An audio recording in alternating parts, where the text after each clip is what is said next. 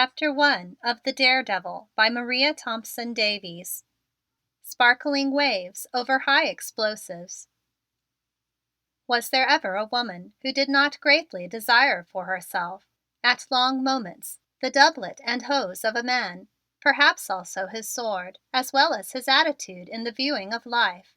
I think not. To a very small number of those ladies of great curiosity, it has been granted that they climb to those ramparts of the life of a man, but it was needful that they be stout of limb and sturdy of heart to sustain themselves upon that eminence, and not be dashed below upon the rocks of a strange land.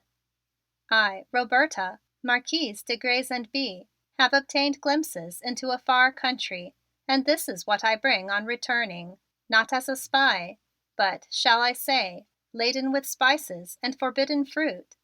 As for me, it has been a very fine dash into the wilds of a land of strangeness, and I do not know that I have yet found myself completely returned unto my estate of a woman.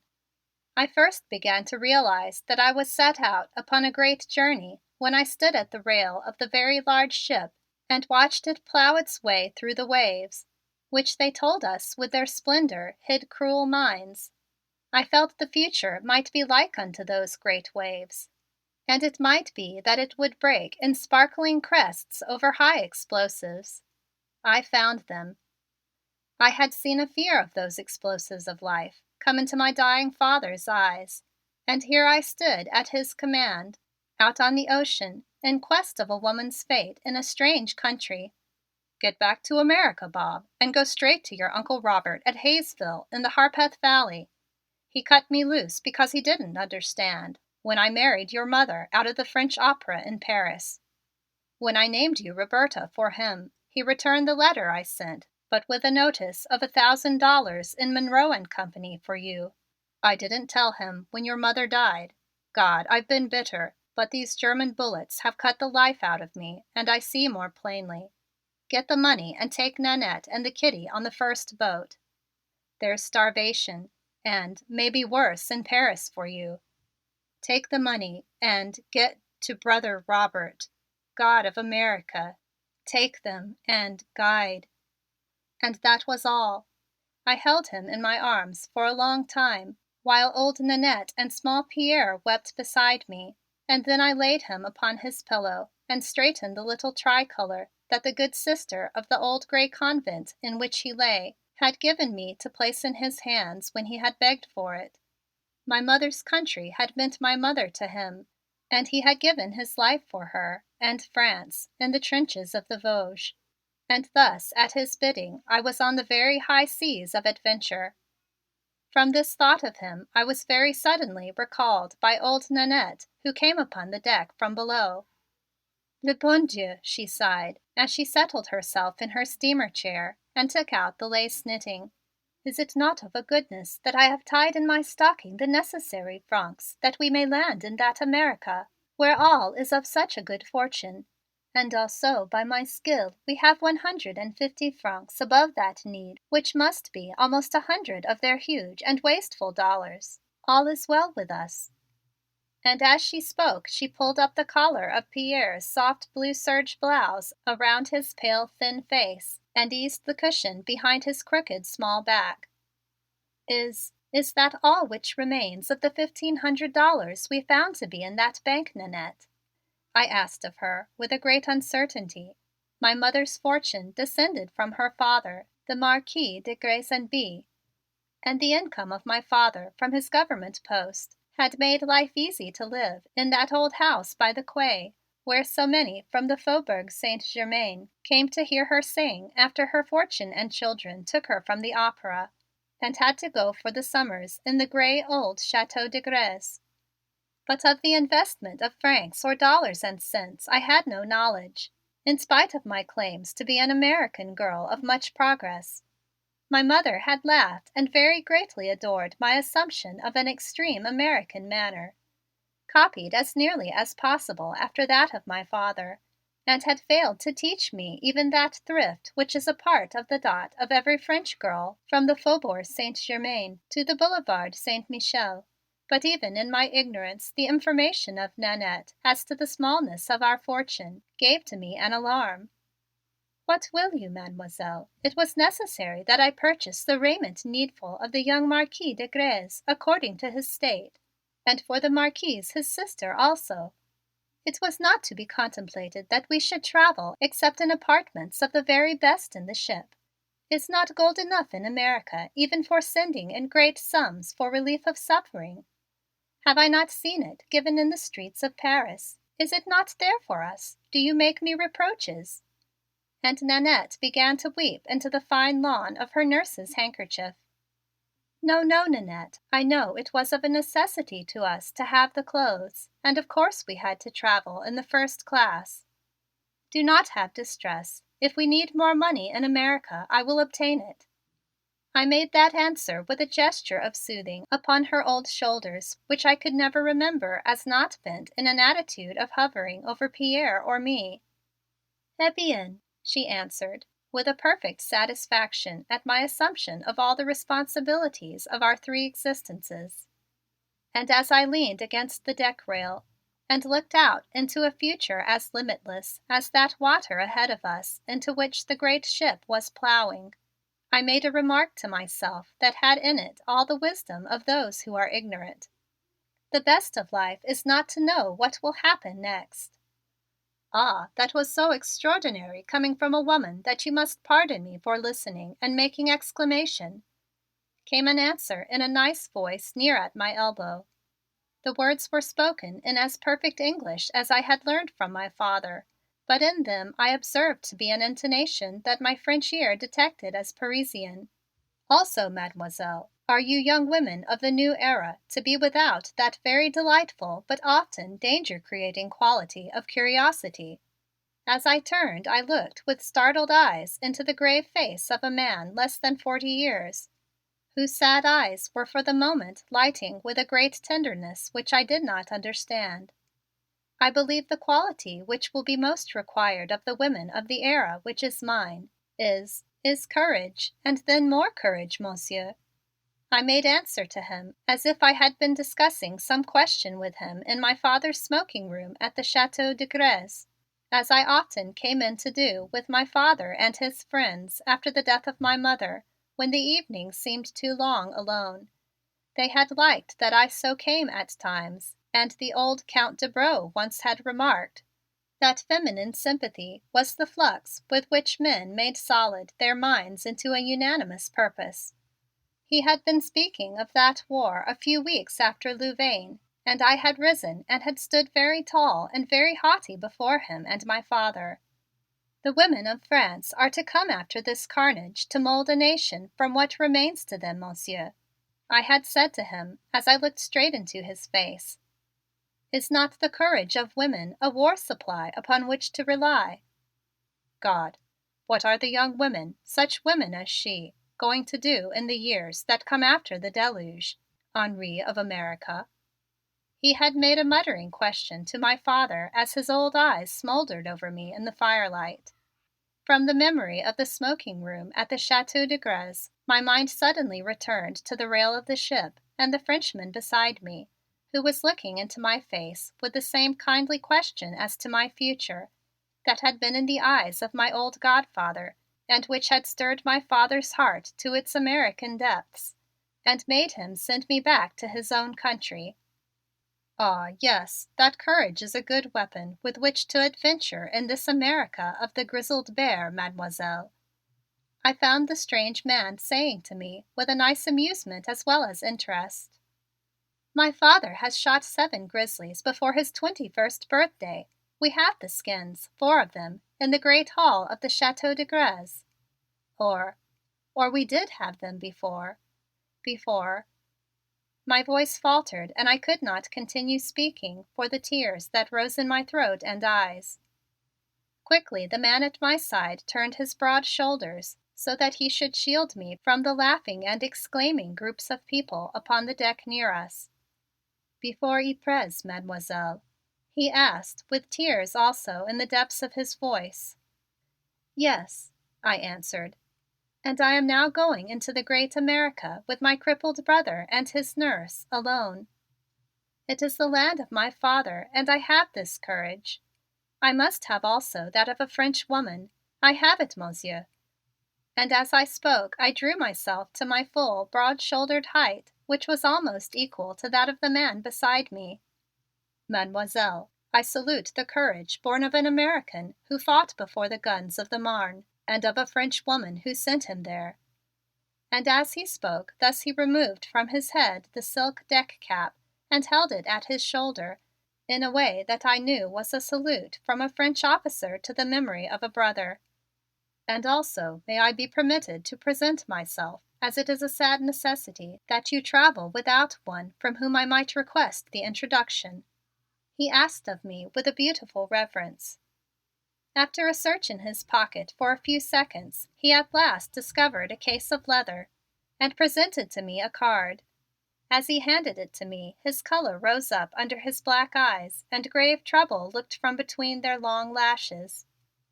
I glanced down at the card and read: "Capitaine, le Count Armand de Lascelles, Paris, France, 44th Chasseurs de la République Française."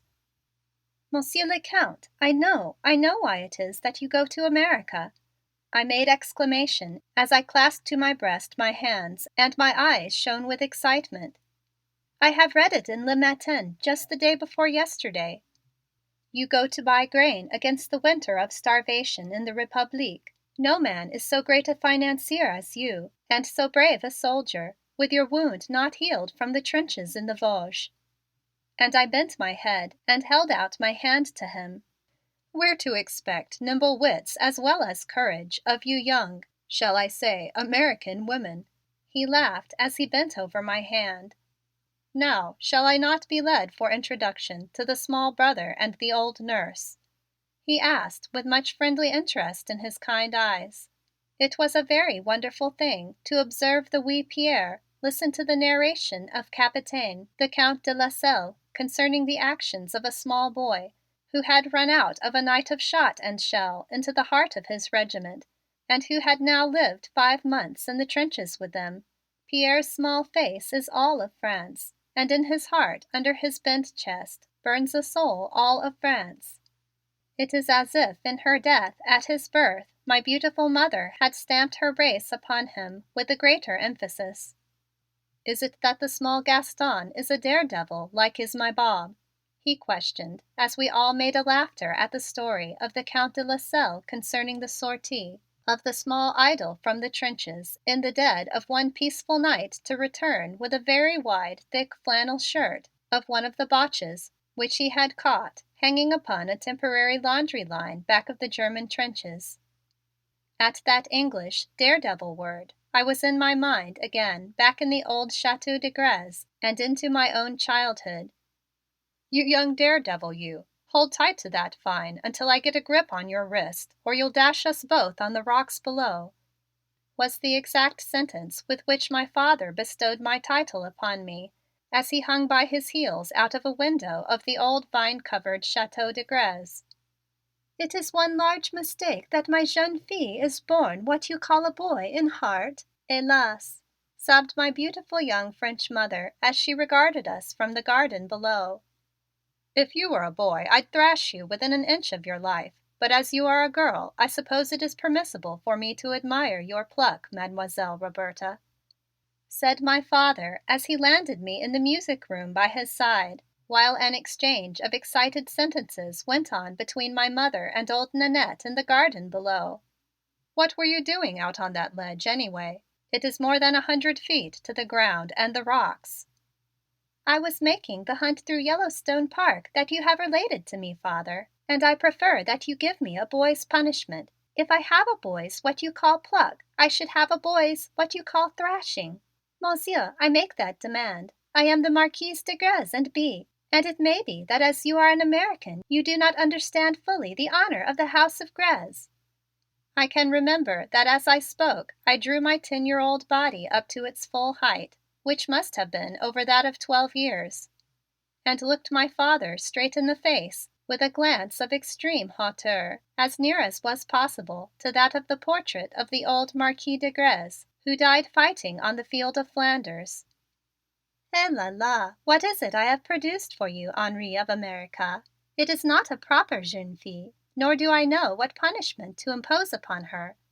But with you I must laugh," with which my beautiful young mother from the doorway threw herself into the arms of her young American husband, and her laugh of silver mingled with his deep laugh of a great joy. "Don't worry, Celeste. Bob is just a clear throwback to her great grandmother, Nancy Donaldson, who shot 2 Indians and a bear in defense of her kitties one afternoon while my maternal grandsire was in the stockades, presiding over the council in which was laid down the first broad draft for the formation of the Commonwealth of Harpeth. I'm sorry, dear, that she is so vigorously American that she has to climb the Rocky Mountains even here in the garden spot of France. Just now she is French enough to be dealing with me in the terms of that jolly old boy of Flanders fame in the hall downstairs. But cheer up, sweetheart. She's a wild, daredevil American, and I'm going to send her back to the plains as soon as she speaks her native tongue with less French accent. Then the rest of us can be happily French forever after." "I will speak as you do, my father, from this moment forth," I answered him with something that was wild and fierce and free rising in my child's heart. "I will not be a grande dame of France. I am a woman of America. I speak only United States." And I clung to my father's arm as he drew me to him and embraced both my laughing mother and me before I was delivered to old Nannette, who, with affectionate French grumblings, led me away to the nursery for repairs. The scene had become fixed in my memory, for from it had sprung a friendship of a great closeness with my wonderful American father, whom love had chained in France. When he rode the great hunter that had come across to him from a friend in Kentucky, I demanded to cling behind him or to sit in the saddle in front of him, even at times running at his side as long as my breath held out. To rise on his stirrup like the great terrifying Scotchmen do in battles and cling as Kentuck made flight over wall or fence. My very slim and strong hands could not be kept from the steering wheel of his long blue racing car, and I could bring down a hare out of the field with any gun he possessed as unerringly as could he. I lived his life with him hour by hour, learned to think as he thought, to speak his easy transatlantic speech, and did equal trencher duty with him at all times, so that muscle and brawn were packed on my tall, broad woman's body with the same compactness as it was packed upon his by the time I had reached my 21st birthday. By that time he and I had been alone together for 8 long years, for my mother had left us with tiny misshapen Pierre as a heart burden, but with only each other to be companions. The efforts of some of my mother's distant relatives and friends to make me into the traditional young French marquise had resulted in giving to me a very beautiful grande dame manner to use when I stood in need of it, which I took care was not too often. Because I had been born to a woman's estate, I considered I must manage well beautiful skirts and lacy fans, but no oftener than was necessary, I decided. I went for the most of my days habited in English knickerbockers under short corduroy skirts, worn with a many-pocketed hunting blouse. On the night of my presentation at the salon of my distant relative, the old Countess de Rochampierre, I had to apologize to a young Russian attaché for searching with desperation for the bit of lace called a handkerchief among the laces and ruffles of my evening gown in the regions where I had been accustomed to find sensible pockets. "And is it possible that Mademoiselle Américaine hunts as well as she makes the dance?" was his delighted answer to my explanation, which led to a half-hour description of a raw morning in the field just 3 days before in England, where my father and I had gone over for a week's hunting with Lord Gordon Leigh at Leigholm. "And then some," I returned answer with delight at his sympathy in my narration of the sport. I like very well the American slang that my father's friends were always glad to teach to me, and that gave to him both amusement and delight when I used it in his presence. Also, I liked well that young Russian, and he came many times to the Chateau de Grazenby before he left to join his regiment of Russian Cossacks in the Carpathians. At this time it was from the Carpathians that I returned to the ship deck to find wee Pierre laughing again over the very small dog that brought into the French trenches a very large and stupid sheep from the flock back of the German trenches. "And your medal of honor, Monsieur le Capitaine, is it permitted that I lay for a little moment just one finger upon it?" Pierre asked of him as the great soldier stood tall above the steamer chair and gave to the little Frenchman the salute of an officer. Nannette sobbed into her lace, and I turned my head away as the tall man bent and laid the frail little hand against his decoration, which he wore almost entirely hidden under the pocket of his tweed Norfolk of English manufacture. Only French eyes like wee Pierre's could have seen it pinned there, hidden over his heart.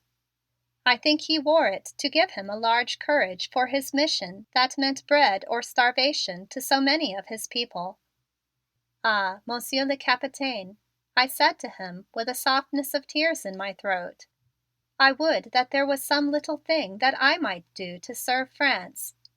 I do so long to go into those awful trenches with that red cross upon my arm, as it is not permitted to me to carry a gun, which I can use much better than many men now handling them with bullets against the enemy. But it is necessary that I obey the commands of my soldier father and take to a safety the small Pierre." And as we spoke he walked beside me to the prow of the large ship, so that to us was a view of the heavens of blue beyond which lay our America. "My child, there is a great service which you can render France," he answered me as we stopped to watch the great white waves flung aside from the ship.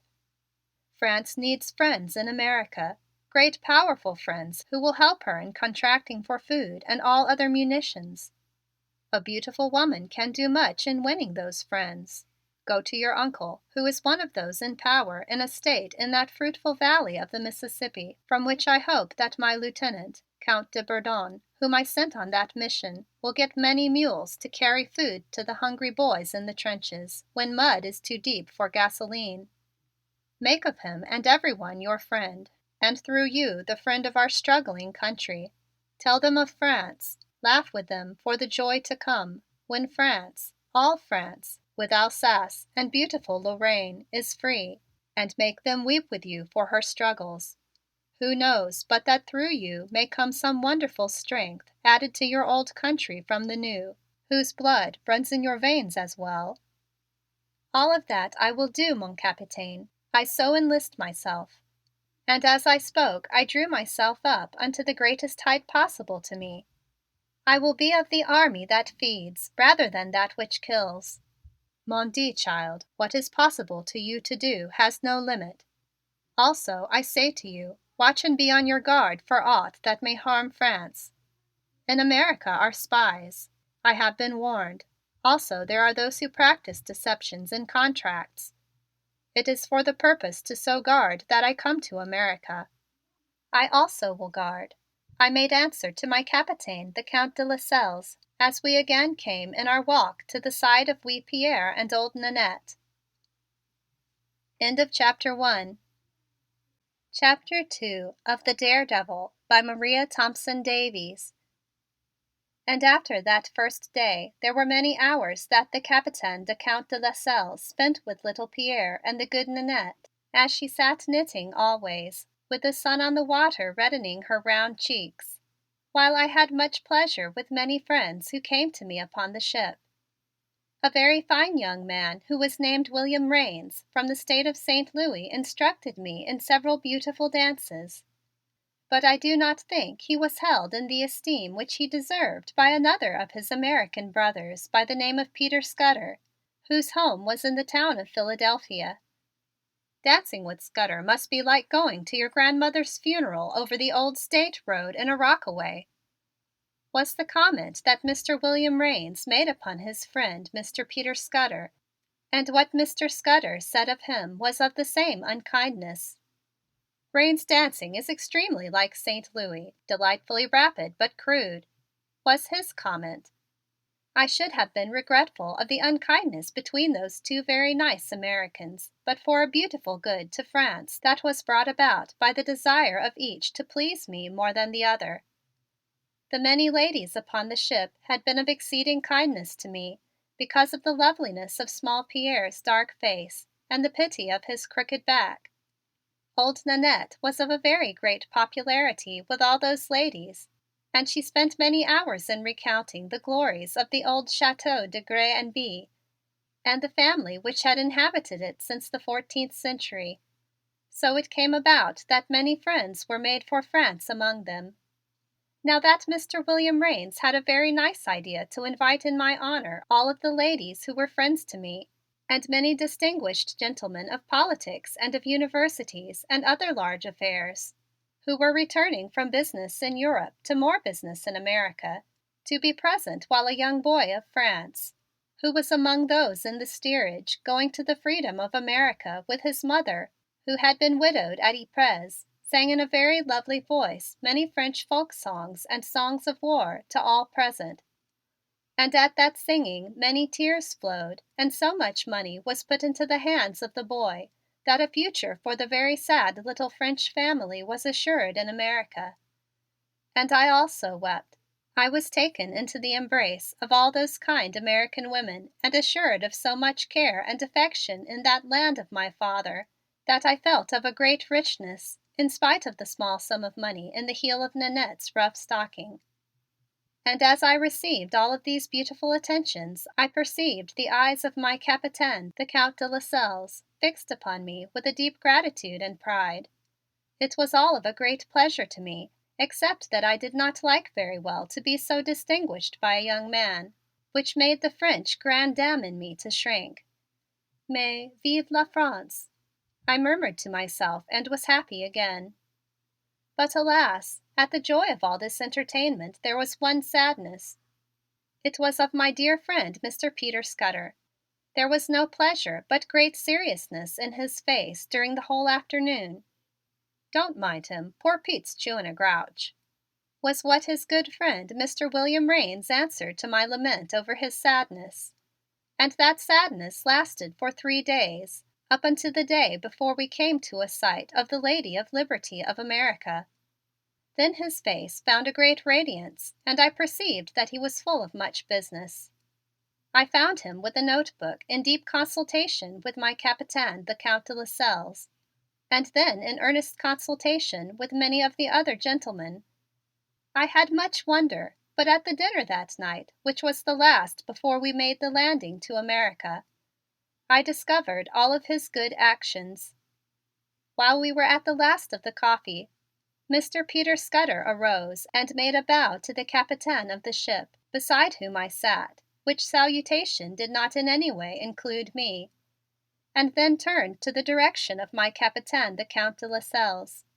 "Sir," he said in that very nice voice which it is said is of Philadelphia, "I have the honor to ask if you will take charge of a fund of $5,000, which has been given by the passengers of this boat to be sent immediately to a field hospital of France, preferably the nearest in need to the battlefield of the Marne." And with no more of a speech than that, he seated himself and did not so much as make a glance in my direction when he mentioned the battlefield on which my father had died. I think that Mr. Peter Scudder is a very great gentleman, and I sat very still and white, with my head held high and tears rising from the depths of France in my heart. "My honored friends," answered my Capitaine, the Count de Lascelles, as he rose from his place at the foot of the table and stood tall and slim in the manner of a great soldier, "it is impossible that I say to you my gratitude for this expression of your friendship for my country. So many dollars will bring life and an end of suffering to many hundreds of my brave boys. But the goodwill and sympathy it represents from America to France will do still more. The fund shall go to the place you request. And now I beg to offer to you a toast that will be of an understanding to you." And at that moment he raised his glass of champagne and said, "To the destiny of those born of American and French blood commingled." All those present arose to their feet and drank that toast with loving looking at me. And I did not know what I should do until that good old gray boat captain patted me upon the shoulder and said across his empty glass, "God bless you and keep you, child." "I thank everybody," I answered as I went into the embrace of my very large lady friend from the state of Cincinnati, and then into the embrace of the other ladies. "I've been knitting all day for 2 months, but I'm going to begin to sit up at night," sobbed the lady from a queer Keokuk name as I took her into my embrace on account of her extreme smallness. It was at a very late hour, just before retiring, that I ascended to the deck with my Capitaine to view the effect of a very young moon on the waves of the ocean. "Is it that you think now your soldier of France has done your command well, mon Capitaine?" I asked of him. "Most extremely well, and entirely in the mode of a woman. Those two young men have made of themselves very noble competitors for your favor. But remember that it is of a truth that only a daredevil would bring together such high explosives. I salute you," he made answer to me with a laugh which ended in a sigh. "Child, little child," he continued as he bent over my hand to kiss it, as he did each night before he conducted me to the head of the stairs leading down into my cabin. "Above all, take unto yourself all that is possible of joy in the present, for we do not know what the supply will be for the future. Perhaps it will be like the harvests of France, burned up in a world conflagration. Ah, but mon Capitaine, will you not dance with me once tonight for a joy? It will be our last on the ship before we land tomorrow. You have never danced with me and tomorrow you are lost from me into the wilds of that English Canada," and began to hum the music of that remarkable Chin Chin fox dance that I had been dancing below with Mr. William Raines, and which the band had just begun to play again. Of course, I knew that I must be very lovely in the young moonlight in one of the frocks that Nannette had purchased from her very talented cousin, the couturière on Rue Leopold, and I could see no reason why I should not make a happiness for the great gentleman of France, as well as the young boy from Philadelphia and also the one from St. Louis. You are a daredevil, Mademoiselle, to propose the dance to powder stained Armand Lascelles, but the joy of you is of a greatness, and I feel from it a healing in the night of my soul." And he reached out in the moonlight and took me into his arms and danced me along the deck with a grace that it would not be possible for either the one from Philadelphia or the one from St. Louis to imitate. That nice but very ponderous lady from the state of Cincinnati, who regarded us from her steamer chair, enjoyed it as much as I did, and she clapped her large hands as Monsieur le Capitaine swung me around into the quietness beyond one of the tall chimneys for smoke from the engine. "This is good bye, mon enfant, for I leave the ship at dawn with the tug, so that I do avoid those reporters from the newspapers and the contract conspirators. I have advised Nannette that you go to the Ritz-Carlton to await your uncle if he be not upon the dock. I go to the grain fields of Canada and then to the west of America.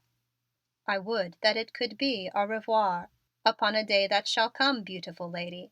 Perhaps it will be permitted to me to No, vive la France. Allez vite, chérie. Go while I Vive la France." And tears came across my eyes as I did his bidding and left him to France.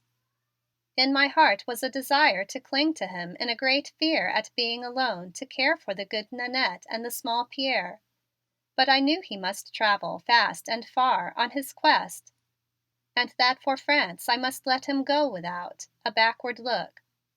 Would I find in the great land of America such another gallant gentleman to care for the fate of the small Pierre and Nannette and me?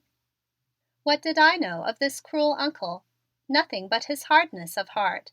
I dreaded the sight of him that I should find upon the arrival of the ship at the dock, which would be an answer to the letter I had sent to him to inform him of my coming, and I spent my long night in hate of him. With the arrival of the morning came more minds that exploded for me under the waves of my life that had danced with so little concern through the days upon the ship. A rain was falling, and my friend of France was gone from me at the beginning of the day in a boat that is called tug. Upon Nannette had fallen a rheumatism and the small Pierre was in the midst of shivering chills. when we at last were permitted by the very unpleasant officer of America to go from the ship. Hélas, it was all of the gold that he took from me for an entry into this savage land where one piece of money is as five of that of France.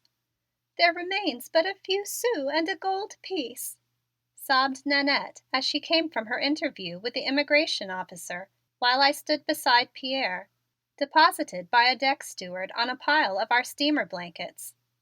"Did it take all of the money to land, Nannette? Not all?" I cried as I stretched out my hand to her. I did not know as I now do that the money would have been returned to Nannette had she waited with patience and not made a hurry of returning to her nurslings. "All, Mademoiselle," were the words with which she answered me, and for some very long moments I stood dazed and struggled in the waves of that adventure I had thought to be life. "I beg your pardon, Marquise, but here is a letter the dock steward failed to find you to deliver," came in the pleasant voice of that Mr. William Raines as he raised a very fine hat that made him look much better to look upon than the cap of the steamer, and handed me a large letter. I took it and came with my head out from under the wave which had dashed over me. "Is there anything I can do to help you through the customs?" Then came the nice voice of that Mr. Peter Scudder of Philadelphia from the other side of me. "No, with much gratitude to you both, I must wait the arrival of my Uncle," I made answer to them with my head held very high. "Well, we'll see you at the Ritz for tea at 5 as per promise," said Mr. William Raines as he walked away and left Mr. Peter Scudder, who was assisting the lady from Cincinnati to transport her very lovely dog to a handsome car which awaited her. She also had I promised to visit from that great Ritz-Carlton hotel, and she smiled in a sweet friendliness to me as I stood with the letter in my hand and watched all of the friends I had found upon that ship depart and leave me with not a place to go. I stood for many minutes motionless, and then my eyes perceived the letter in my hand. Surely it must be opened and read. It was from the wicked Uncle, I knew, but it might be that it was not of the cruelty that I had expected. It would excuse him, no doubt, from arrival in person for the expected greeting to his relatives, Pierre and myself. "Go to it, Bob," I advised myself in the language that I heard Mr. St. Louis use when he was forced to ask a nice lady who danced with disagreeable heaviness to trot the fox with him because of a friendship with his mother. And this is the letter that my eyes read with astonishment while both the good Nannette and the small shivering Pierre sat with their eyes fixed upon my countenance. "My dear nephew Robert, your arrival in America at this time suits me exactly. I need you immediately in my business. If you had been the girl instead of the little one, I would have had to dispose of you in some way, even murder. I have no use for women. Leave the little crippled girl and her nurse, who I feel sure is an old fool, with my good friend, Dr. Mason Burns, of 222nd South 32nd Street. He has cured more children of hip joint disease than any man in the world, and he will straighten her out for us and we can give her away to somebody. I've written him instructions. Leave her immediately and come down here to me on the first train. The deal is held up without you. Enclosed is a check for $1,000. If you are like Henry, you'll need it. But keep away from Broadway and the women. Come on, I say, by the next train. Your uncle, Robert Carruthers, Hayesville, Harpeth." The Uncle of America has come to a confusion of the sex between Pierre and me from a careless memory and the writing of my hand, which is of a great boldness, but not to be easily read, I explained as I read the letter aloud to Pierre and Nannette. It took me just 1 hour by the clock, sitting there on the pile of steamer wraps with the small Pierre in the hollow of my arm, to explain and translate the sense of that letter to old Nannette, and I feel sure she would have been sitting upon that spot yet immovable if I had not put all of my time and force upon the picturing of her of a Pierre who could come down with her later to me in a condition to run through the gardens of Twin Oaks, which was the home of his American ancestors. With that vision constantly before her, she let the porter and me insert her into a taxicab and extract her at the door of the small private hospital of good Dr. Burns, who was to perform the miracle for the back and hip of small and radiant Pierre. But what is it that I do to permit the jeune fille of my beloved mistress to depart into this city of wicked savages not attended by me? I cannot, do not demand it," were the words with which I left her arguing with that very sympathetic and sensible doctor of America. He had not noticed a confusion of sex was between Pierre and me, and he had sent out the check of my wicked uncle and procured the American money for me. Also, he had given me a few directions that he appeared to think of a great sufficiency, and had ordered a taxi to be in readiness for me. "Nonsense, nurse," he said to Nannette brusquely, but not with unkindness, when I had translated to him Nannette's weeping protests. "A great strapping girl like that can get down to the Harpeth Valley all right by herself. Nobody's going to eat her up, and from the size of the biceps I detect under that chiffon, I think she could give a good account of herself if anybody tried. How like you are to what Henry was at your age, child, God bless you. I'd go to the station with you, but I've a patient all prepared for an operation. Shall I send a nurse with you?" "No, please, good doctor, and goodbye," I said with a great haste as I hurriedly embraced both Nannette and small Pierre and departed down the broad steps into the taxi with the open door. "Pennsylvania Station. Your train may not leave for hours, but you can get your baggage together. Goodbye," said that good doctor as he shut the door and returned to his pursuit of making human beings either whole or dead. "And now, Roberta Carruthers, no longer Marquise of Grez and Bye, you are in your America, and let's see you do some hustling," as remarked that Mr. St. Louis to Mr. Peter Scudder at cards. And while that very swift taxi conveyed me to the large station that is as beautiful as a cathedral, I did some what I name tall thinking. What would be the result of my womanly arrival in that state of Harpeth of my wicked uncle? Would he be forced to murder me as his letter had said? And if in his anger over the mistake he had made from my letter, written in that very bold and difficult handwriting, he should turn from me, and the good Nannette and Pierre as well, what would I then do? All must be enacted that a cure for Pierre be obtained. With great energy I had been thinking, but I did not know what it was that I should do to prevent his anger.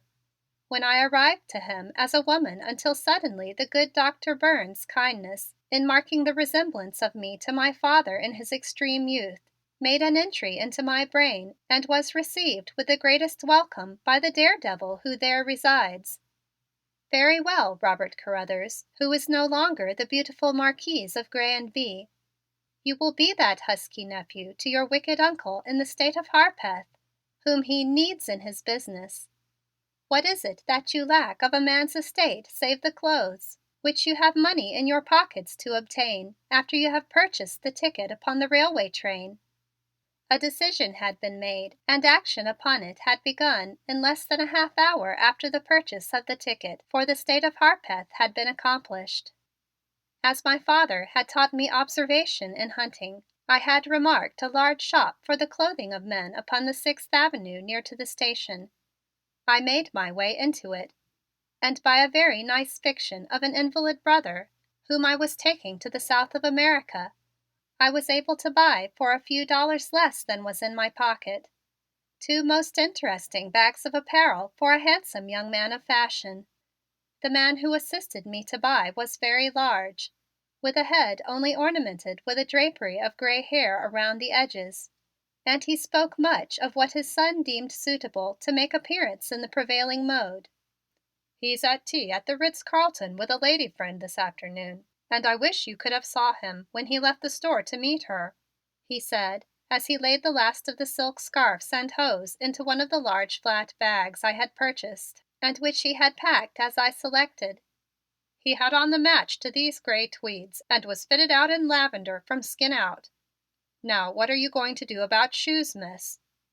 "That I do not know, kind sir," I made answer with a great perplexity. "I think that the feet of my relative are about the size of those I possess."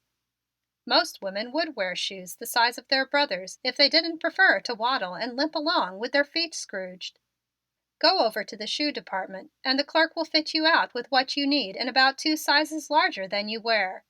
If they are not right, you can tell just about what will be, and exchange them by special messenger. I'll pack all this ship shape before you come back." With which direction I left the kind man and made my way to another of equal kindness. I have had upon my feet the shoes of my brother when in accidents while at hunting and fishing, and I think I can ascertain a good fitting. I made a falsification to the very polite young man who stood with attention and sympathy to wait upon me. "We'll make a selection and then try one pair on," he advised me. And as I gave to him a fine description of the clothing I had purchased, he brought forth in accord many wonderful boots and shoes for the riding and a walking and also for the dance.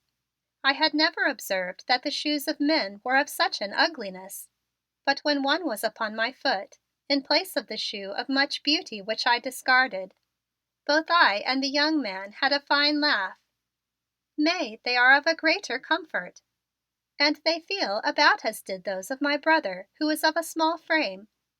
"Well, if they are not right, send 'em back and I'll change 'em," he answered with great interest.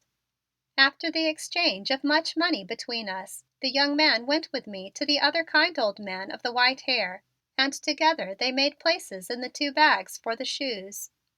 "Just $700 all told, and the like of that outfit couldn't be bought any other place of style in New York for less than 1,000, miss," remarked to me the elderly clerk as he closed and made fast with keys the two bags. "Shall I send 'em special?" "I'll thank you that you call a taxi for me, Monsieur," I answered, and as he had mentioned that Ritz-Carlton hotel in conversation earlier, that very wicked daredevil that resides within me awoke at attention with the large ears of great mischief. I felt in my pocket that there was still much gold, and the man from whom I had purchased the ticket to the State of Harpeth had assured me that the train did not depart until the hour of 6 in the evening. To the hotel of the Ritz-Carlton I commanded the man of the taxi as he made fast the door.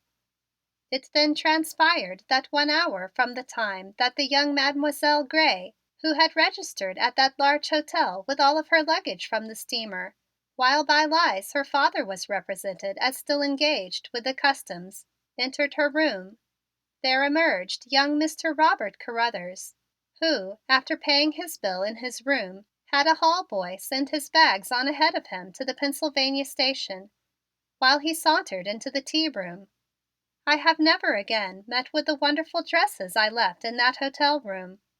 I hope the poor and beautiful domestic who assisted me in cutting my hair into a football shortness after the mode of a very beautiful woman dancer, which she said girls of much foolishness in America have affected, was rewarded with them. And as I stood in the center of the great room of conversation and lights and flowers and music, I again became the frightened girl upon the dock of America, and I felt as if I must flee. But at that exact moment I beheld my Mr. William Raines of St. Louis and my Mr. Peter Scudder of Philadelphia seated at a table in a very choice corner, and there was a vacant chair between them. Upon each other they were glaring, and before I had a thought I started towards them to prevent the carnage that had threatened on the boat. End of chapter 2. Chapter 3. That Mr. G. Slade of Detroit. A number of moments in the rapid passing of the next few months, I have wondered what would have resulted if I had taken that vacant chair between very agreeable Mr. William Raines and very proper Mr. Peter Scudder, so evidently reserved for the young, beautiful and charming Marquise of Grez and Bye. I have decided that in about the half of 1 hour young Mr. Robert Carruthers would have been extinct and the desired and beloved Marquise in her place between them, sipping her tea while making false excuses for forgiveness.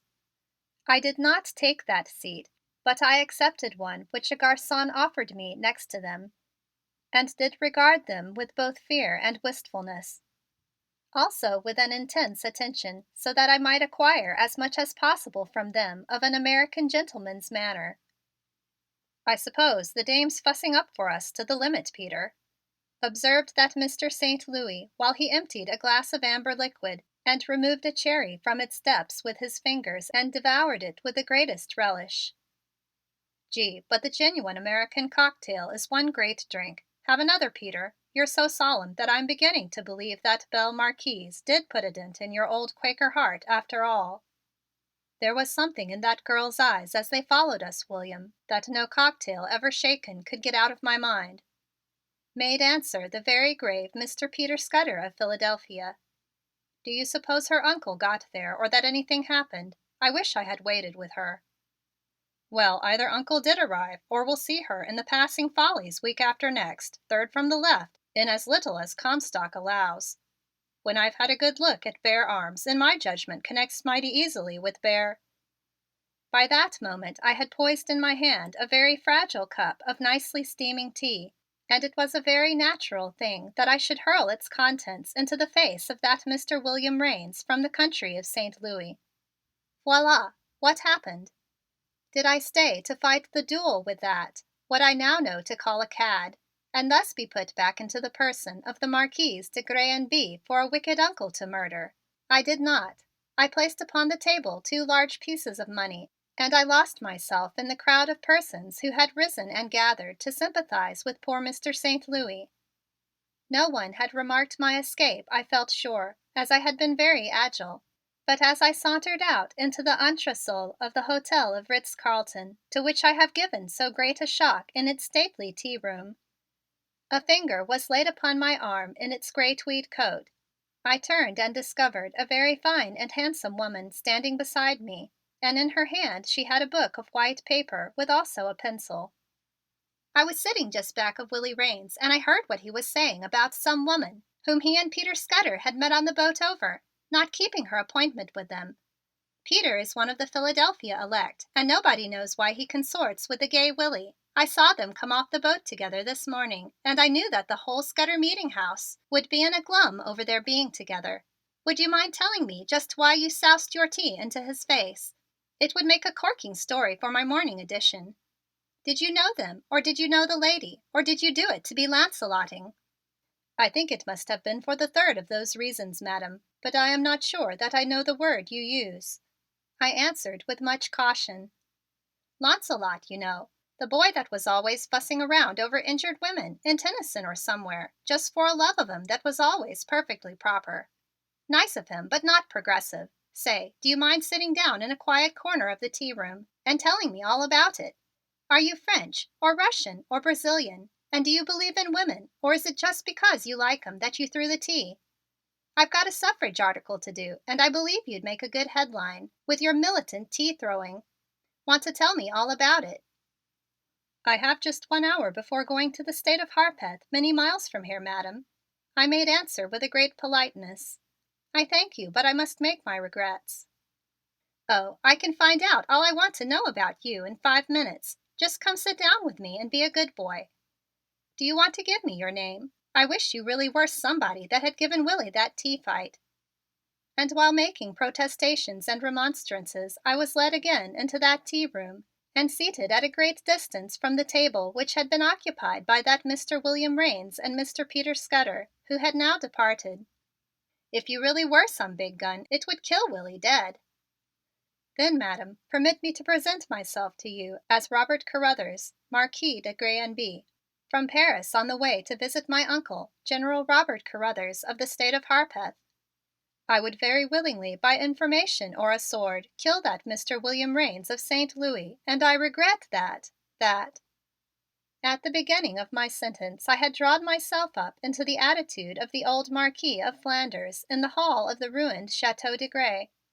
But when I had got to the point of, shall I say, my own sword, I was forced to collapse, and I could feel my knees under the tea table begin to shake together and huddle for their accustomed and now missing skirts. "That's fine and dandy," answered the nice woman as she began to write rapidly upon the blank paper. "If you'd drawn 50 swords on Willie and he had knocked you down with the butt end of his teaspoon, I'd have put Willie on the run in my write-up. Willie has handed me several little blows below the belt that I don't like, pretends not to have met me when Peter Scudder's own sister, whom I knew at the settlement, introduced him to me. And what did he do to Mabel Wright, our cub on weddings? Oh, well, Mabel is another story.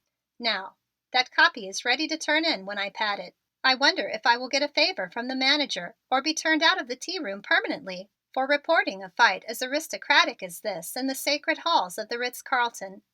I'll bet my shoelacings that 50 people come here every afternoon for a week, hoping it will happen again. I do like this America, whose movement is so rapid, I made remark as I set down my second cup of tea for the afternoon. This one emptied into my depths instead of the face of Mr. St. Louis. That's good, too, returned my newfound friend with a laugh as she again wrote a word or two on the nice white paper. Then she placed her elbow upon the table, leaned her very firm cheek on her hand, and regarded me with fine and honest and sympathetic eyes. I wonder what America is going to do to a beautiful boy like you. I'm glad that you are going to beat it to the tall timbers of the Harpeth Valley. There are women in New York who would eat you up alive. There's La Frigeda, alias Maggie Sullivan from Milwaukee, over there devouring you with her eyes at this moment, and that pretty little Stuyvesant Blaine debutante hasn't taken her eyes off you for long enough to eat her spiced ice. I know 'em both and could land something from either one if I introduced you in your title and your very beautiful clothes. Oh, I beg a pardon of you that I have not time to have an introduction to your friends," I exclaimed with a very true regret, because I did like that very nice woman and would have liked much to have brought advantage to her. "In less than an hour I must beat to those tall timbers of Harpeth you mention. Speaking of the state of Harpeth, I don't know as you'll be so safe after all, young friend. If that is any sample of the variety of woman that flower in that classic land of the cotton and the magnolia, which I met at Mrs. Creed Payne's war baby tea the other afternoon," mused my fine friend as I paid the garçon for the very good tea. "She is in high up political circles down there in old Harpeth, and from the bunch of women she was with, I make a guess she is taking an interest in war contracts. She was with that Mrs. Benton, who pulled off that spectacular deal for desiccated soups for Greece the other day. My stomach is too delicate to feed soldiers dried dog and rotten cabbage melted down into glue in a can. But they may like the idea if not the soup. Anyway, the woman was a beauty, so don't let her get you." "I do not entirely understand you, my dear madam, and I wish that I might have many days to talk with you about these American customs," I said as I put into my pocket the exchange money handed to me by the garçon. "Well, it is not exactly an American custom I have been putting you next to, and I guess I'm patriotically glad that you don't entirely understand. Now, I'm going to put you on the train for old Harpeth and kiss you goodbye for your mother. I'm not trusting Frigeda, and she's lingering. Come on if your train leaves at 6 o'clock." And while she spoke, my interesting and fine woman rose and allowed me to assist her into her gray coat of tweed that was very like to mine. It was with regret that I parted from that lady at the door of the taxicab that had been called for her, and I bent over and kissed her hand, the first woman that Mr. Robert Carruthers had ever so saluted. "Goodbye, boy. Remember, the tall timbers of Harpeth are best. Run right down and get a Southern belle and beauty to settle down and have a dozen babies for you, just like before the war. Goodbye. I'll send you down a paper tomorrow. I don't suppose the New York journals ever penetrate the Harpeth Valley. Goodbye again." And then my friend was gone, leaving me once more alone in New York, and very shy of those tweed trousers, which I immediately put with me into another taxicab which was directed to the Pennsylvania station. At that Pennsylvania station I remembered to send to my wicked uncle an announcement by telegram of my arrival to him, and then I got upon the train just in time for its departure. I have remarked that life is like high waves of fate that break in sparkling white crests over buried mines, and I am now led to believe that many of those mines are but the habitation of mermaids of much mischief. Are all ripples on life due to women at the bottom of the matter? I do not know, but it would seem true from the things that immediately began to befall me. And was it not I, a woman who was called a daredevil, who began it all? These Pullman cars of America in which to travel great distances are very remarkable for their many strange adventures, and I was very much interested, but also perturbed, when the black garçon placed my bag and overcoat upon the floor at the feet of a very prim lady and left me to stand uncomfortably in the aisle before her. "Your seat, sir, upper 5," he said, and departed with 50 centimes, which is called a dime in America. In the little division which I could see marked 5 that were to each other face to face, but it appeared that neither of them was vacant for Mr. Robert Carruthers. On one the lady sat, with very silk black skirts projecting from her sides, as did her thin elbows also in the stiffness of white linen. Beside her, occupying the rest of her seat, was a hat with large black bows of equal stiffness with the rest of the lady's apparel and disposition not to be friendly. On the seat opposite, which from the nature of my ticket and the case I should have supposed belonged to me, were piled 2 large bundles, a shiny black bag, a black silk coat, also stiff like the lady, an umbrella, 2 magazines, and a basket of fruit. No place was apparent for me or my bags or my overcoat. It seemed as if it would be best for me to stand in the middle of the car all the way to the state of Harpeth, so that the lady's stiffness be not disarranged.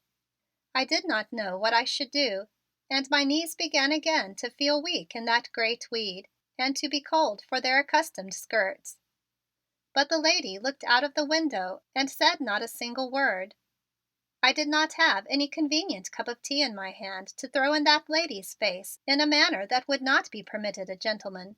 But if I had had the very lovely lorgnette that has descended to me from my great grandmamma, the wife of the old Flanders grandsire, I would have settled the matter with very little trouble in an entirely ladylike manner. As it was, I did not know what to do but stand and then stand longer.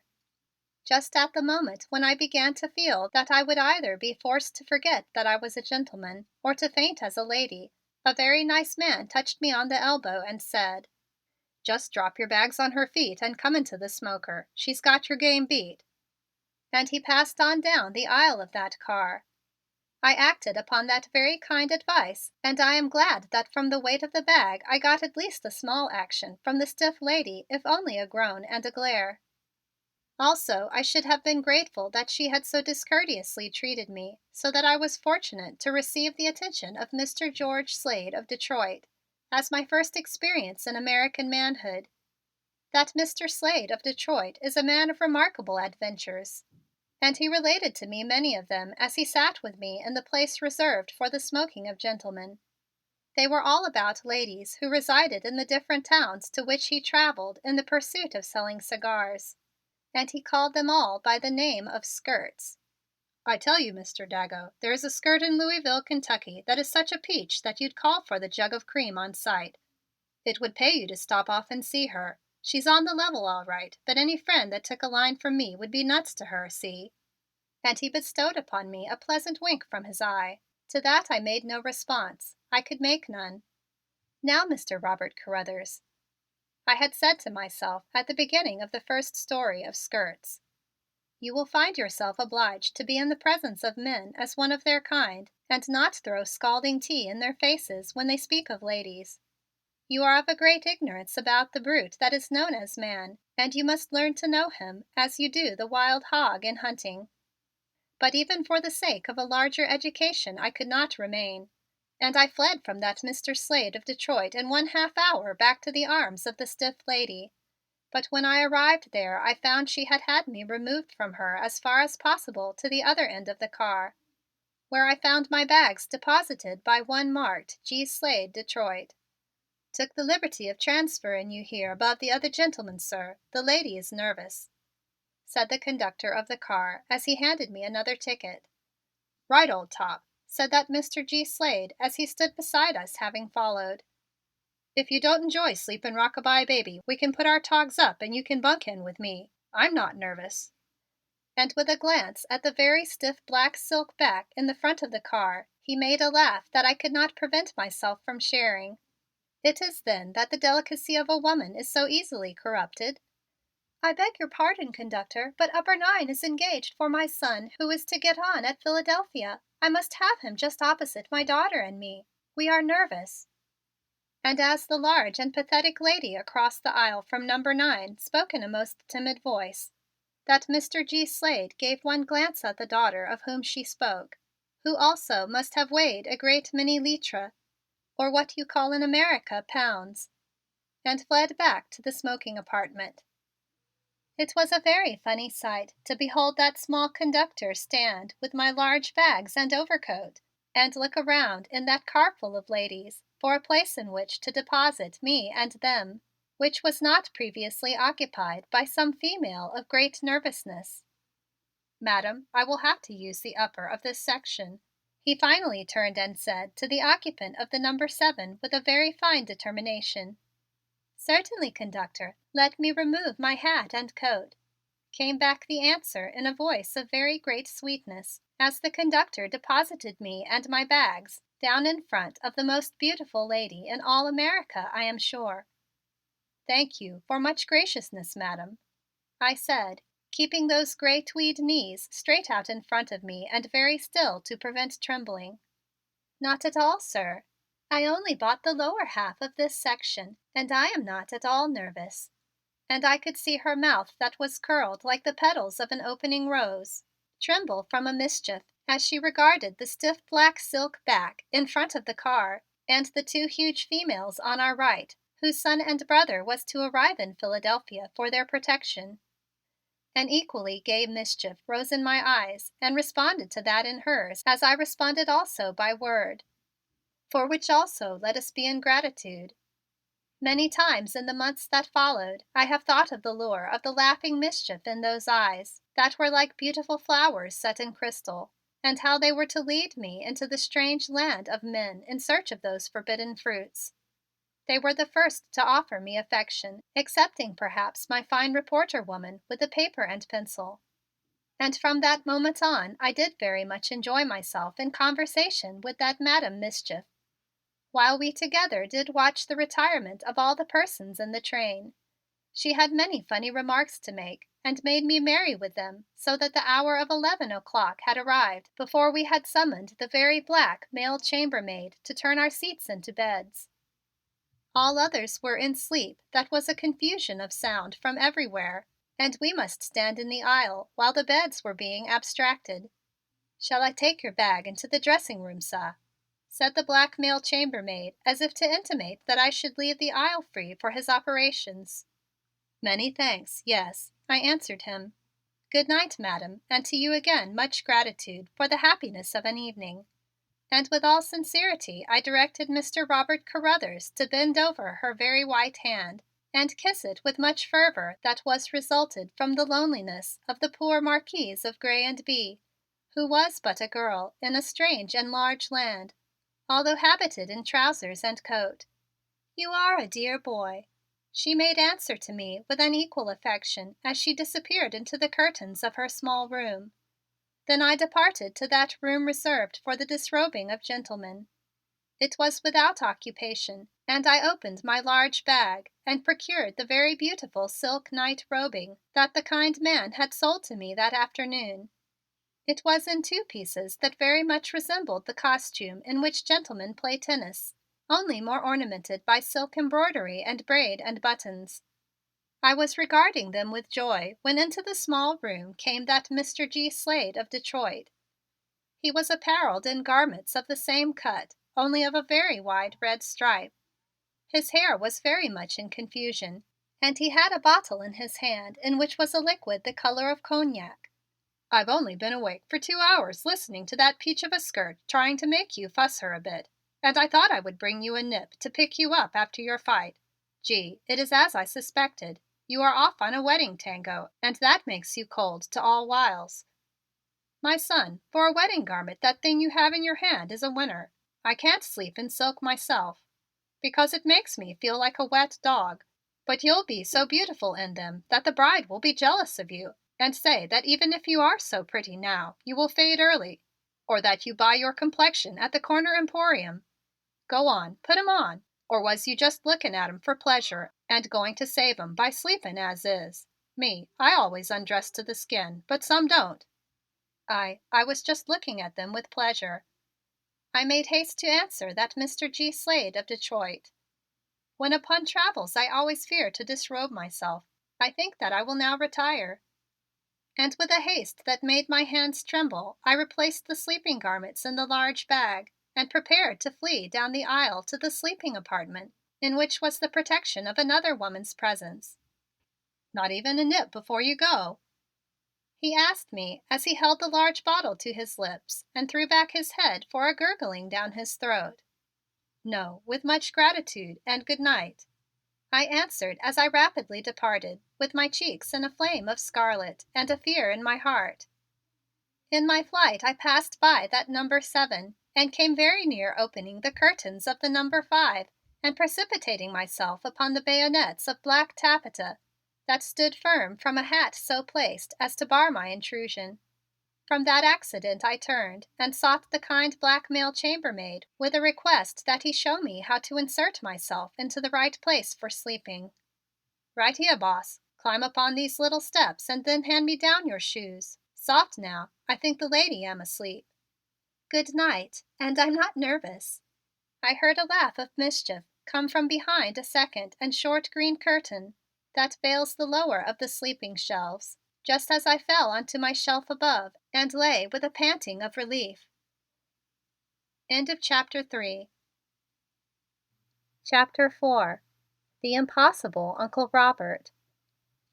"Robert," I made remark to myself, after I had with difficulty removed the tweed coat and the tweed trousers and neatly folded them against ugly wrinkles of tomorrow, "you must become a sport and not climb down there and tell that other woman the truth of your lady's estate and ask her to comfort you with affection. You were born a daredevil, and you must remember those 2 Indians and a bear that the grandmamma Madam Donaldson murdered for the safety of herself and her children. That Mr. G. Slade is just one bear, and he's not as dangerous to you as if you wore skirts anyway. And also, if you are brave and propitiate the wicked uncle, in just a few months you can travel to where the lovely lady with the blue flower eyes resides, of whom in the morning you must get the address of home, and can then make confession to her and know the joy of having her sisterly embraces that seem so much sweetness to you now.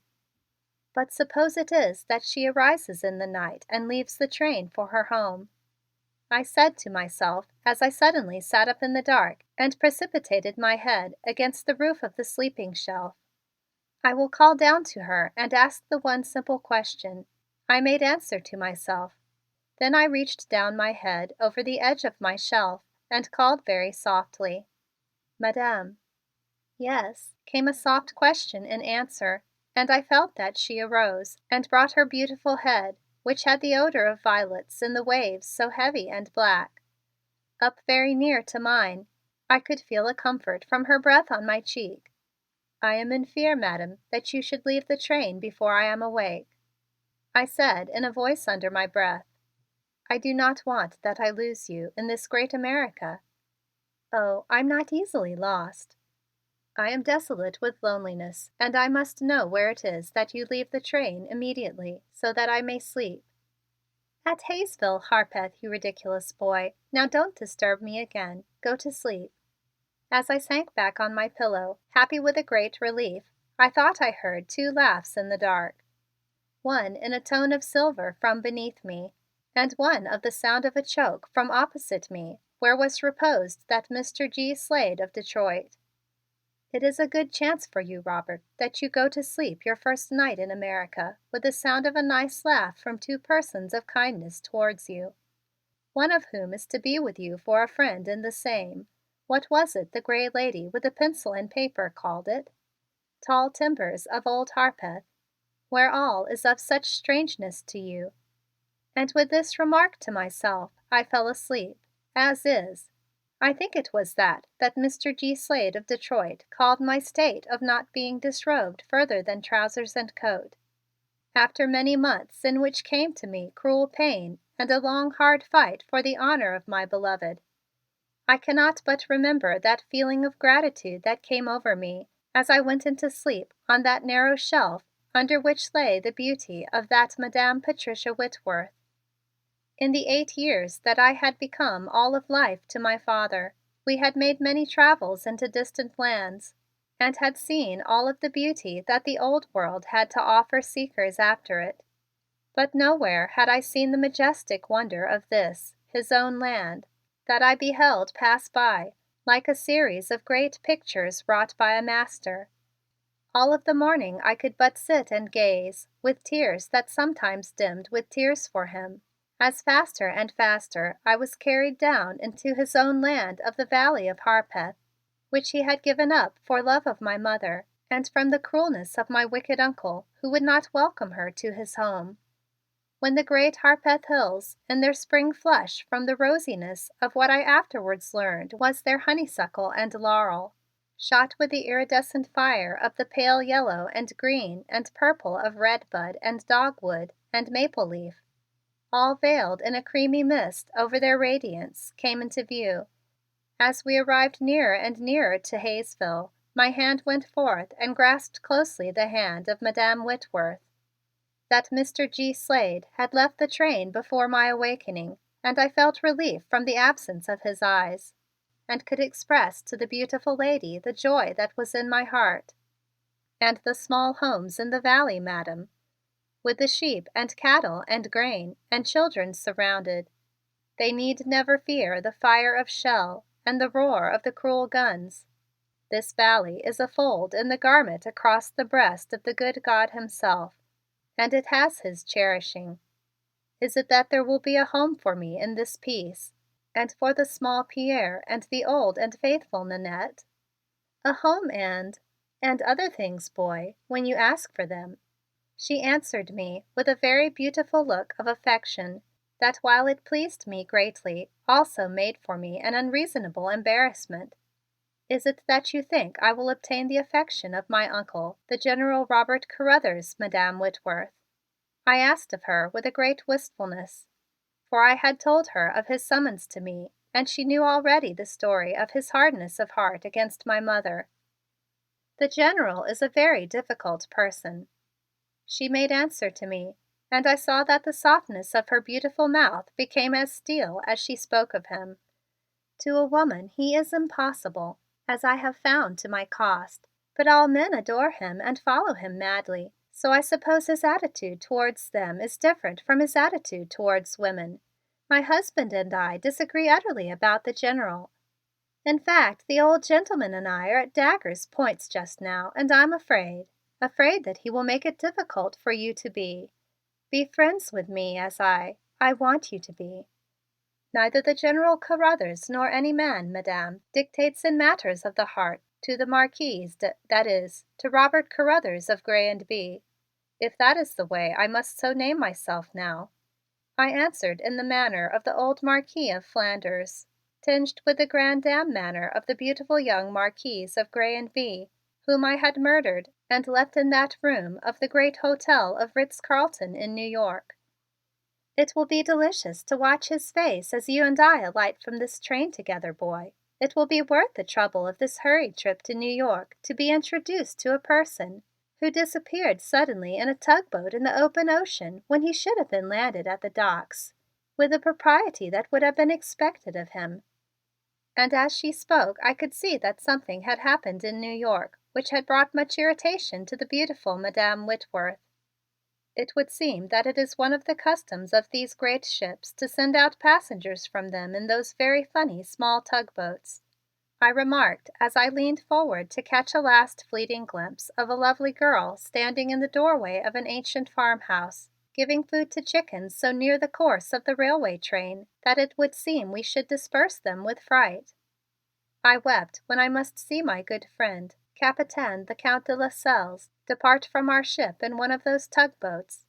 It was a pain in my breast that he must leave me to go into the wildness of Canada. "Oh, then he went to Canada first!" exclaimed that Madame Whitworth as she leaned back on her seat as if relieved from some form of a great anxiety about the departure of that Capitaine the Count de Lascelles. "Is it that you also are a friend of my Capitaine?" I demanded with a great eagerness of pleasure if it should be so. "Oh, no, no, indeed!" exclaimed the beautiful Madame Whitworth.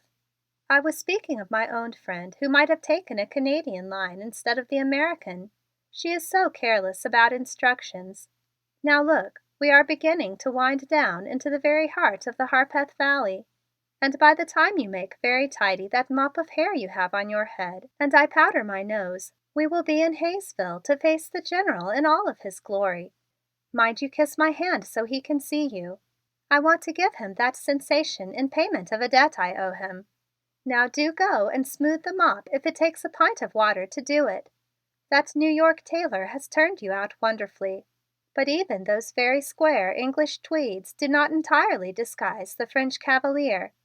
You're a beautiful boy, and the girls in Hayesville will eat you up, if the General ever lets them get a sight of you, which he probably won't. Now go to the mop." For many years, since the lonely day just after the death of my mother, when my father took me into the furthest depths of his sad heart and told me of his exile from the place in which he had been born, and about the elder brother who had hated my beautiful mother, who had hated all women, I had spent much time erecting in my mind a statue that would be the semblance of that wicked and cruel uncle. I had taken every disagreeable feature of face and body that I beheld in another human, or in a picture, or had read of in the tales of that remarkable Mr. Dickens, who could so paint in words a monstrous person to come when the lights are out to haunt the darkness, and had carefully patched them one upon another so as to make them into an ideal of an old uncle of great wickedness. On that very ship itself I had beheld a man who came upon the lower deck from the engine who had but one eye and a great scar where that other eye should have been placed. Immediately my image of the General Robert Carruthers lost one of the wicked eyes I had given him from out of the head of the stepfather who did so cruelly stare at the poor young David Copperfield, and became a man with only one eye, which still held the malevolence that was hurled at that small David. And with this squat, crooked, evil image of the General Robert Carruthers in my heart, I alighted from the train into the city of Hayesville, which is the capital of the great American state of Harpeth. The black man had swung himself off with my bags and that of the beautiful Madame Whitworth, who with me was the last of the passengers to descend from the steps of the car. "My dear Jeff," exclaimed my so lovely new friend as she raised her veil for a very seemly kiss from the tall and quite broad gentleman with a very wide hat and long mustachios that dropped far down with want of wax, that it is the custom to use for their elevation in France, as well I know from my father's wrathy remarks to his valet if he made too great a use of it upon his. "And this is General Carruthers' nephew, who came down on the train with me, my husband, Mr. Carruthers of Gray and B." With which introduction she confronted me with the gentleman. "Glad to know you, young man, glad to know you," he answered as he took my hand and gave it an embrace of such vigor that I almost made outcry. "There's the General over there looking for you. Come to see us sometime. Come on, Patsy." "Goodbye, Mr. Carruthers. I'll see you soon," said the beautiful Madame Whitworth as she held out her hand to me. "Do it now. There comes the General. Quick, kiss my hand." I bent and did as she bade me, and as I had promised her to do, and as I raised myself she slipped away quickly after her husband with a salutation of great coolness to a person over my shoulder, and a "How do you do, General Carruthers?" remark as she went. Instantly I turned and faced the materialization of the ogre it had taken me years to build up into my wicked uncle. And what did I see? My eyes looked straight into the eyes of the greatest kindness and wisdom I had ever before beheld, and it was with difficulty I restrained myself from flinging myself and my suit of English tweed straight into the strong arms and burying my head on the broad, deep chest that confronted me, as the huge old gentleman, with as perfect a mop of white hair as is mine of black, rioting over his large head, towered over me. "You gallivanting young idiot, where did you pick up that dimity?" he demanded of me as he laid a large hand with long, strong fingers on my shoulders and gave me a slight shake. "Don't tell me it was over Pat Whitworth you had that ruckus at the Ritz-Carlton day before yesterday." "No, monsieur, it was not," I answered, looking him straight in the eyes and feeling as if I was looking into the kind eyes that I had seen closed to me forever in the old convent in France. And as I spoke I could not help it that I raised my arm in its covering of a man's tweed and let my woman's fingers grasp one of the long fingers on my shoulder and cling to it. as I had done other long fingers just like them that had guided my first footsteps down the sunny garden paths of the old Chateau de Grès. "I'm your Uncle Robert, sonny, and don't you ever forget that, sir," he answered as he gave me another shake, and I could see a longing for the embrace which I so desired in his keen eyes that had softened with a veil of mist in the last second. "Lord, I'm glad you're not a woman, and from now on just stop knowing the creatures exist. Pat Whitworth and her kind. None of that tea throwing in Hayesville, sir. We've got work to do to put out a fire. Fire of dishonor and devastation. No time for tea fighting here. Come on to my car over there. We've no time to waste." "What is it that you say about that throwing of tea which occurred only the day before yesterday in the city of New York, many hundreds of miles from here? How did that knowledge arrive here, my Uncle Robert?" I questioned. "Associated Press, sir. The greatest power in this America. Associated Press. Full account, you and me, titles and all, printed in this afternoon's paper." "Any money left of that 1,000?" "No, my Uncle Robert," I faltered. "It was necessary that I spend—" "Don't tell me about it. I sent it to you so you could get as much as possible out of your system. The hussies! I've got work for you to do here. Forget 'em. Hop in." And he motioned me into a very large blue touring car that stood beside the station platform. "Drive to the governor's mansion and don't sprout grass under your wheels," he commanded the black chauffeur. "The governor's mansion, private door on 6th Street." End of chapter 4. Chapter 5. Here's My Boy, Governor. And it was en route to the mansion of the Gouverneur of the State of Harpeth that my uncle, the General Robert, did enlighten me as to the urgent need of me in his affairs of business. "It is a question of mules, sir, and of a dishonor to the state that I'm going to prevent if my hot old head is laid low in doing it, as it probably will be if I get into the ruckus with Jefferson Whitworth that now threatens. They have insinuated themselves into the confidence of the Governor Faulkner until they have made it well nigh impossible for him to see the matter except as they put it. They will get his signature to the rental grant of the lands, make a getaway with the money, and let the state crash down upon his head when it finds out that he has been led into bringing it and himself into dishonor. Why, damn it, sir, I'd like to have every one of them, especially Jeff Whitworth, at the end of a halter and feed him a raw mule, hoof and ears. I'm probably going to be done to death all alone before the pack of wolves, but I'm going to die hard. For Bill Faulkner, who holds in his hands the honor of his state and my state, I'll die hard." And as he spoke the words with such a fierceness that his white mustache, which was waxed with the propriety of the world, divided like crossed silver swords beneath his straight nose with its thin and trembling nostrils. "It will be that I can help you protect this honor of the Gouverneur Faulkner and the state of Harpeth, will it not, my Uncle Robert?" I asked with a great anxiety. "If you must fall on the field of honor, it will be the glory of Robert Carruthers of Grey and B to fall beside you, sir." "I am a very good sport, my father has said." "God bless my soul, how like Henry you are, boy!" exclaimed my Uncle, the General Robert, as he did lay one of his long and very strong arms across my shoulder and give to me the embrace for which I had so longed, but for not enough time for me to yield myself to it. "Henry always wanted to tag Brother Bob, and he too would have died fighting for me at my side. I've been hard, and when I heard of his death, I wanted you, boy. I wanted you more. Now what do you mean, sir, by making me forget for one moment the fix Bill Faulkner and I are in?"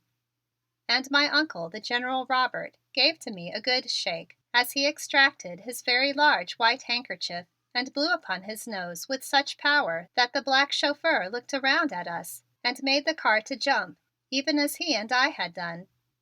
"And those mules that it would be your wish to feed to that Mr. Jeff Whitworth, my Uncle Robert, will you not tell me further about them? In Paris it is said that they are very good food when made fat after being old or wounded in the army. I have—" "That will do, sir. If you've had to eat mule in Paris, don't tell me about it. My constitution wouldn't stand that, though during our war, just before Vicksburg, I ate. But we won't go into that either. Now, this is the situation, as much as a lad from the wilds of Paris could understand it. The French government wants 5,000 mules by the fall of the year, and there are no such mules in the world as this state produces. They are sending a man over here to try to make a deal with the state of Harpeth to purchase the mules from private breeders, graze them on the government lands, and deliver them in a lot for shipment the 1st of August at Savannah. There is no authority on the statute book for the state to make such a deal. But Jeff Whitworth has fixed up a sort of contract that wouldn't hold water in the courts, by which the governor of the state, Williamson Faulkner, grants the grazing rights on the state's land to a private company of which he is to be a member, which, in a way, guarantees the deal. They've made him believe it to be a good financial thing for the state, and he can't see that they are going to buy cheap stock, fatten it on a low rate from the state, and hand it over to the French government as a fancy rake-off, and then leave him with the bag to hold when the time for settlement and complaint comes. There is a strong Republican party in this state, and they're keeping quiet. But year after next, when Bill Faulkner comes up for re-election, downright illegality will be alleged, and he will be defeated in dishonor, and with dishonor to the state. I am his Secretary of State, and I'm going to save him if I can. And you are going to help me, sir." And as he spoke, my uncle, the General Robert, gave to me a distinguished shake of the hand that made my pride rise in my throat, which gave to my speaking a great huskiness. "I will help in the rescue of the honor of that Gouverneur Bill Faulkner, my Uncle Robert, with the last breath in my body, and I will also assist to feed mule to that Mr. Jefferson Whitworth, though not to his beautiful wife, whom I do so much admire." "That's just it. She'll have to eat mule, the first one. She's at the governor day and night with her wiles, and in my mind it's her dimity influence that is making him see things with this slant. They say she put her brand on him in early youth. He's the soul of honor, but what chance has a man's soul honor got when a woman wants to cash it in for a fortune which leads to a gay life? None, none, sir." And the countenance of my uncle, the General Robert, became so fierce that it was difficult to find words to answer. "Oh, my Uncle Robert, is it that a woman would make a cheat in giving the mule animal of not sufficient strength to carry food to poor boys of France in the trenches, when there is too much mud for gasoline?" I exclaimed with a great horror from knowledge given me by my Capitaine, the Count de Lascelles. "Just exactly what she is trying to do, boy. Let those poor chaps with guns in their hands to defend her civilization as well as theirs die for want of a supply train hauled by reliable mules when unreliable gasoline fails." And as he spoke, I perceived the depth of dislike that was in the heart of my uncle, the General Robert, for all of womankind. There are some women who would not so comport themselves, my Uncle Robert. I give you my word as one. Then, as I hesitated in terror at the revelation of my woman's estate I had been about to make, my uncle, the General Robert, made this remark to me: "Women are like crows, all black, and the exceptional white one only makes the rest look blacker. The only way to stop them in their depredations is to trap them, since the law forbids shooting them." And as he made this judgment of women, I forgot for a moment that we discussed that Madame Whitworth, whom it was causing me great pain to discover to be the enemy of France. And I thought of my beautiful mother, whom he had judged without ever having encountered, and a great longing rose in my heart so to comport myself that his heart should learn to trust in me as a man and then discover the honor of woman through me at some future time. I took a resolve that such should be the case, and to that end I asked of him, "How is it that I can serve you in these serious troubles, my Uncle Robert?" And as I asked that question, I made also a vow in my heart against that black crow woman. Now that's what I'm coming to. The French government is sending an army expert down here to look over the situation and make the contracts. I can't speak their heathenish tongue or read it, and I want somebody whom I can trust, mind you, to help me talk with him and make any necessary translations. That Whitworth hussy has been translating for us, and I don't trust her. Your letter was handed to me in the governor's private office, and both he and I saw what a help it would be to have you here when this Frenchie, who is a Count something or other, and his servants and secretaries, what he calls his suite, arrive. By George, we need your advice in eating and drinking them. Do you suppose they'll have intelligence enough to eat the manna of the gods, which is corn pone, and drink the nectar, which is plain whiskey? Or will we be expected to furnish them with snails and absinthe?" At that I laughed a very large laugh and made this answer to the perturbation of my Uncle, the General Robert. "I will tell you after luncheon, my Uncle Robert, because I have not as yet eaten in this Harpeth country of America." "All right, we'll talk about it after you've had one of old Kizzy's fried chicken dinners. Here we are at the Mansion. Remember, you know the whole situation and are only supposed to know the part that Governor Bill thinks is the whole. Look at me, boy."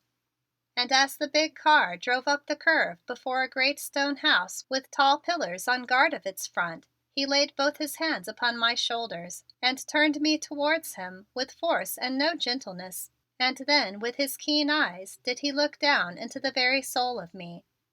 "Yes, I see I can trust you, sir. God bless you, boy," he said after a very long moment of time.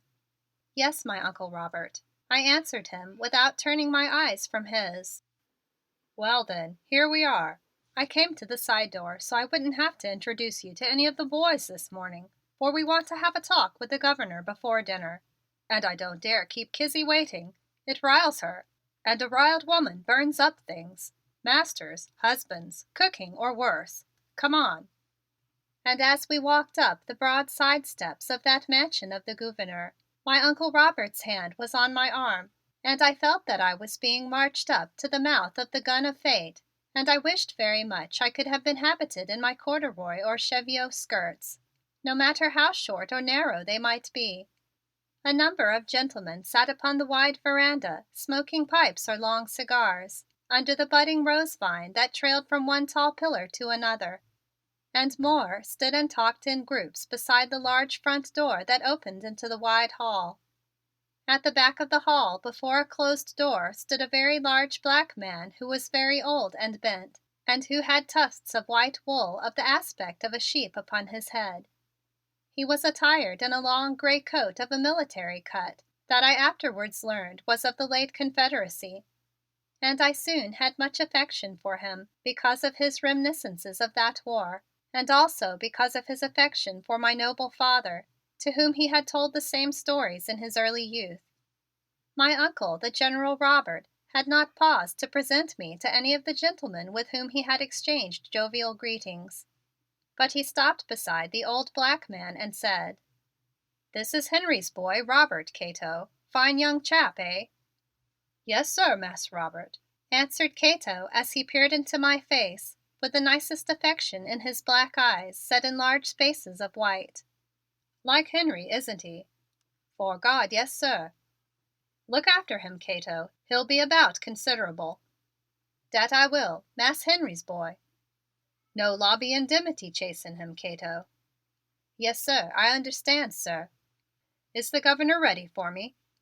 "Yes, sir, you goes right in, Massa Robert. Mr. Clendenning is with him just now, but he'll be out in a turkey's call of time. Just walk in, sir, and you, the young masser." And with a bow that almost allowed that the tails of the long gray coat swept the floor, the old black man opened the door and motioned us into the room of the Gouverneur of the State of Harpeth. It has been given to me in the very short time of my life to be often in the home of the President of France, to be presented at the Court of England with my father, to the Czar at Petrograd, and to the old Franz Joseph, as well as to the beloved Albert and Elizabeth in Brussels, where I did go often to play with the young Princess. And I do know very well how to manage skirts, whether very tight or very wide with ruffles in the case of such presentations, but my heart rose very high up and beat so near the roots of my tongue that it was impossible for me to speak, as I was presented in the traveling tweeds of a young man of American fashion to the very wonderful and beautiful and fearful Gouverneur William Faulkner of the State of Harpeth. "Here's my boy, Governor," was all the introduction my Uncle, the General Robert, administered to me, and I stood and looked into the face of him whom afterwards I discovered to be the greatest gentleman in the world, with my heart beating in my throat and yet astir under my woman's breast in the place it had always before resided. End of chapter 5. Chapter 6. We Both Need You. I do not know how it is that I shall find words in which to write down the loveliness of that gouverneur of old Harpeth. He was not as tall as my uncle, the General Robert, and he was slender and lithe as some wild thing in a forest. But the power in the broadness of his shoulders and in the strength of his nervous hands was of a greatness of which to be frightened. That is, I think, of which a man should be frightened, but in which a woman would take much glory. His hair was of the tarnished gold of a sunset storm, and upon his temples was a curved crest of white that sparkled like the spray of a wave, all of which I must have seen with some kind of inward eye, for from the moment my eyes lifted themselves from contemplating the carpet in embarrassment over my tweed trousers, they were looking into his in a way which at dawn my eyes have gazed into the morning star rising near to me over the little wood at the Chateau de Grez. I did not for many days know whether those eyes were gray or blue or purple, for when I regarded them I forgot to decide. And also they were so deep and shadowed by the blackness of their lashes and brows that such a decision was difficult. At this time I only knew that in them lay the fire of the lightning over old Harpeth when the storm breaks, the laugh of the very small boy who splashes bare feet in the water with glee, and also a coldness of the stars upon the frost of winter. I was glad that I came across the dark ocean to flee from the cruel guns into a strange land to look into those eyes. "It is good that you have come, Robert Carruthers, for the General and I both need you," were the words I heard him saying to me in a voice that was as deep and of as much interest as the eyes. And as he spoke those words he took one of my hands in both of his strong ones. "And if you say snails, snails it shall be. If Cato and I have to invade every rose garden in Hayesville and vicinity and stay up all night to catch them, I think that I shall choose that corn pone and whiskey that my uncle, the General Robert, has promised me from one bad-tempered cook at the time of my luncheon," I found myself saying with a laugh that answered the barefooted boy who suddenly looked at me out of the cool eyes. "I thought I would let him have a try out with Kizzie before we decided what to feed the savages," also said my uncle, the General Robert, with a laugh. "Besides, he's one himself and I'll have to go slow and tame him gradually. No, he's ours. He's just come back to his own from a strange land, General, and you'll kill the fatted calf or rooster, whichever Kizzie decides, with joy at getting him." And this time the star eyes gave to me the quick sympathy for which I had prayed before the Virgin with the infant in her arms in the little chapel of the old convent, just before we had to flee from the shells, leaving my father to the sisters to bury after the enemy had come. I think my eyes did tell that tale to his, and the tears ached in my throat. "I know, boy," he said softly, and then turned and presented me to the Mr. Clendenning who was arranging papers at a desk beside the window. I do like with my whole heart that funny Buzz Clendenning, who has the reddest hair, the largest brown speckles on his face, and the widest mouth that I have ever beheld. Also, his laugh is even wider than is his mouth and overflows the remainder of his face in ripples of what is called a grin. He is not much taller than am I, but of much more powerful build, as is natural, though he did not at that moment recognize the reason thereof. "Shake hands, boys. Don't stand looking at each other like young puppies," said my uncle, the General Robert, as he clapped his hand on the back of the Mr. Buzz Clendenning. "You don't have to fight it out. Your fathers licked each other week about for 20 years. "Can't I even ask him to take off his coat once, General?" asked that Mr. Buzz with a grin all over his face and spreading to my countenance as he took my hand in his to administer one of those shakes of which I had so many since my arrival in America. For a second he looked startled and glanced down at my white hand that he held in his, and from it to my eyes that were looking into his with the entire friendliness of my heart. Suddenly I had a great fright of discovery within me, and my knees began to again tremble together for their skirts. But before that fright had reached my eyes quite, I had born to me an elder brother in the person of that Buzz Clendenning, and I now know that I can never lose him, even when he knows that. "I'm no shakes in the duel, Prince, so let's kiss and make up before you get out your sword," he said as he also, as my uncle, the General Robert, had done, laid an arm across my shoulder in an embrace of affection. It was then that I made a discovery in the strange land into which I was penetrating.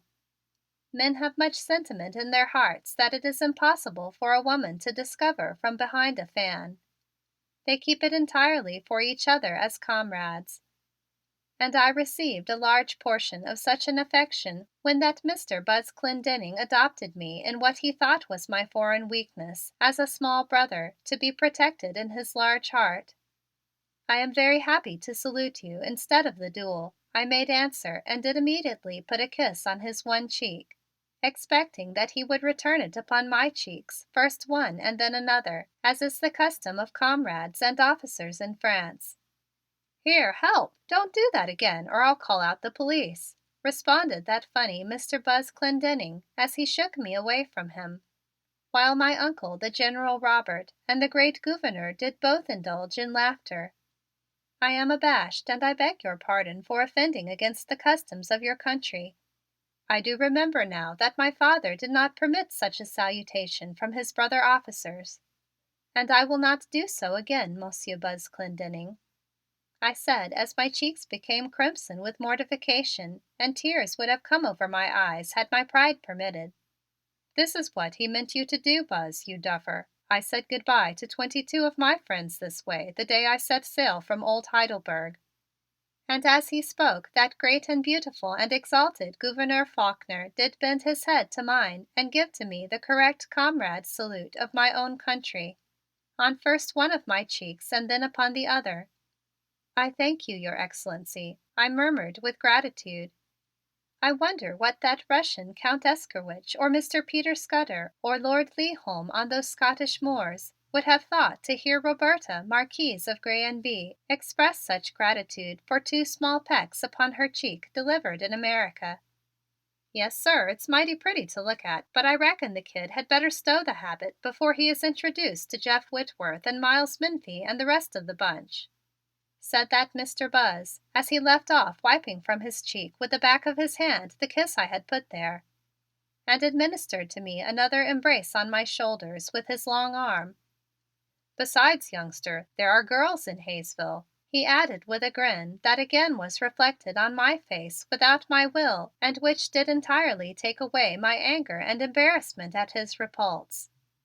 "Girls! Girls!" exploded my uncle, the General Robert. "The female young generally known as girls are about as much use to humanity as a bunch of pin feathers tied with a pink ribbon would be in the place of the household feather duster that the Lord lets them grow into after they reach their years of discretion. Robert has no time to waste with the unfledged. Don't even suggest it to him, Clendenning. And now you can take him around to my house and tell Kizzie to begin filling you both up while I wait for a moment to go over these papers with the Governor. And both of you avoid the female young, for we've work for you, mind you, work. Now go, depart. The old boy is a 42-centimeter gun that fires at the mention of the lovely sex and doesn't stop until the ammunition gives out," said Mr. Buzz Clendenning as he slid into the seat of his slim gray racer beside me and started from the curb on high without a single kick of the engine. "I'd like to wish a nice girl whom he couldn't shake off onto him for about a week and watch him squirm along to surrender. Wait until you see Sue Tomlinson get a hold of him down on the street some day. He shuts his eyes and just fires away at her while she purrs at him, and it is a sight for the gods. Sue's father died and left her with her invalid mother and not enough money to invite in the auctioneer, but the General took some old accounts of the doctors, collected and invested them, and made up plenty of money for Sue's grubstake, though he goes around 3 blocks to get past her.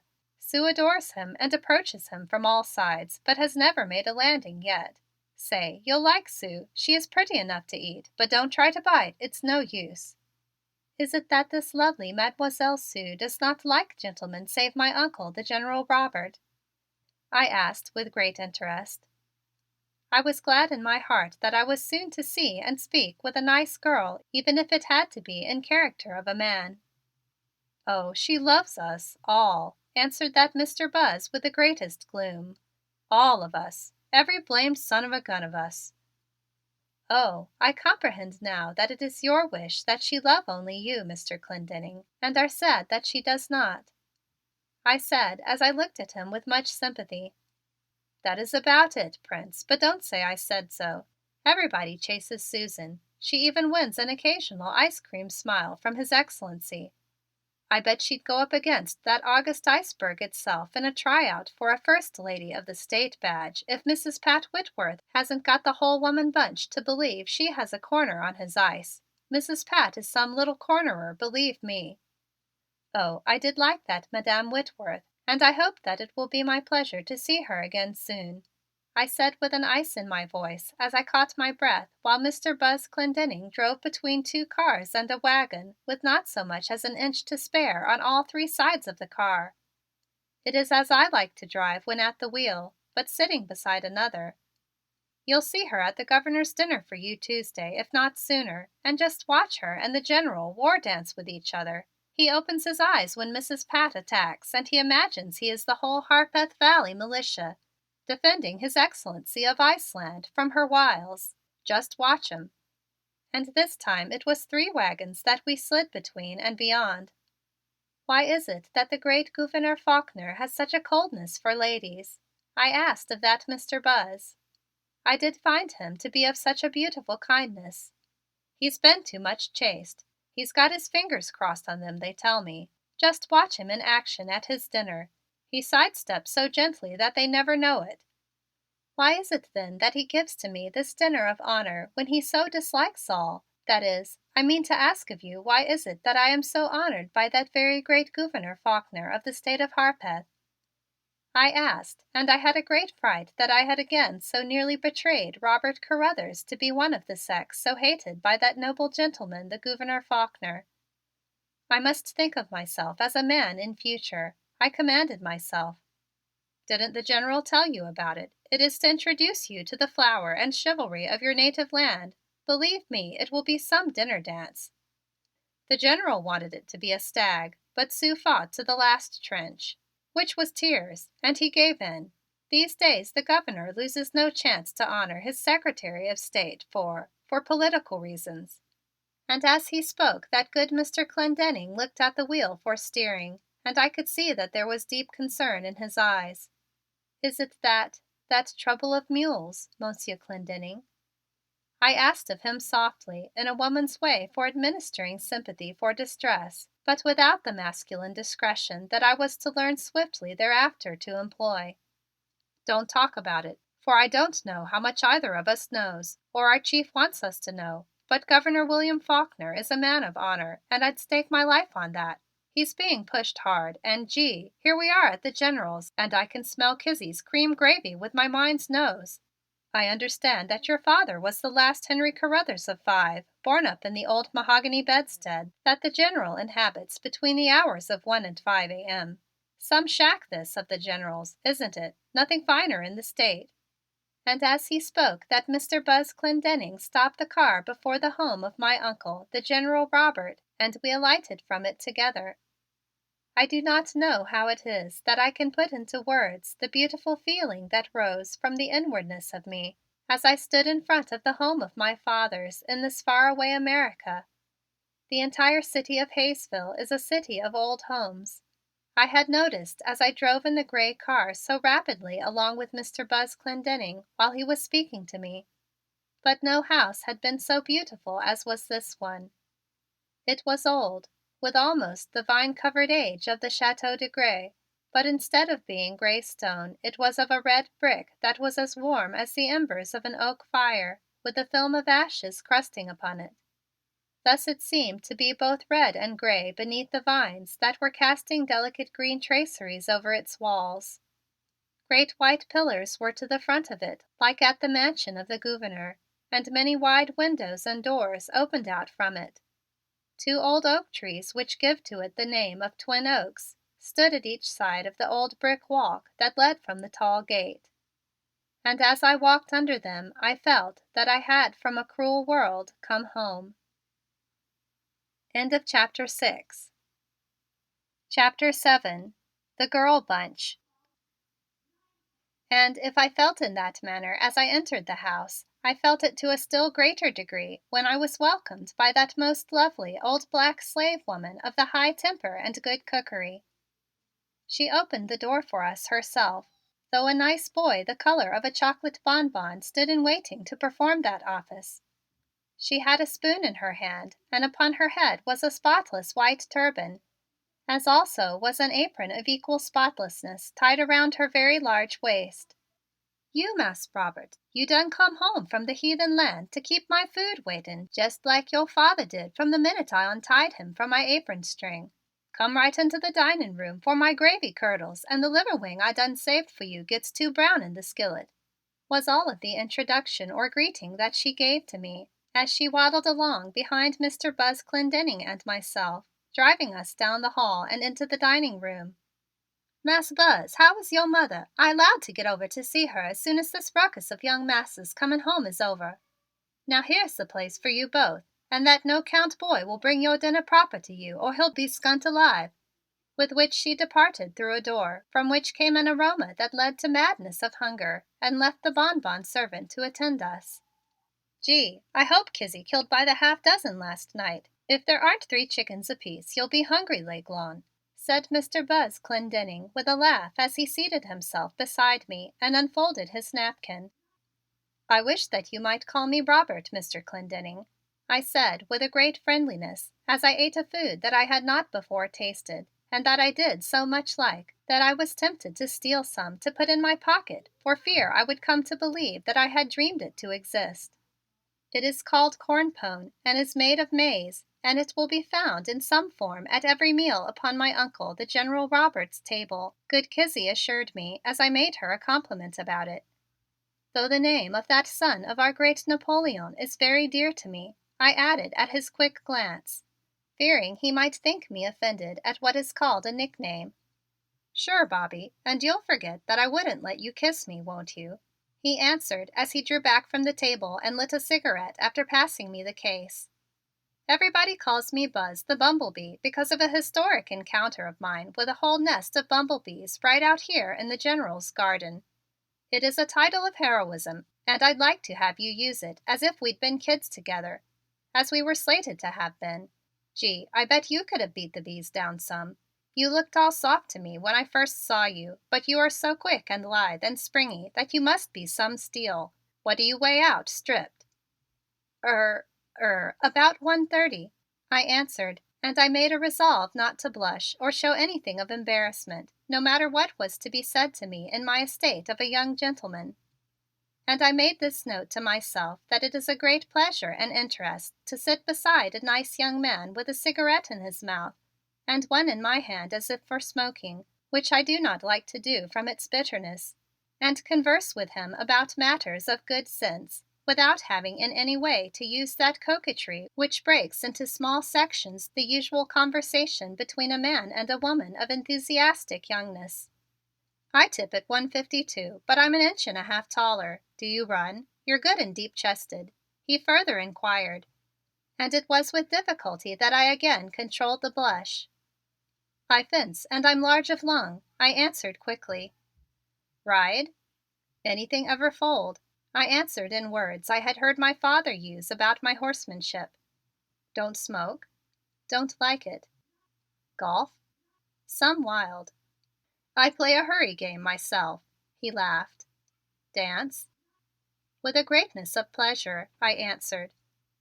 After that for a time he puffed at his cigarette and I looked around the long dining room that was almost as large as the dining hall at the Chateau de Grez and which was dark and rich and full of old silver on the sideboard and old portraits on the walls. Finally my Buzz put out the stub of his cigarette in his saucer and looked me keenly in the face as he raised my eyes to his. "Booze?"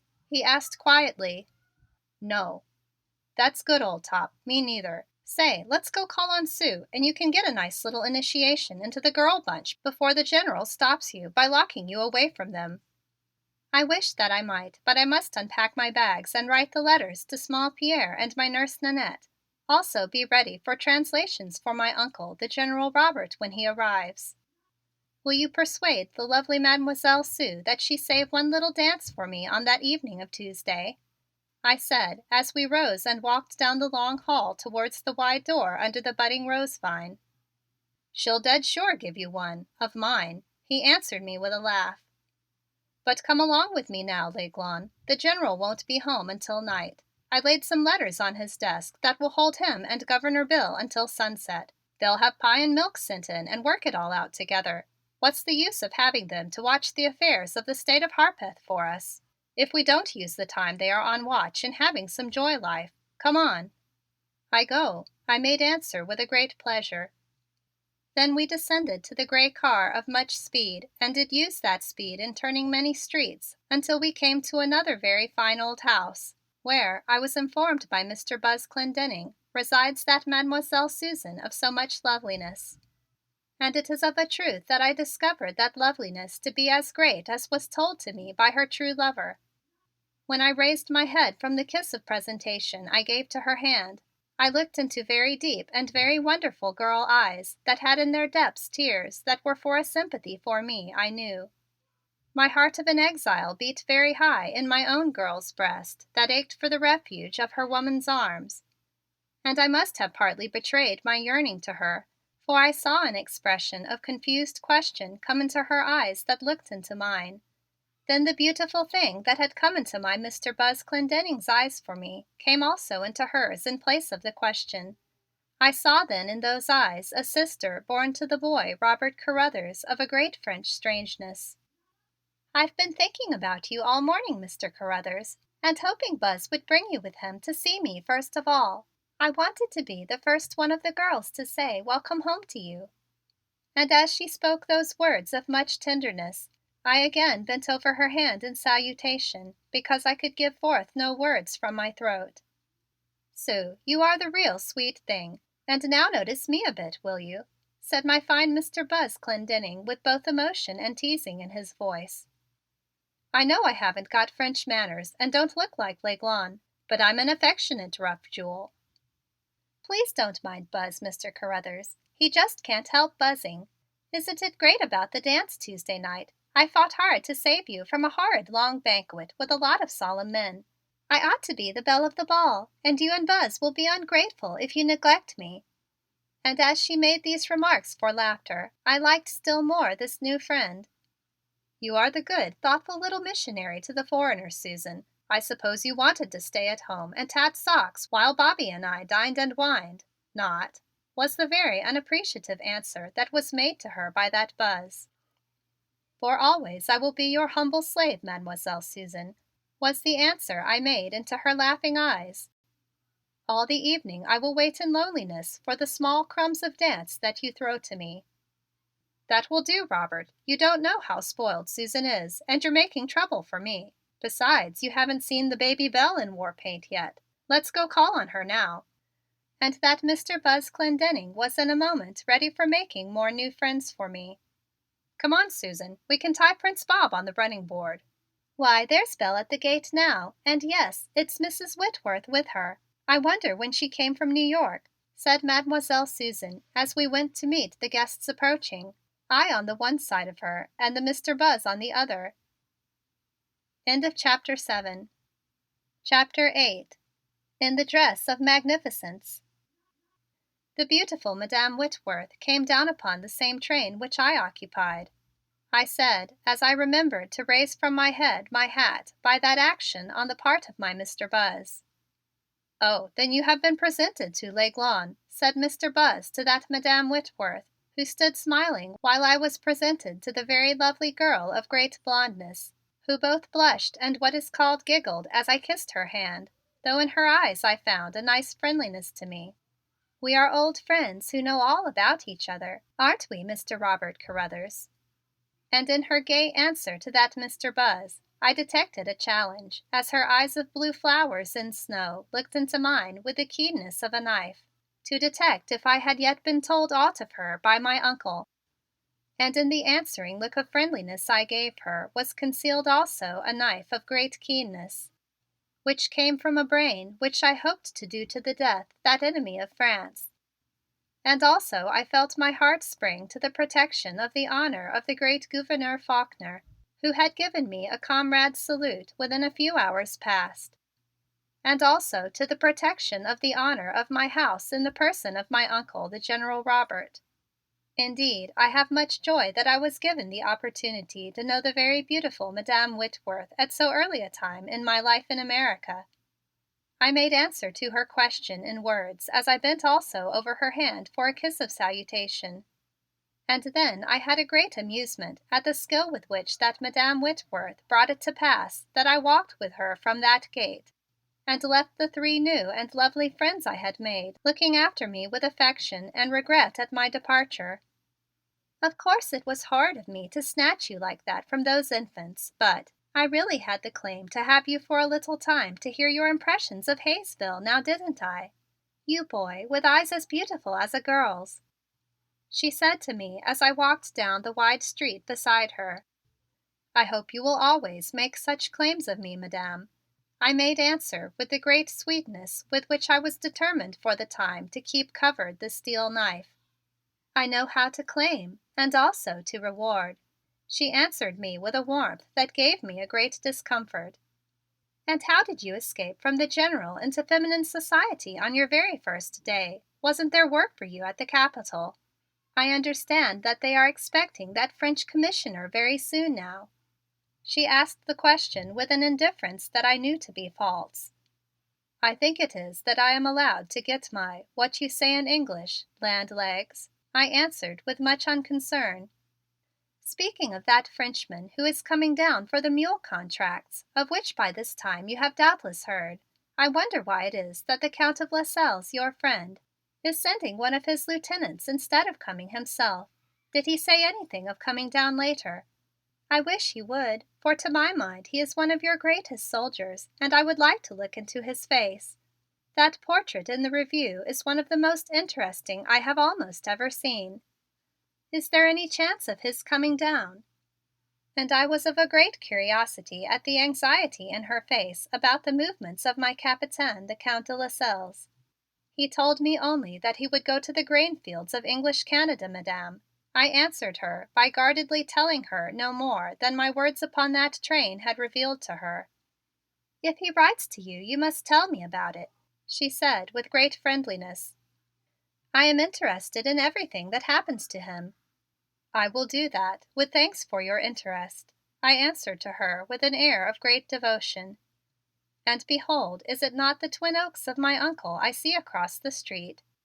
I asked as I stopped in front of that fine old home that was now mine. "Come on down the street to my home and I'll give you a cup of tea," she invited me with very evident desire for my company for more questioning.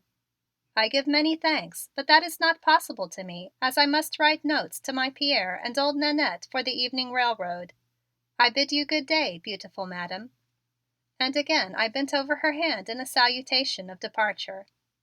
"Then I'll see you again soon," she said and smiled at me as I stood with my hat in my hand as she went away from me down the street.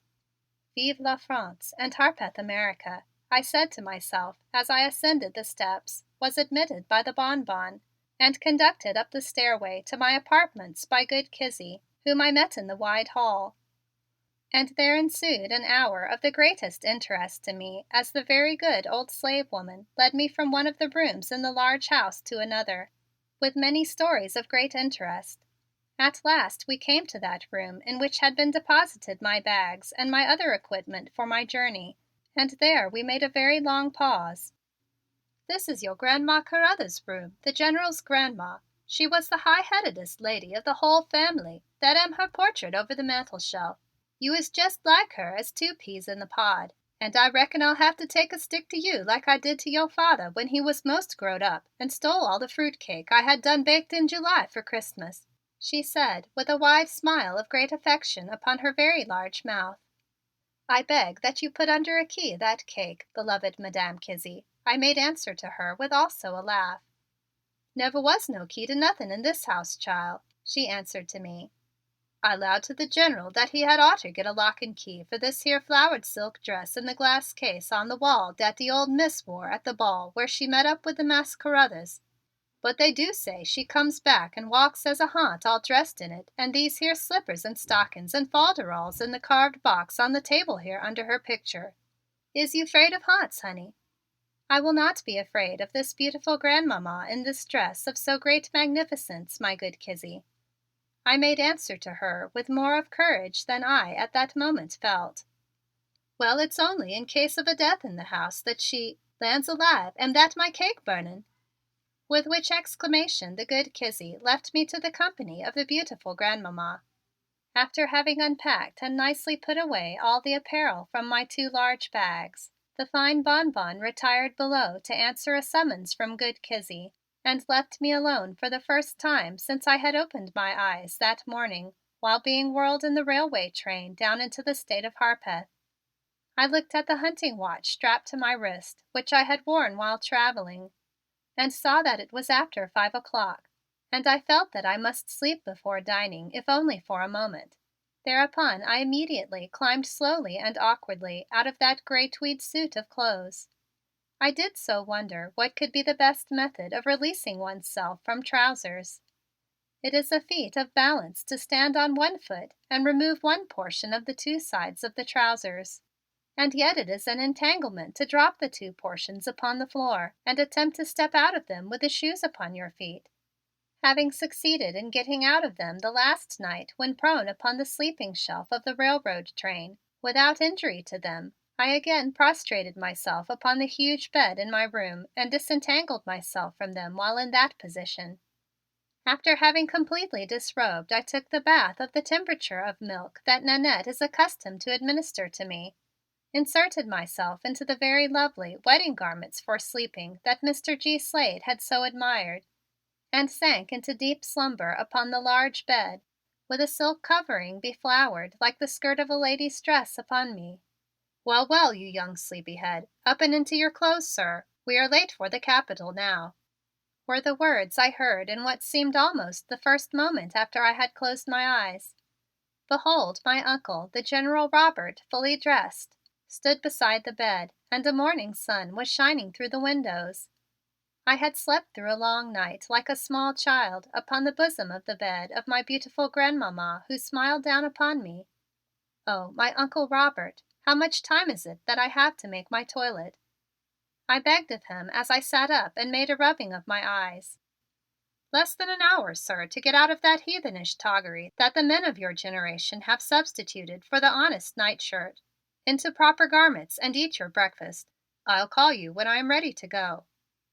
It was very little more than the hour my Uncle, the General Robert, had given to me that I consumed in the accomplishment of a very difficult toilet in a suit of very beautiful brown cheviot, which the good man in New York from whom I had procured it said to be for very especial morning wear. To my good Kizzie I gave a great uneasiness that I did not consume the very elaborate meal that resembled a dinner, which she had ready for the Bonbon to serve to me, and desired only a cup of her coffee and two very small pieces of white bread called biscuits. "All the Carruthers men folks is friends with their food, they is," she admonished me. "At luncheon, my Kizzie, just watch me," I said to her in nice United States words as I departed with my Uncle, the General Robert, to the Capitol of the state of Harpeth, which is a tall building set on an equally tall hill. I found much business awaiting me in the form of making a correct translation of all of the letters in a very large portfolio, all of which were pertaining to that very tiresome animal, the mule. But I made not very much progress, for a very large number of gentlemen came into the office of my Uncle, the General Robert, and to all of them I must be presented. In fact, in all of what remained of that entire week, for most of my moments in the Capitol I was having very painful shakes of the hand given to me and receiving assurances of my great resemblance to my honored father, all of which I did greatly enjoy, but nothing was of so much pleasure to me as the visits I accomplished into the office of that Gouverneur Faulkner with messages of importance from my Uncle, the General Robert. It was with a very fine and cold smile of friendliness that he at first received me, as I stood with humble attention before his desk upon my first mission to him. But with each message I perceived that the stars in his eyes, so hid beneath his brows, shone upon me with a greater interest.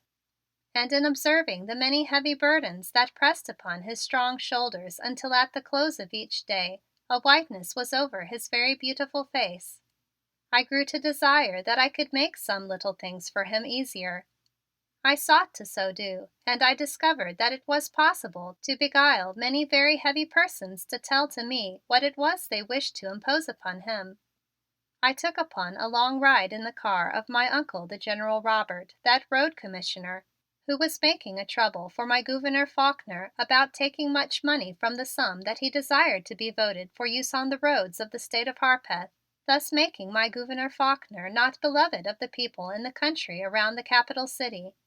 And when I returned him I had used many beguilements in the way of flattery about the superiority of the roads of America to the roads of all of the world, and had also jolted him to such an extent that he did write a nice letter to my Gouverneur Faulkner asking that the money be not voted less but even more, so as to beat out the world with the roads of Harpeth. Good boy, was the reward that I got from my Gouverneur Faulkner for that feat, and a smile that was of such a loveliness that it lasted me all of the day.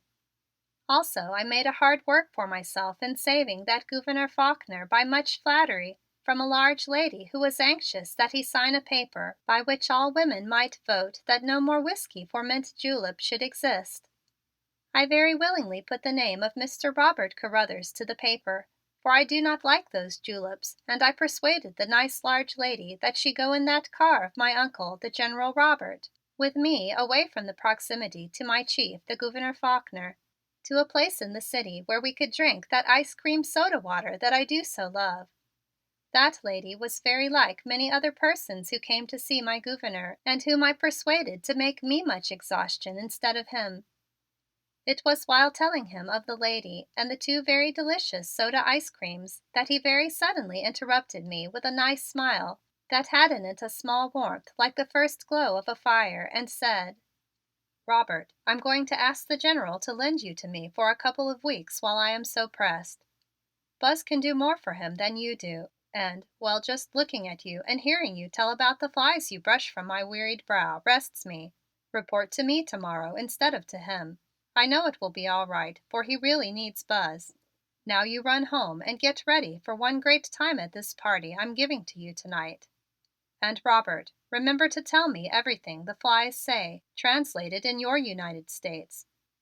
"I will, and I go, my Gouverneur Faulkner," I made an answer to him with a laugh in which I did not show entirely all of the pleasure I experienced when I discovered I was to be in the place of his secretary, that fine Buzz Clendenning.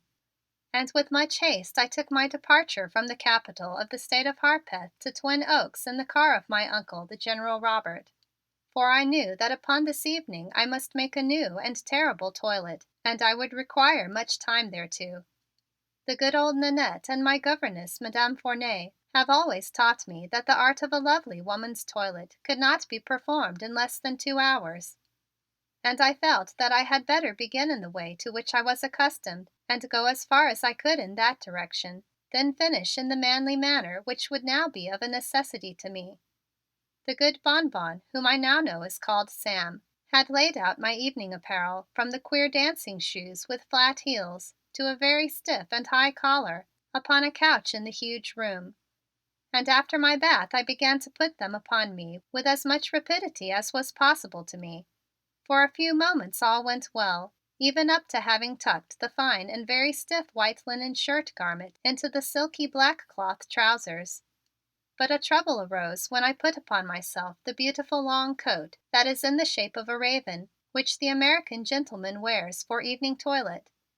My shoulders were sufficiently broad to hold it nicely in place, and it fell with a gracefulness upon my hips, but at my waist it collapsed on account of a slimness in that locality.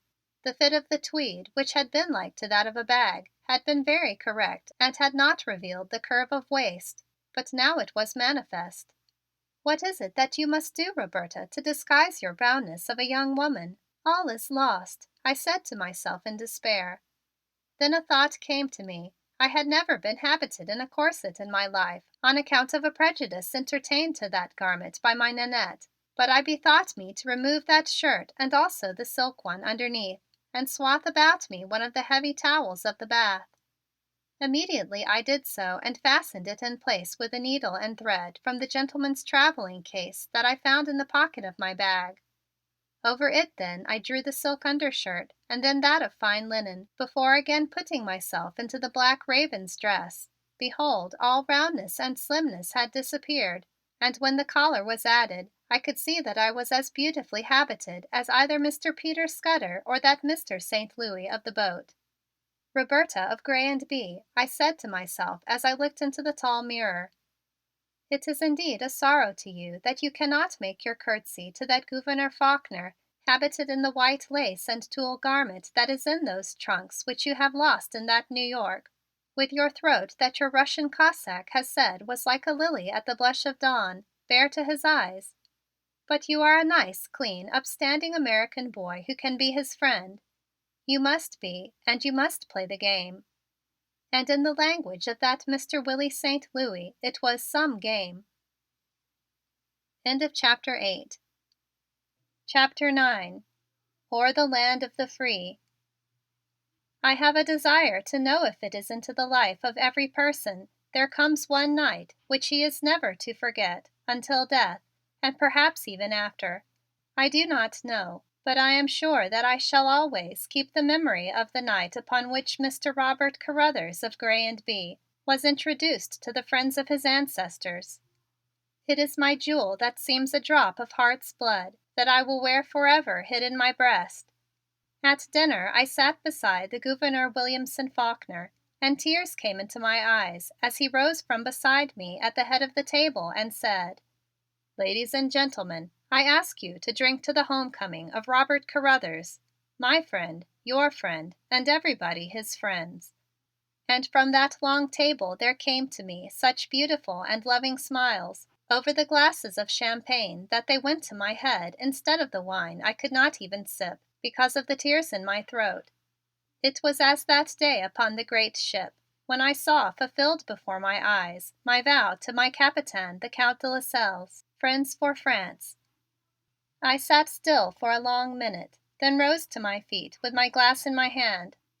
I cannot make to you a speech, but I beg that I may say to you words that were of the first taught to my infant tongue and which I last repeated in an old convent close to the trenches in France. Then, in the rich voice that has come to me from the deep singing of my mother, I repeated very quietly, "Oh, say can you see by the dawn's early light what so proudly we hailed at the twilight's last gleaming, whose broad stripes and bright stars through the perilous fight o'er the ramparts we watched were so gallantly streaming, and the rocket's red glare, the bombs bursting in air, gave proof through the night that our flag was still there." Through to the last words which had fallen from my lips as I had taken my father's dying kiss, "O'er the land of the free and the home of the brave." Though I had not told them of it, I do believe there was not a heart among those kind people which did not know of that last moment in the old convent, and I could see it in tears dashed aside as they all rose and sang the last strain of the American song, with the musicians in the anteroom leading them.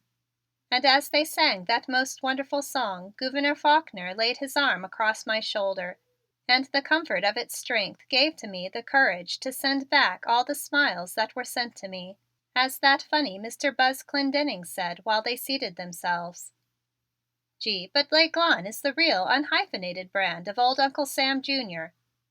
Thank God that firebrand isn't a girl," I heard my Uncle, the General Robert, say to most lovely Mademoiselle Susan, in a corn-colored gown of fine line, who sat at his side. "I'm so grateful to you, General, that he is a boy," I heard her say in the deepest respect and regard for my Uncle, the General Robert. "I don't doubt at all, Madam, that you will succeed in making me wish that he had been born a girl, or not at all," was the kind reply that he made to her nicely spoken gratitude as we laughed into each other's eyes across the table. "I hope so," was the answer with which Mademoiselle Sue comforted him. And now what have you to say to me, boy, the oldest friend you've got in America, who hasn't seen you for days that have been too long?" said that Madam Whitworth, who was seated at my side. And as she spoke she turned one lovely bare shoulder in the direction of my Uncle, the General Robert, and the beautiful Mademoiselle Sue and also Buzz, as if to shut them away from her and me in a little space of the world just for two people. "I can say with truth, Madam, that your loveliness tonight is but the flowering of my suspicions of it that morning upon the railroad train," I answered her in words that were a very nice translation of what a fine young Cossack had once said to me at the Chateau de Grez of my own flowering into rose chiffon after an afternoon's hunting with him in corduroys.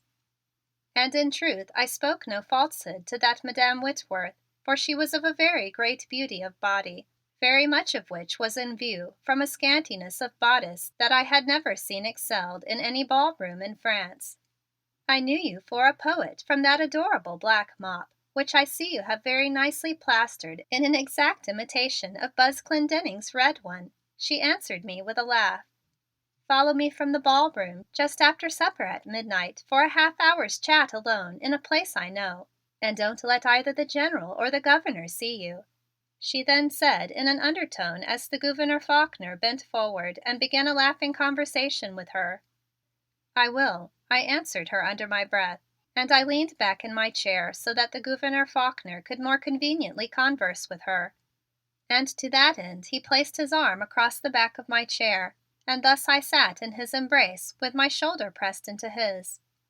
I do not know exactly what it was that happened in the depths of me, but suddenly the daredevil rose from those depths and I knew herself for a very strong woman filled to the brim with a primitive, savage cunning with which to fight the beautiful woman at my side for the honor of the man whose strong heart I could feel beating against my woman's breast, strapped down under its garments of man's attire.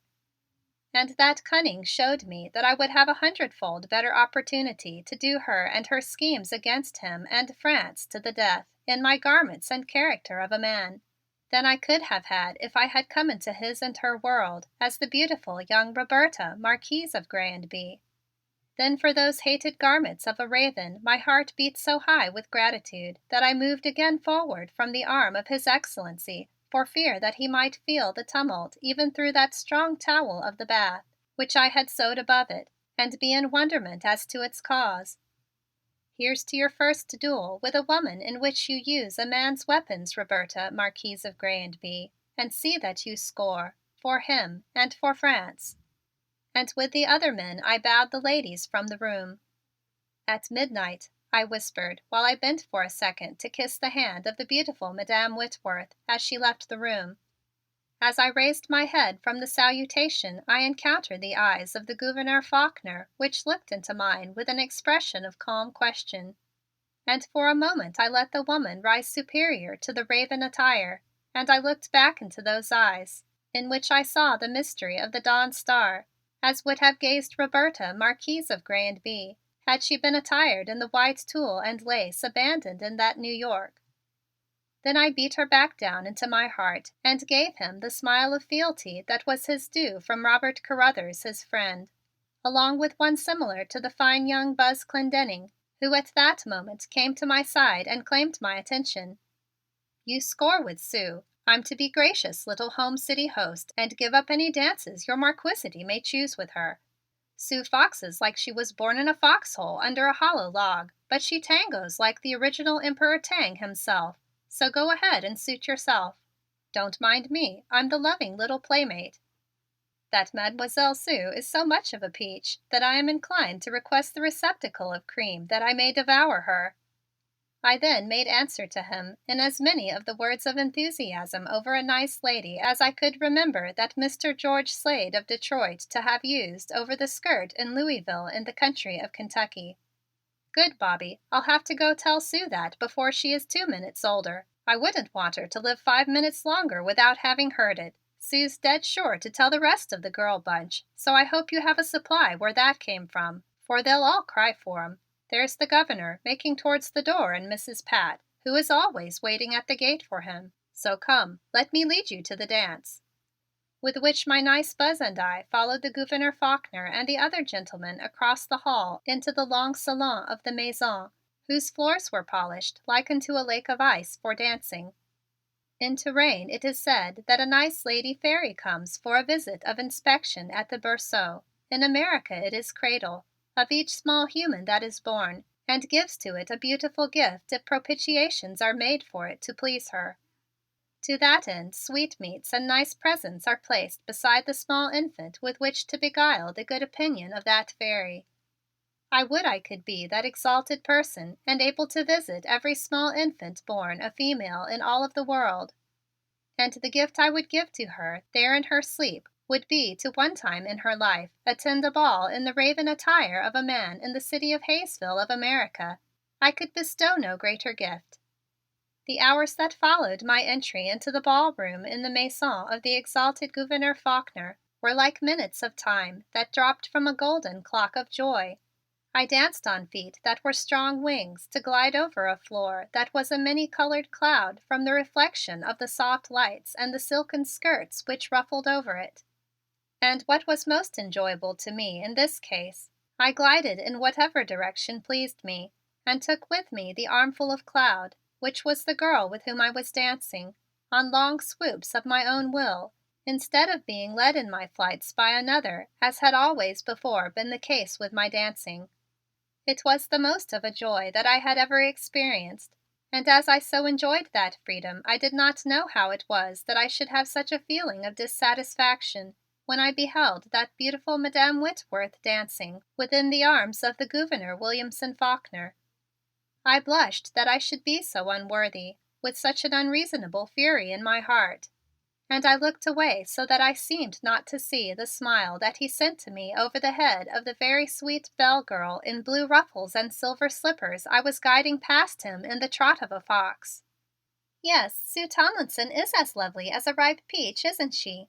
asked Mademoiselle Blue Cloud of me as I lowered her almost to the floor over my arm, slid her 4 steps to the left, then trotted her 2 back and 2 forward.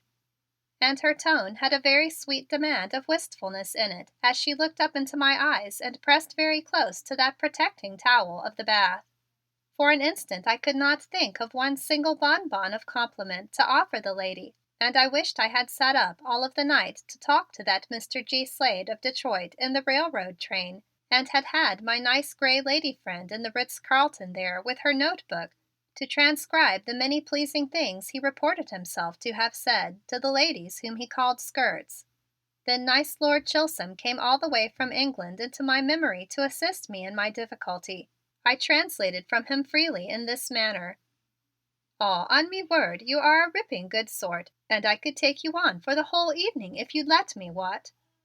"I wish I could," she answered, and by that time I had thought out a nice little squeeze for her very pretty waist in its silver girdle under my arm.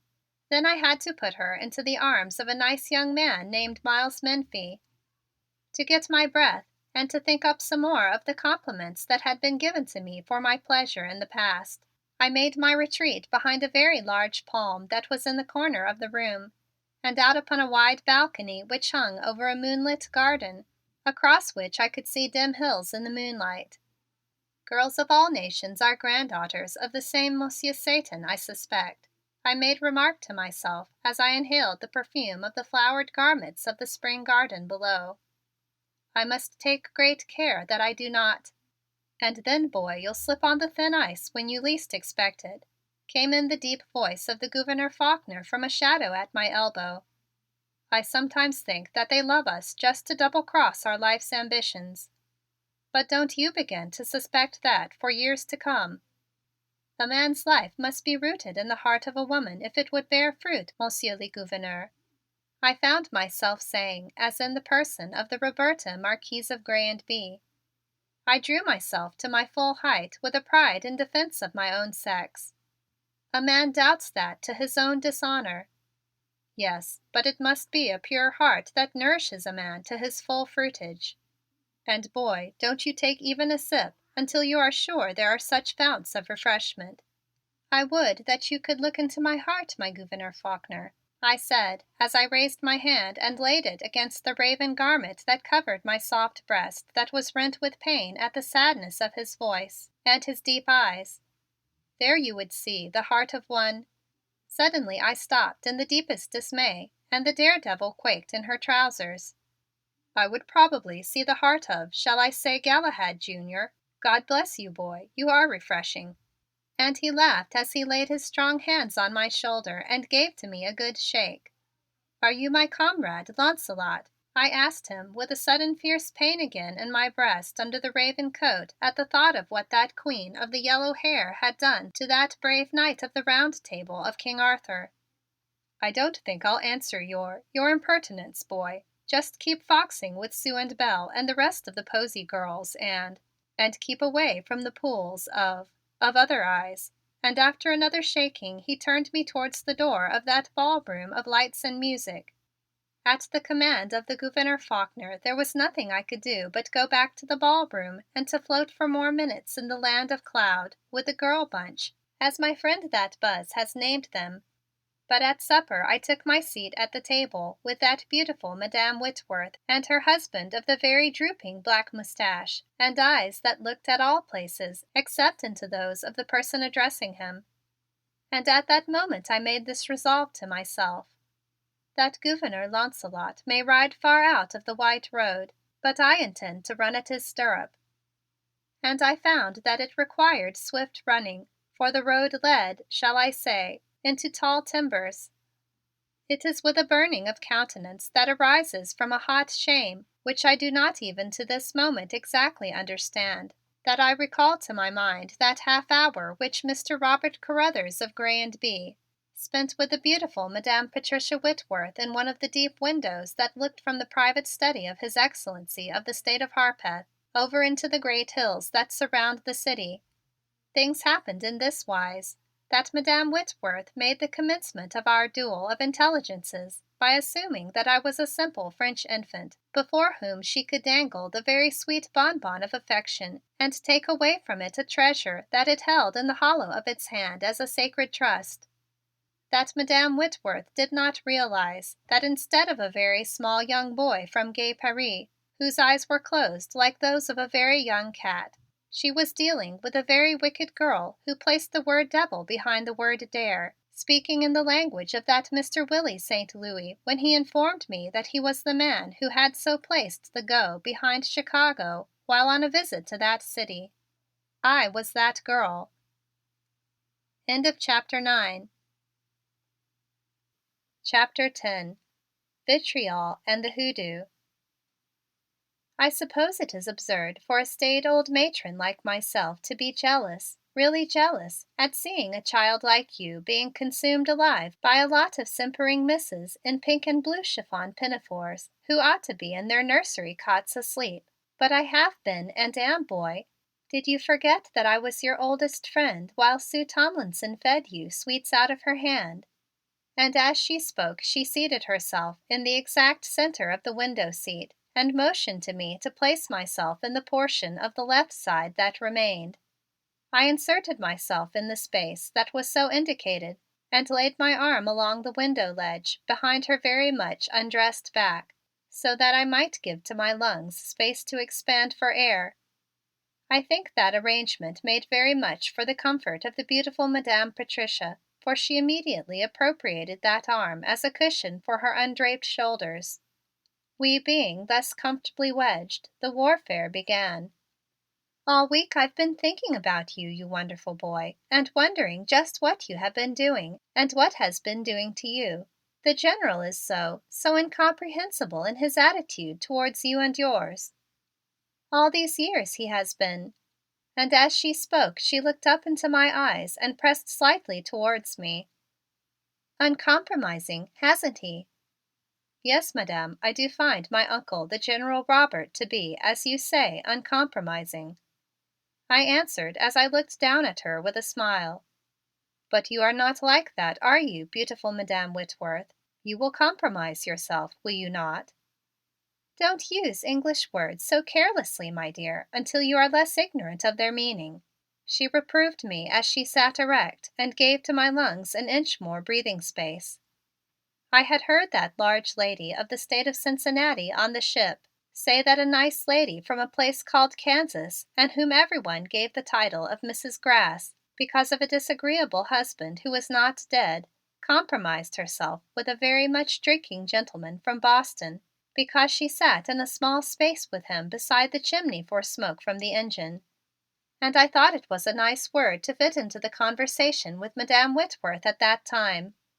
And I think it did fit better than I had quite intended that it should. I saw her offense and hastened to make a peace so that I should learn all I wanted to know from her, while letting her learn all that I did not know from me. I beg that you pardon me, beautiful madam, and teach me the English words to say that will express all of the most wonderful things that I think of you. What is the one word that expresses the beauty of the blue flowers in crystal that I said your eyes to be to myself the first time I looked into them upon that railroad train when you rescued me from the black taffeta lady? And as I was at that moment speaking the exact truth, I spoke with a great ardor. I rather think that offsets Sue Tomlinson's cream jug compliment, and you are a dear, she answered as she again diminished the space for my lung action. I hear the dear General has turned you over to the Governor completely. What do you think of him?" she asked as if to manufacture conversation. "Yes, I was made a gift to him last week, and I do not think very much of that Gouverneur," I made answer with excellent falseness, because I had had no thoughts since my presentation to that Gouverneur Faulkner that were not of him. I had obtained the uncomplimentary remark upon the ship from the lady of Cincinnati, who said it about the doctor of the seasickness from which she suffered. Between you and me, boy, if anything, even an opinion can be wedged between us, I think the Governor is a great overrated stupid, encouraged in his denseness by the dear General whose ideas have rather solidified with age. I rather pity you for having to have all of your opinions and policies of life molded by them. Yes, it is a pity." And she sighed very near to my cheek. "Will you not mold me to some extent yourself, beautiful flower-eyed madam?" I asked of her with great gentleness, and did administer a nice little pressure to her shoulders like I had adventured upon the waist of the beautiful belle in blue and silver dress which Madam Whitworth had named a pinafore. "You are a perfect dear, and I will help you all I can. Just come and tell me all of your difficulties and I'll try and smooth them away for you. I suppose you will find it easy to translate their French documents for them about this very boring mule deal. I have had to do it, and I am glad to turn the burden of it all over to you. You may have some trouble with the English technicalities, and perhaps you had best bring them in to me, and I'll run over them to see that you get them straight. Only don't let the General know that I am helping you, for I verily believe the old dear thinks I am a nihilist ready to blow the Governor or any of his other old mules into 1,000 bits. I thank you, beautiful Madam Whitworth, for your offer of assistance, and I will avail myself of it at the first opportunity. Is it at your house that we can be alone?" I questioned with a daring smile that would serve both for a purpose of coquetry and also to ascertain if I would encounter in a call upon her that very disagreeable appearing gentleman, Mr. Jefferson Whitworth, who is the husband to his very beautiful wife. "Come any afternoon at 4 o'clock and telephone me before you come so that I can get rid of anybody who happens to be around. And be sure to bring any work you have for me to help you with. That's the only way I can excuse an ancient matron like myself for keeping you even for a few minutes away from the pinafores." And she looked into my eyes with a sigh for her antiquity. In the language of that Mr. Willie St. Louis, I knew it was "up to me," and I handed the dame one. "In my country, beautiful madam, the fruit is much more regarded than the bud," is what I presented to her.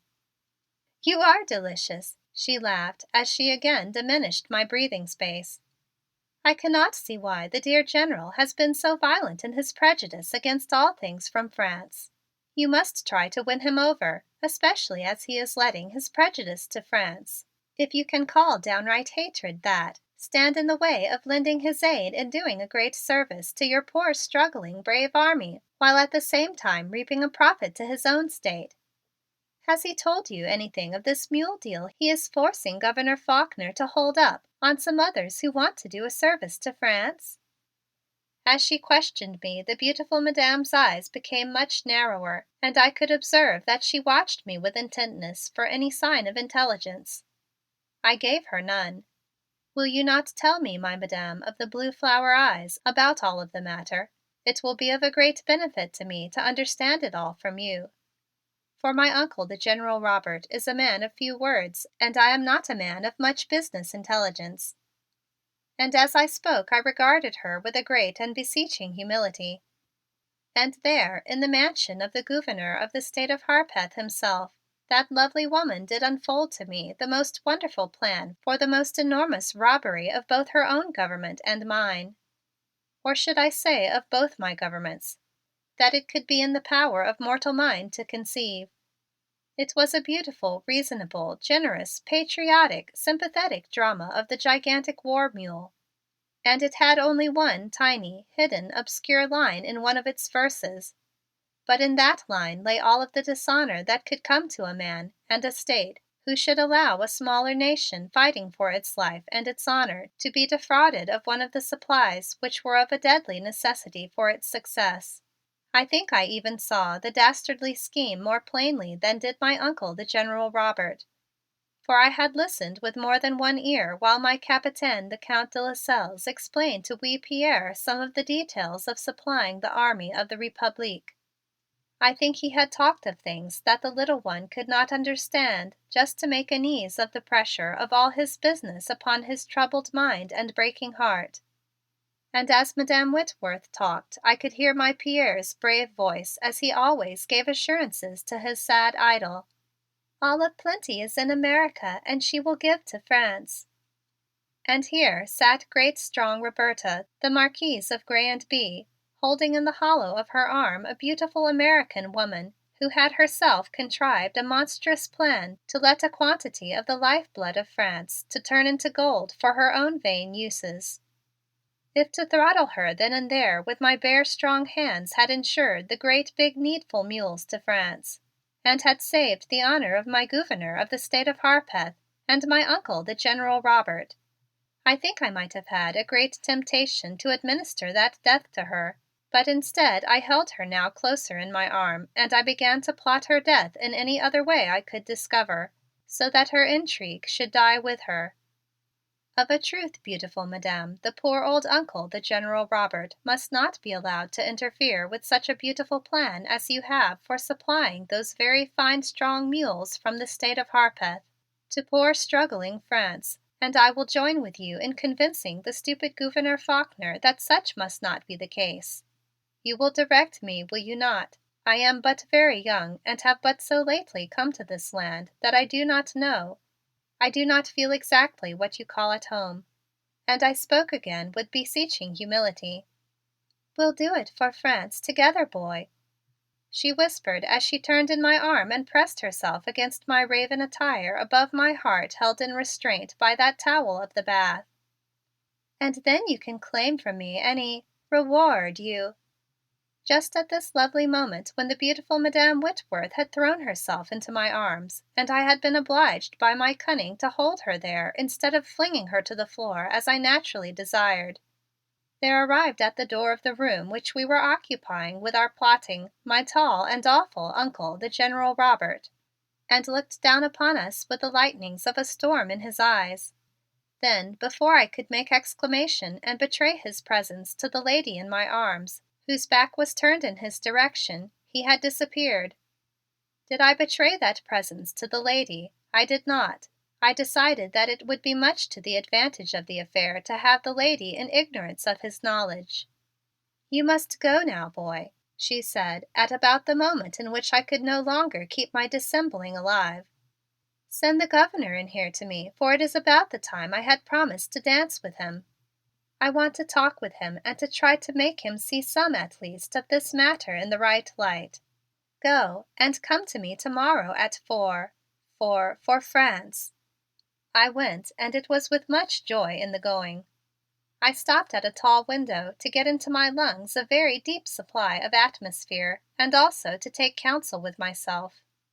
Mr. Robert Carruthers, I said to myself, you are in what that Mr. G. Slade of Detroit said to be a "hell of a fix" when the nice aunt of that beautiful and refined skirt of St. Joseph, Missouri, discovered her to be in his embrace of farewell.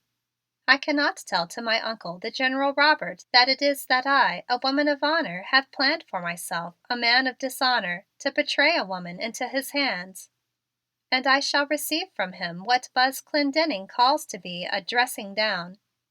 But I must go to send to Madame Delilah now, the great Gouverneur of the State of Harpeth, and for what she does to him that is unholy, she will answer to Robert Carruthers or Roberta, Marquise of Grey and Bee. And then immediately I went to deliver the summons of Madame Whitworth to the Gouverneur Faulkner. And I did not look into his face as I spoke the words, but waited with my eyes cast down to the floor until he dismissed me. Then after that very painful hour of intrigue, I allowed to Mr. Robert Carruthers another of very delightful gayety with all of the chiffon pinafore ladies upon the ballroom floor. I have in my blood that gayety which led some of my ancestors to laugh and compliment each other and play piquet up even to the edge of the guillotine. And I refused to see the countenance of my uncle, the General Robert, regarding me from the door in the end of the ballroom. I considered that an hour of pleasure was a sacred thing not to be interfered with. And I danced with that sweet Sue Tomlinson right past the edge of his toes, while I could feel the delicious giggle within her, which was answering that within me, at his fierce regard of us both. "He'll eat you up before daylight, Mr. Carruthers," she said as she cast a sweet and loving glance at my uncle, the General Robert, which, I could see as I lowered her over my arm and slid away from him, was giving to him much nice fury. "I will request that black Madame Kizzie to make a good cream gravy to me," I made answer to her with merriment. "I am very tender," I added with audacity that I was learning with such a rapidity that I trembled for the reputation of Mr. Robert Carruthers.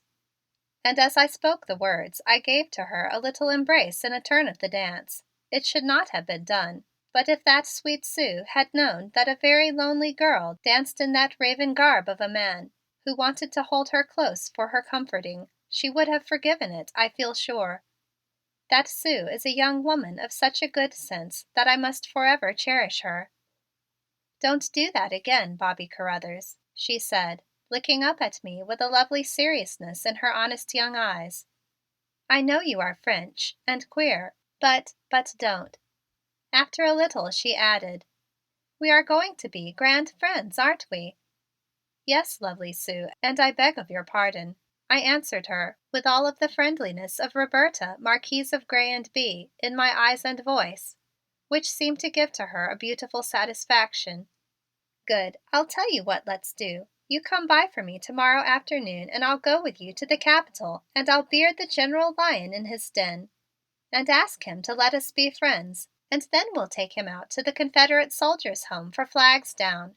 It mellowed him so once when I was about 10 that he let me trot home beside him holding his hand, though he didn't speak to me for a week after. Want to? I did enjoy the mischief in those merry eyes that I laughed into. I'll steal his big car and come and help you, what do you say, kidnap my uncle, the General Robert?" I answered her with delight as I released her into the arms of that Buzz Clendenning before the fox had been more than half trotted. "Go pick roses out of your own garden, L'Aiglon," he said as he slid her away from me. And for the reason that I was very slightly fatigued and also slightly warm from being obliged to dance in the very heavy swathings of a gentleman, when I had been accustomed to the coolness of chiffon and tulle and thin lace of a lady, I went again into the broad hall and to the wide window that looked away to those comforting blue hills. Below me the garden was coming out of a veil of mist as the moon, which was now very old, came slowly up from behind the dim ridge of hills that my uncle, the General Robert, had told me to be called Paradise Ridge. All the spring flowers below me seemed to be sending up to me greetings of perfumes, and the tall purple and white lilac flowers waved plumes of friendliness at me, while large round pink blossoms that I think are called peonies nodded and beckoned to me with sweet countenances. I felt that they were flower friends who in their turn were saying messages of welcome to the lonely girl who had come across the dark waters to see them. And in my throat I began to hum that "Say can you see" star-spangled hymn to them, and was just preparing to step from the window onto a balcony that descended to them, when a movement of human beings caught my eye upon the side of that balcony, and I paused in the darkness of the window curtain. What did I see? A man stood at the rail of the balcony in the dim moonlight, and he was speaking to a woman whom his broad shoulders hid from me. The man was the Gouverneur Faulkner of the state of Harpeth, and in a moment I discovered the identity of the lady with him. "And now can't you see, you great big stupid man, what an opportunity I have procured for all of you?" was the question that came in the soft voice of the beautiful Madam Patricia Whitworth. "All my life I have worked just to get a little ease and comfort, carrying the burden of Jeff in his incompetency strapped to my shoulders. And now you, who know how I've suffered and slaved, are going to take it all from me when it is just within my reach.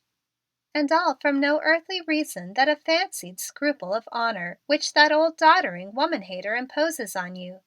I cannot believe that you would so treat me." And there were sobs in her words that were wooing and compelling. "I cannot do a thing that my Secretary of State and his lawyers declare unconstitutional, Patricia," answered the voice of the Gouverneur Faulkner, in which were notes of pain. "You know how it pains me. My God, don't tempt me to—" His voice shook as I saw the beautiful bare white arms of Madam Whitworth raise themselves and go around his neck like great white grappling hooks from which he was unable to defend himself. "Am I to have nothing from life? No ease or luxury and no love or—" Her voice ended in sobs as she pressed her head down into his shoulders as his arm folded about her to prevent that she should fall.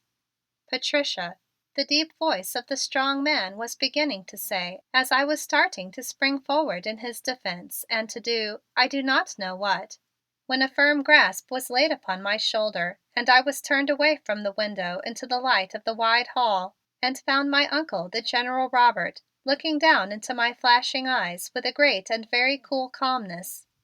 "Young man," he said as he gave to me a very powerful shake, "all women are poison, but some are vitriol and others just, well, paregoric. Go out there and take another dose of that soothing syrup labeled Susan Tomlinson before I take you home and you keep away from vitriol or I'll break your hot young head. Vitriol, mind you." With which command my Uncle, the General Robert, strode down the hall in the direction of the smoking room and left me blinking in the lights of the wide hall. "Little Mas' Robert," came in a soft voice at my elbow as I stood tottering, "is you got a picture of yo' mudder you could show Cato some day when the General ain't looking? 'Fore I dies I wants to set me eyes on de woman dat drawed little Mas' Henry away from us all. Dey is such a thing in dis hard old world as love what you goes crossed many waters to get, and he surely got it." And I looked into the eyes of that old black man to find a truth that all the white humans about me, myself included, were acting in the terms of a lie. Before I could answer the old man, in through the window came the Gouverneur Faulkner and the beautiful Madam Whitworth. And from his white face set in sternness and hers with its smile of the opening rose upon its red mouth, I could not tell whether his honor had been slain or had been spared for another round. "I'll want you in my office at the Capitol at 11 tomorrow, Robert," he said to me, and there was a cold sternness in his glance as they passed by me and the old Cato into the ballroom. "At 4," murmured the beautiful Madam Whitworth as she swept past me with a soft smile, but in a tone of voice too low for any ears save my own and I think of the old Cato's. For a very short moment the old black man detained me as he searched one of the pockets of his long gray coat, and then he handed to me a tiny flat parcel apparently folded in some kind of thin red cloth. "Wear that in your left shoe, honey, day and night. You'll need it if she's got her eye on you," he said as he hurried away from me into the smoking room. After disrobing that night, or rather in the early morning of the following day, I investigated the contents of that package. In it were a gray feather off of an apparently very nice chicken, a very old and rusty pin bent in two places, and a flat little black seed I had never before beheld.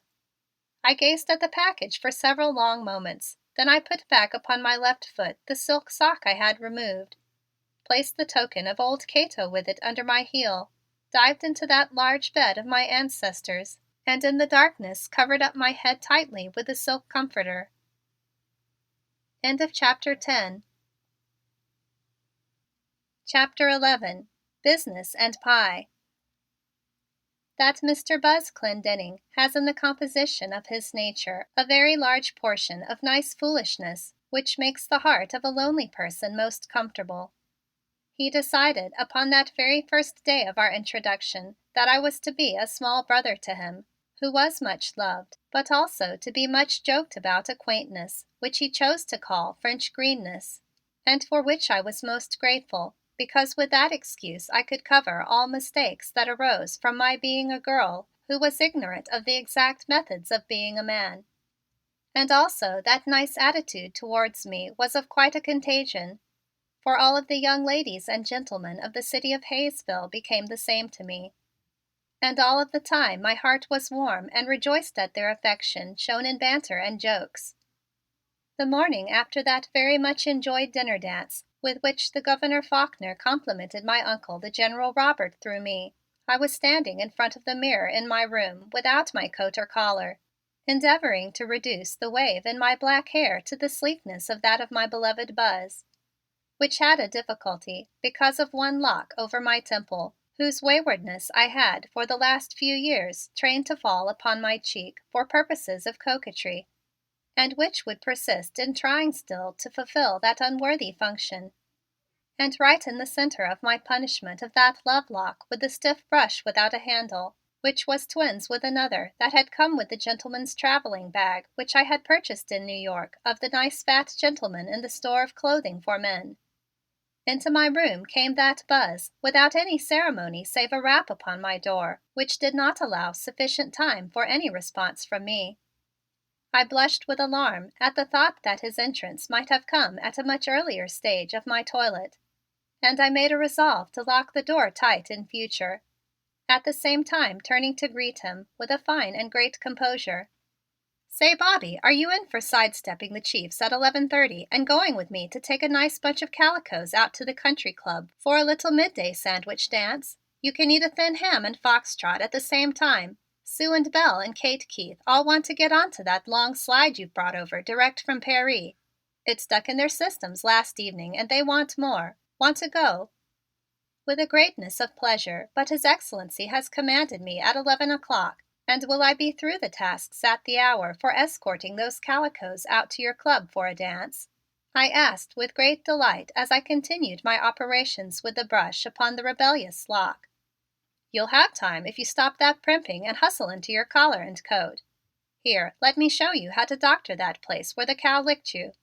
With which Mr. Buzz took from my hand the one brush and from the high dressing table the other, for which my ignorance had discovered no use, and did then commence a vigorous assault on my enemy the curl. "What was it you said of a cow, my Buzz?" I questioned him as I made a squirming under the vigor of his attack upon my hair.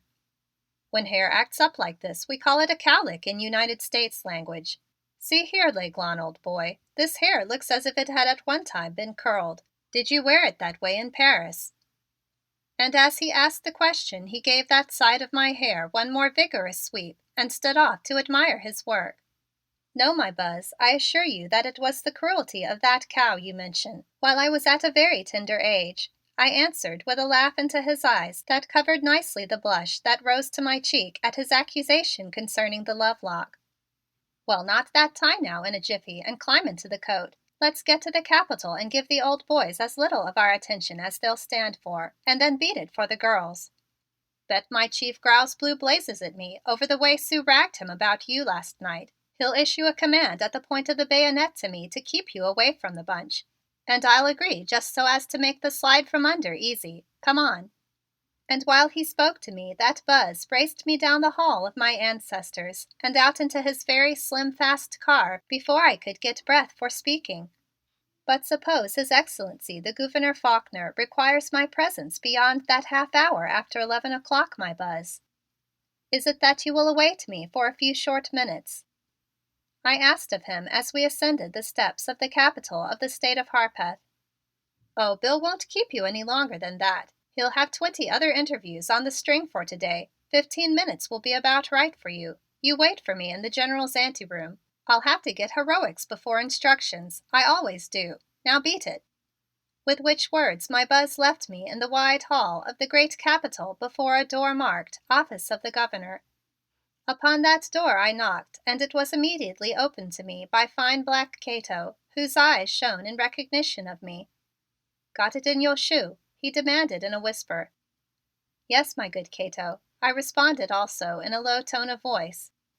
"Then pass on in to the Governor. He am waiting for you. You safe, child." And he escorted me past several gentlemen seated and standing in groups to another door, which he opened for me and through which he motioned me to pass. "Mr. Robert Carruthers," he announced me with the greatest ceremony. "Go in, honey," he said softly, and I passed into the room whose door he closed quietly behind me. "Good morning, Robert," said the Gouverneur Faulkner to me as I came and stood opposite him at the edge of his wide desk. And he smiled at me with a great gentleness that had also humor playing into it from the corners of his eyes and mouth. "I'm afraid that you've landed in the midst of a genuine case of American hustle this morning after. Here are 2 lists of specifications, one in English weights and measurements and the other in French. I want you to compare them carefully, checking them as you go and then rechecking them. I want to be sure they are the same. Also, make a good literal translation of any notes that may be in French and compare them with the notes in English. Do you think it can be done for me by 3 o'clock, in time for a conference I have at that hour?" With which request he, the Gouverneur Faulkner, handed me 2 large sheets of paper down which were many long columns of figures. "Mon Dieu," I said to myself under my breath, for always I have had to count out the pieces of money necessary to give to Nannette for the washer of the linen at the Chateau de Grez, upon the fingers of my hands, which often seemed too few to furnish me sufficient aid. But in a small instant I had recovered my courage, which brought with it a determination to do that task if it meant my death. "Yes, Your Excellency," I answered him with a great composure in the face of the tragedy. "You'll find the small office between my office and that General Carruthers empty. A ring of the bell under the desk means for you to come to me. I'll try not to interrupt you. 2 rings means to go to the General. That is about all." With a wave of his hand, the Gouverneur Faulkner dismissed me to my death.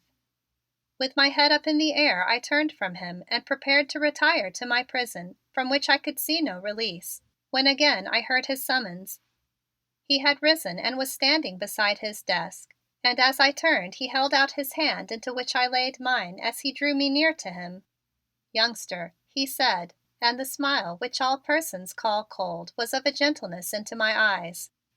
"These are going to be some hard days for us all, these next 10, and if I drive you too hard, balk, will you?"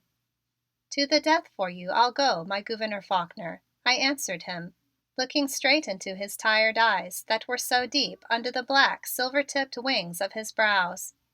I did not mean that death I had threatened myself from the mathematics in the paper, but in my heart there was something that rose and answered the sadness in his eyes with again all that savageness of a barbarian. "Then I'll take you to the point of demise, almost, if I need you," he answered me with a laugh that hid a quiver of emotion in his voice, as something that was like unto a spark shot from the depths of his eyes into the depths of mine. "Go get that papers verified and let me know when you have finished." And this time I was in reality dismissed. I went, but in my heart was a strange smolder that the spark had kindled. In the small room that opened off of that of the Gouverneur Faulkner, with a door that I knew to lead into the room of my uncle, the General Robert, I seated myself at a table by a window which looked down upon the city, spread at the foot of the Capitol Hill, lying shimmering in the young spring mists that drifted across its housetops. I laid down the papers, took a pencil from a tray close beside my hand, and then faced the most dreadful of any situation that I had ever brought down upon my own head. I also faced at the same time the smiling countenance of my Buzz, who looked into the door from the room of my Uncle, the General Robert, slipped through that door and closed it gently behind him. Safe on first base, the old boy of the bayonets has been called to the Governor and he'll not be back before they both have luncheon sent in to them. I have taken his letters and now I'm off. What did Bill hand you? Death and also destruction, I answered in an expletive often used by my father in times of a catastrophe, and with those words I showed to my Buzz the two long papers. Shoo, that's no big job. I looked over and verified this one myself yesterday in 10 minutes. Hello, this other one is in French. Just run it through, and if it is to tally, call it, and I'll hold this one. We can do it in 15 minutes. Go ahead, from the top line across. And my Buzz held the paper in his hand as he seated himself in readiness upon the corner of my desk beside me. Oh, my Buzz, I have such a mortification that I cannot add to one another of these long figures. When I place one number to another, I must use my fingers, and in this case you see that it is impossible. Tears I did not allow in my eyes, but they were in my voice, and I looked into the eyes of my Buzz with a great terror. What is it that I shall do? I am in disgrace. You complete edition of a kid, you. Don't you know I can do it for you? That is, if you know what all these kilo things stand for in English, do you? As he spoke, that kind Buzz put his hand on my shoulder with a nice rough shake. I do know from my governess, Madame Fournay, and I will write it all down for you, my Buzz, for whom I feel so much gratitude for help, I answered with quickness. Stow the gratitude and write 'em all out. It will take us about an hour, but it is good to keep calicos waiting occasionally, he said, and did thereupon seat himself beside the table and draw to himself the 2 sheets of paper, while I quickly wrote out the table of French weights and measurements translated into English. I did very much enjoy that hour in which my Buzz labored with a pencil and a great industry, while I called to him the list of long figures, and then verified as he showed me the units upon the page in the French language. He made jokes at me between workings while he attended his cigarette, and we together had much laughter. There are just 3 places where these figures disagree, and I have marked them carefully, L'Aiglon, he said as he laid down both pieces of the paper. These French specifications and figures that floored you represent the ideal mule in bulk, and these United States figures promise the same multitude in scrub. I thought as much. You just run in there to bill with them and then forget you ever saw them, and we'll be on our way to the girls in 10 minutes. Bobby, I mean it when I say that men in your and my positions of trust just forget facts and figures the minute we get out of sight of our chiefs. And then we forget the chiefs too, believe me. Now run along and come out to the car on the same trot. Is it not of honor to tell to the Gouverneur Faulkner that you assisted me in this task, my Buzz? I asked of him with anxiety. No need to tell him. It's all in the same office and will come to me for filing. Don't say anything that will bring on talk that keeps us from Sue and the gang. Just run. With which advice my kind Buzz disappeared through the door into the office of my Uncle, the General Robert, as I softly opened the door of the room of the Gouverneur Faulkner and entered into his presence. And in that presence I found also my Uncle, the General Robert, in a very grave consultation with the Gouverneur Faulkner. The papers completed, Your Excellency, I said in a very low and meek tone of my voice as I laid the papers beside him on the table and prepared to take the running departure that my Buzz had commanded of me. Bless my soul, are you here and at work, young man? I thought you were asleep after all that gallivanting and was just preparing to blow you up out of your bed over the telephone, exclaimed my Uncle, the General Robert, with great fierceness of manner, but also a great pleasure of eyes at the sight of me in the character of such a nice secretary to the Gouverneur of Harpeth. Robert arrived 5 minutes after I did, and 10 minutes before you came into the building, General, said that Gouverneur Faulkner with a twinkle of great enjoyment in his eyes. He's done a day's work before we have begun. Will you have your luncheon sent up from the restaurant with ours, Robert? Just order the usual things for us and any kind of frills you care for. Shall I say snails?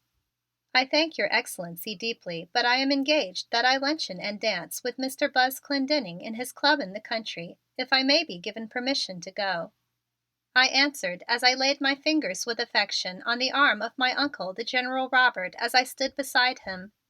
Nonsense, sir. You'll not join those jackanapes in their gambols during business hours. Order yourself up a slice of pie and a glass of buttermilk along with mine, and sit down here to listen to matters of business by which you can profit. Luncheon and dancing. No, pie and business, I say. Pie and business." And the fierceness of my uncle, the General Robert, made me retire several feet away from him in astonishment and in the direction of the Gouverneur Faulkner. "Now, General, don't tie the boy down to pie and the company of two musty old gentlemen like ourselves. He's earned a dance. You may go, Robert, and I wish my heels were light enough to go with yours," that kind Gouverneur said in my behalf. "Light heels, light head, and I say he shall." And another explosion of fierceness was about to arrive from my uncle, the General Robert, when I said with a great and real humility: "It will be my pleasure to sit at the feet of you and His Excellency, which are not light for dancing, my Uncle Robert, and eat a large piece of pie and also milk." I spoke with a sincerity, for suddenly I knew that there would be nothing at that dance of girls in the club of my Buzz that I would so desire as to sit near to that Gouverneur Faulkner, in whose eyes came that sadness when he spoke of the dance for which he had not the light feet, and eat with him and my uncle, the General Robert, a piece of that American pie of which I had heard my father speak many times. "Why, he means it, General," said the Gouverneur Faulkner with a great softness in his eyes that answered the affection that was in mine, that pleaded for the pie and place at his side. "Run, youngster, run, before the General says another word. You are dismissed. Go." And with a great laugh the Gouverneur Faulkner rose, put his arm around my shoulder and put me out of that room before my uncle, the General Robert, could begin any more words of remonstrance. And I ran away from that door to my Buzz in the waiting car with both light and reluctant feet. The 2 hours that I spent with my Buzz at his club in the country, with what he called in front of their very faces bunches of calico, passed with such a rapidity that I felt I must grasp each minute and remonstrate with them for their fleetness. That Mademoiselle Sue was even much more lovely in her gray costume of golf with a tie the color of the one worn by Buzz than she had been in her chiffon of the dinner dance. And the beautiful Belle was much the same, with an added gayety and charm, while I discovered a very sweet Kate Keith and a Mildred Summers, who was not of a great beauty, but of many interesting remarks which induced much laughing. With them were that Miles Menefee whom my Buzz had recommended to me, and also several young gentlemen of America whom I liked exceedingly. One Mr. Phillips Taylor took me by the heart with a great force when, as we were all seated on the steps of the wide porch eating the promised sandwich and consuming breath for another dance in a very few minutes, he said to me: "Say, Mr. Robert Carruthers, my mater wants to see you over in the East card room directly. She says she had it on with your father in their dancing school days, and it was only by the intervention of some sort of love ruckus that you and I are not brothers, or maybe what would be worse, brother and sister. If that had happened you would have had to be it. I wouldn't, but that's not our quarrel." "You couldn't have been a woman unless you received a much better finishing polish before being sent to bless the Earthville, dear." And that Mr. Phillips Taylor returned the insult by lifting her off her feet and gliding her halfway across the porch veranda in the beginning of one tango dance to the music that was again to be heard from the hall within the building. "Mildred and Phil fight like aborigines, and their love for combat will lead to matrimony in their early youth if they are not reconciled to each other soon," said lovely Sue as she fitted herself into my arms for our tango. "After this dance will you lead me to that Madame Taylor and the friend of my father, beautiful Sue? It makes happy my heart to see one who loved him." And as I spoke the longing for my father that will ever be in my heart made a sadness in my voice and a dimness in my eyes. "I think everybody loved him, just as we are all beginning to like you, Bobby dear," said that sweet girl as she smiled up at me in a way that sent the dimness in my eyes back to my heart. "I am very grateful that you like me, lovely Sue," I said with great humility. "I will endeavor to win and deserve more and more of that liking until it is with me as if I had been born in a house near to yours, as is the case with my dear Buzz and also that funny Mildred. I couldn't like you any better, Bobby, if you had torn the hair off my doll's head or broken my slate a dozen times," She laughed at me again as we slid together the last slide in the dance. "Now come over and be introduced to Mrs. Taylor. You have only a few minutes, for you and Buzz must both be back at the Capitol at 2. I feel in honor bound to the state to send you both back on time." And while she spoke, she led me across the hall of the clubhouse and into a room full of ladies who sat at card tables consuming very beautiful food while also preparing to resume playing the cards. End of chapter 11. Chapter 12. The beautiful Madame Whitworth. Sue then made for me many introductions, and all of those lovely grand dames gave to me affectionate welcomes. Some of them I had encountered at the dance of the Gouverneur Faulkner, and all of them had smiles for me. "Why, boy, you are Henry's very self come back to us after all these years, only with a lot of added deviltry in the way of French beauty," said that Madame Taylor, who was very stately, with white hair and a very countenance of sweetness. "The Daredevil, it was like him to send you back to us as revenge," she added, with something that almost seemed like anger under the sweetness of her voice. "It is what my father always named me, Madame, the Daredevil, and will you not accept me for your cherishing?" I spoke those words to her from an impulse that I could not understand, but I saw them soothe the hurt in her eyes as she laughed and kissed my cheek as I raised my head from kissing her jeweled hand. "Yes," she answered me softly. "Come on, L'Aiglon, it's time to beat it. We are late and Sue is beginning to shoo," called my Buzz from the door of the card room. "We are coming home with Phil for supper tonight, Mrs. Taylor, and the Prince wants an introduction to your custard pie. Yes'm, 7 sharp. Come on, Bob." "My Buzz," I said to that Mr. Buzz Clendenning as he raced the slim car through the country and the city up to the Capitol Hill, "you give to me a life of much joy in only a few days. I would that it could so continue." "It just will until we are jolly old boys with long white beards and canes, Bobby," he answered me with an affectionate grin as we rounded a corner on 2 wheels of the car. "Goin' for selling timberlands, marry 2 of the Calicos and found families. We'll call the firm Carruthers and Clendenning, and I choose Sue. You can decide about your dame later." Suddenly something very cold and dead was there in place of my heart that had danced with happiness. What should I do at that time of disclosing myself as one large lie to all of these kind friends who were giving me affection on the account of my honored father and uncle, the General Robert?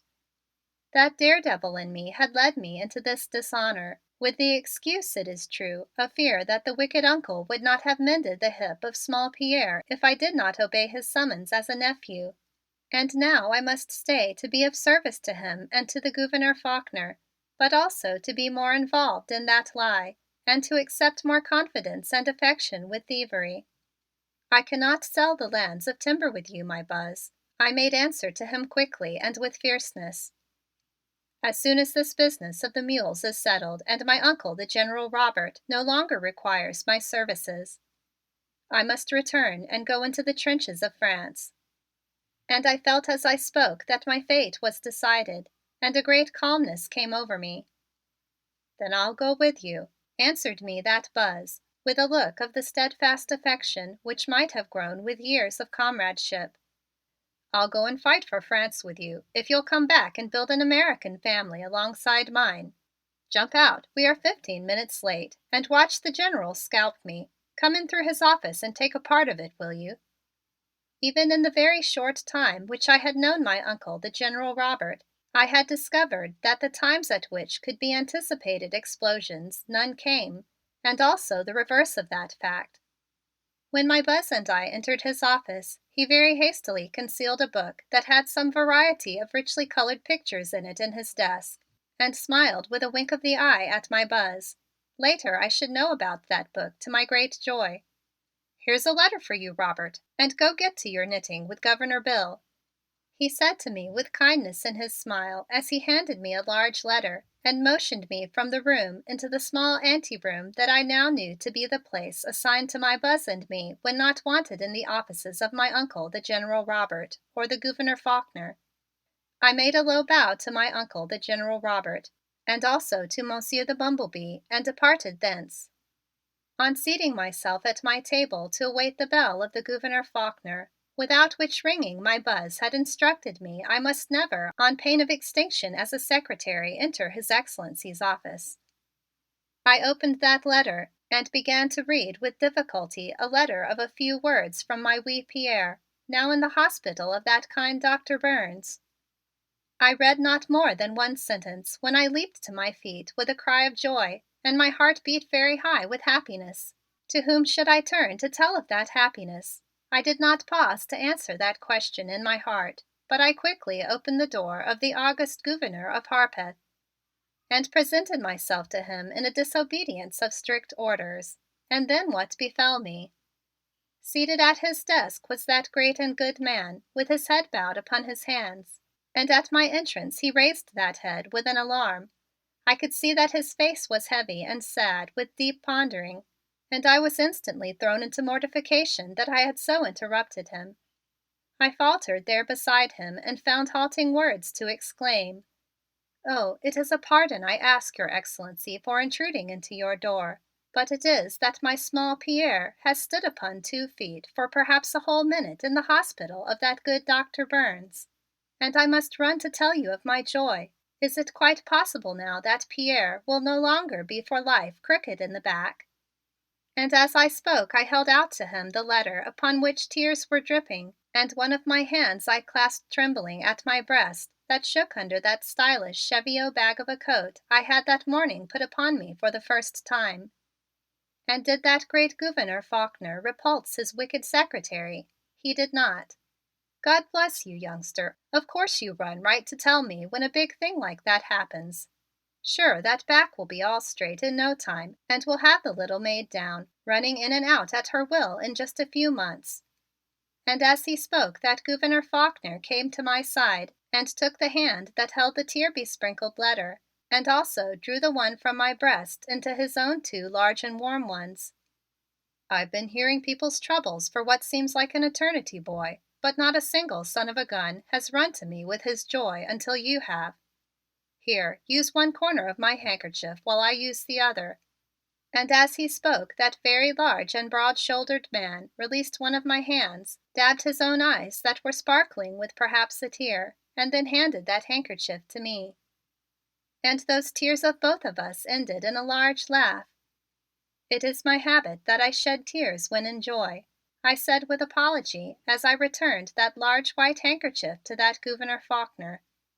"Mind you don't tell anybody that Governor Bill Faulkner does the same thing," he answered with a laugh. I have a feeling that is of longing to rush to small Pierre and to prostrate myself at the feet of that good doctor, I said as again the great joy of that news rushed upon me.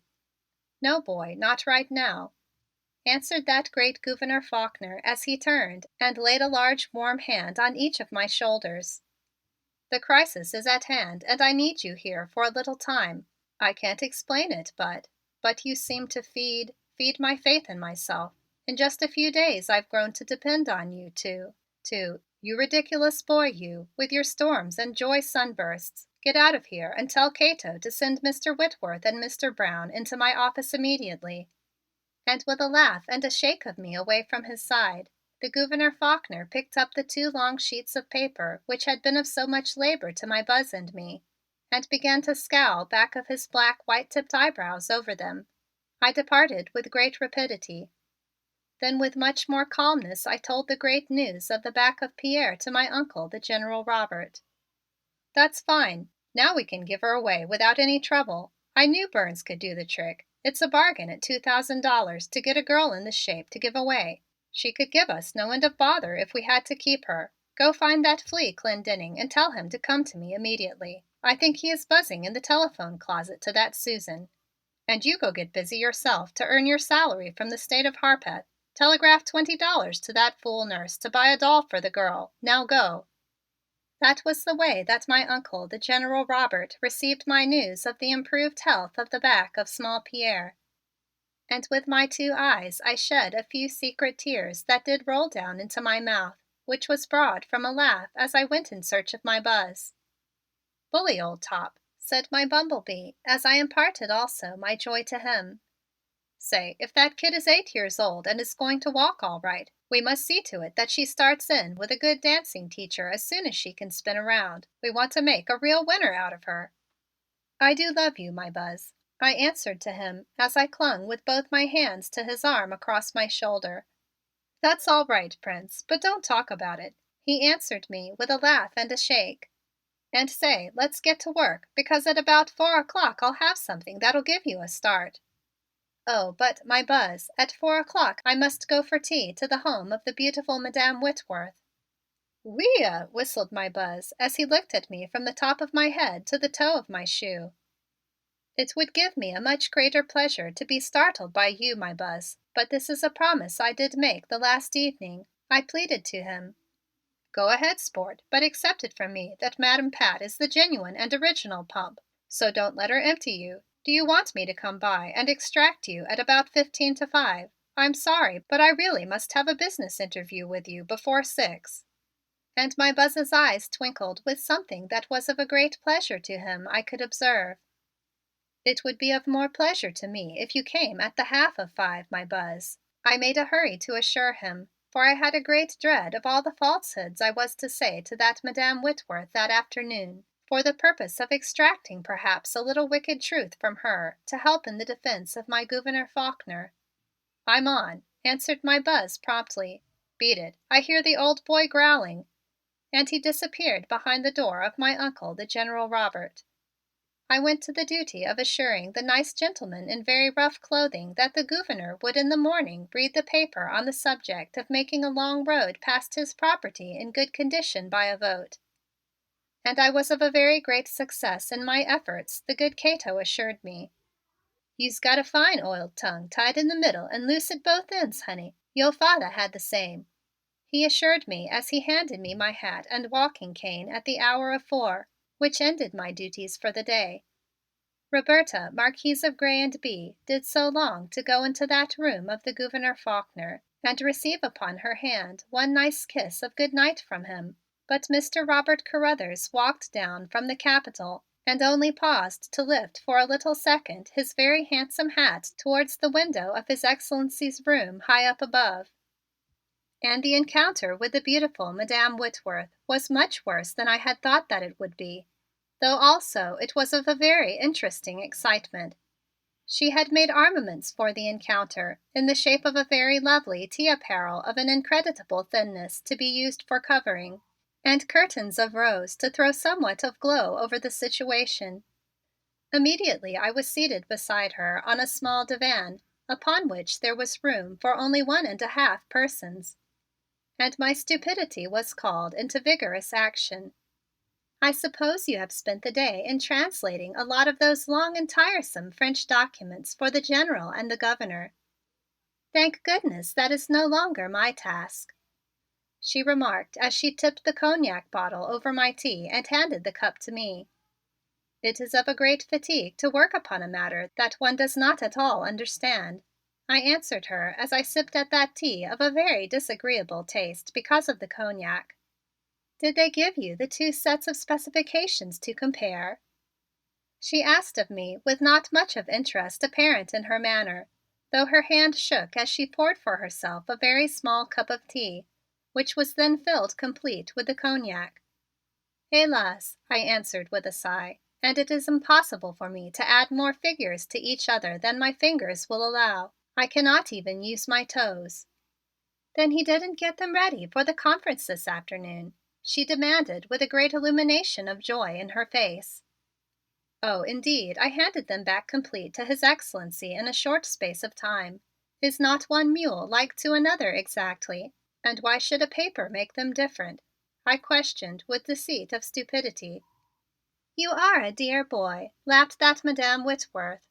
"Of course those specifications agree, for I worked a whole day over them, and I'm glad you didn't tire your eyes out with them. You know you are really a very beautiful creature, and I think I'll kiss you just once, purely for the pleasure of it." And I thereupon received a kiss upon my lips from the curled flower which was the mouth of that beautiful Madame Whitworth. Is it that the stupid Gouverneur Faulkner must very soon sign that paper that sends the many strong mules to carry food to the soldiers of France fighting in the trenches?" I asked of her as I made her comfortable in the hollow of my arm. "If he doesn't sign them in a very few days the deal is all off," she answered me. "Jeff has got his capital to put up from some Northern men who are restless and suspicious. It must go through immediately." "Then it must be accomplished immediately," I answered her with decision. "The agent of the French government will be here on Tuesday, and all of these preliminary papers must be signed before he can close the matter up finally. I hope that the conference over those specifications this afternoon will be the last. Are you sure you discovered no flaw over which the old General or the big stupid Governor can haggle?" "I discovered not a flaw," I answered her with a great positiveness. "Do you say that it is soon that those representatives of my government come to make a last signing of the papers about the excellent mules to be sent from the great state of Harpeth to France, who is at a war of death? I have not heard of the nearness of the visit at the capital." "They don't know it. That is, Governor Faulkner does, but has only told me. He sees things my way, but of course he has to keep his counsels from his Secretary of State for the time being. And I'm telling you all about it because it is for France we plot and because this is the way to say it." And with those wicked words which involve the honor of the great Gouverneur Faulkner, she pressed her body close to mine and her lips upon my mouth. For that caress of that wicked woman I had not sufficient endurance, and I pushed her from me with roughness and sprang to my feet. "It is not true, Madam Whitworth, that," I was exclaiming when I caught myself in the midst of my own betrayal, just as I was about to be shown into a plot which it was of much value to know. And as my words ceased, I stood and trembled before her wickedness.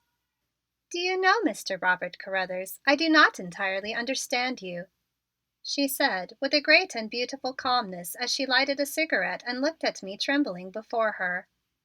"You are a very bold young cavalier, but you have the shrinking nature of, shall I say, a French girl." As she spoke those words which began in sarcasm but ended in a queer, uncertain tone of suspicion, as if she had blundered on a reason to soothe her vanity from the recoil of my lips from hers. An ugly gleam shot from under her lowered lashes. "I am the son of the house of Carruthers as well as of Grey and Bee, beautiful Madam, and I cannot endure that you put upon my very good uncle, the General Carruthers, an unfriendliness to France," I exclaimed with a quickness of my brain that I had not before discovered. "On points of honor I have that sensitiveness that you say to be of a woman." "Oh, my darling boy, I didn't mean to hurt you about that absurd old feud of—" And as she spoke the beautiful Madame Patricia rose and came upon me with outstretched arms for another abhorred embrace, which it was my good fortune to have interrupted. But I had a fear of that suspicion I had seen flashed into her mind, even though lulled by my fine assumption of the attitude of a man of honor. "Lovely and beautiful Madam," I made a beginning to say when— "Oh, yes, Mr. Carruthers is here, for I have an appointment to call for him." An interruption came in the voice of my Buzz in remonstrance with the black maid of Madam Whitworth in the hall of her house. "Come in, Buzz, dear," called that beautiful Madam Whitworth as in one small instant she changed both her position with arms on my shoulder and her countenance of anger and anxiety. She was a very wise and beautiful and much experienced woman, was that Madam Whitworth, but she had given to me, unlessoned as I was in the art of politics, the fact that I most wanted, that the two papers containing the specifications concerning the mules had been mistranslated by her. "Put a shawl around you, Madam Pat, and come out here to the street a minute to see what is going to happen to the Prince of Carruthers," said my rescuer as he inserted his head into the room for one little minute and beckoned us to follow him. And what did I find out there upon that street? End of chapter 12. Chapter 13. Brothers by Bloodshed. I then experienced a surprise that gave to me a very great pleasure and which made my heart to expand until it almost burst the restraint of that towel of the bath under the bag of my brown cheviot coat. Before the door of the house of the beautiful Madame Whitworth stood the gray racing car of my Buzz, and before it stood a slim car of a similar make, only it was of the darkest amethyst that seemed to be almost a black, while behind it stood one of equal if not superior elegance of shape, which had the beautiful blackness of jet. That was not all. Across the street stood a car of a golden brown, and to the front of it one of the red of a very dark cherry. "There you are," said my Buzz, with a wave of his hand. "Pick one, with the compliments of the General. I think the amethyst is a jewel." "Oh, it is not possible to me to accept a present of such delight from my good Uncle, the General Robert. I must go to him and say that I am not worthy," I exclaimed with a large faltering in my voice. "All right, just jump into the one you like best and drive on down to the Old Hickory Club and say it to him. Sorry that you can't come along, Miss Pat, but that glad rag you've got on is too great a beauty with which to appear in public. Better take it into the house before you catch a cold in this breeze." "Yes, I must run in," answered Madame Whitworth with a slight shivering in her gown of great thinness. "They are perfectly wonderful, boy, and I say choose the brown, darling." "Governor Bill picked the cherry from the catalog for us day before yesterday, but I think the amethyst has got it beat," answered my Buzz as he started towards his own car. "Jump into your choice and lead me on down to hear you refuse it to the old 42 centimeter."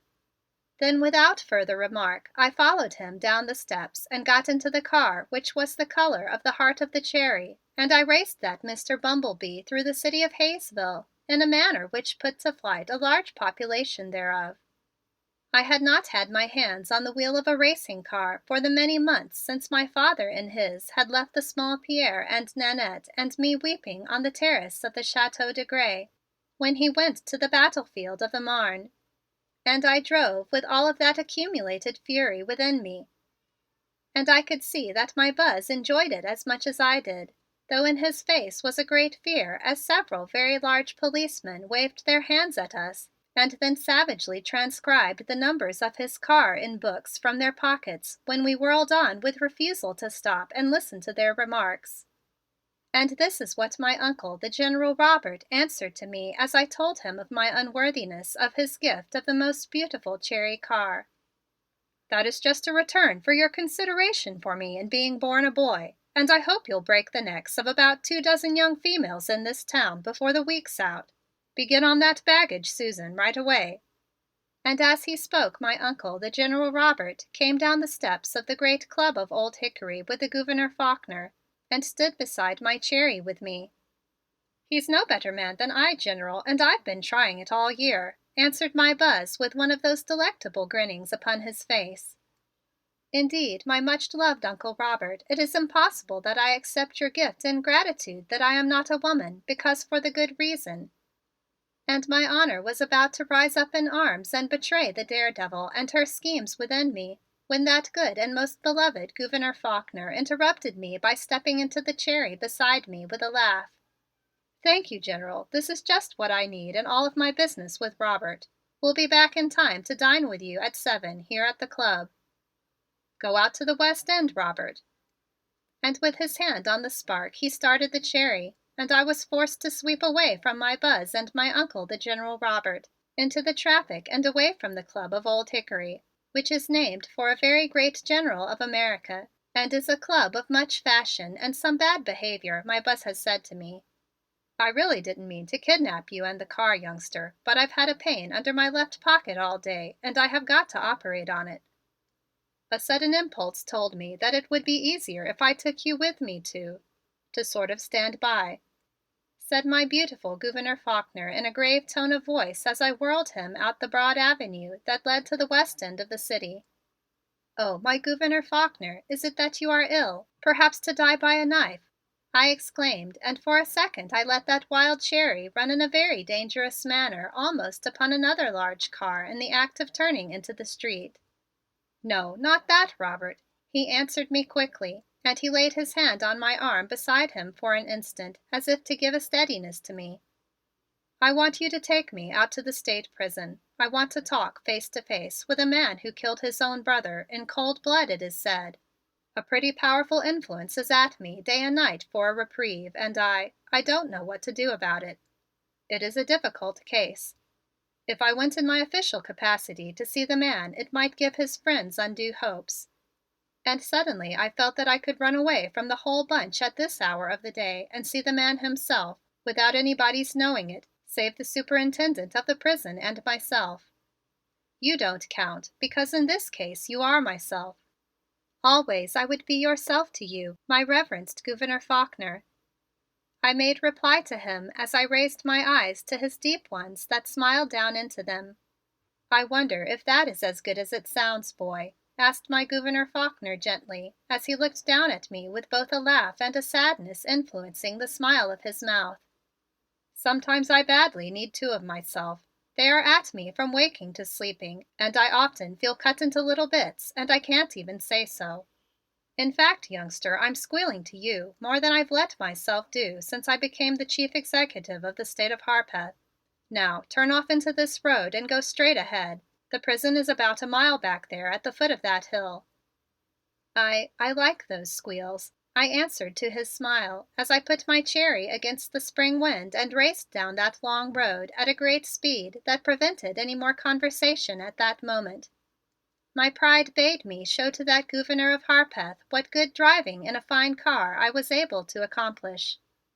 Therefore it was not many minutes before we stood within the doors of that very grim and terrible home of the human beings who have sinned with a great crime.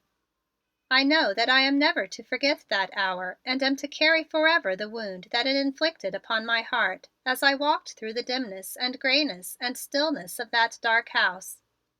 At last, with many unlockings of heavy doors by the director of that prison, we stood in a room that was as a cage in which to keep the human animal that crouched down upon a hard bed in one of its corners and leaned a head shaved bare of any hair upon a very thin and white hand.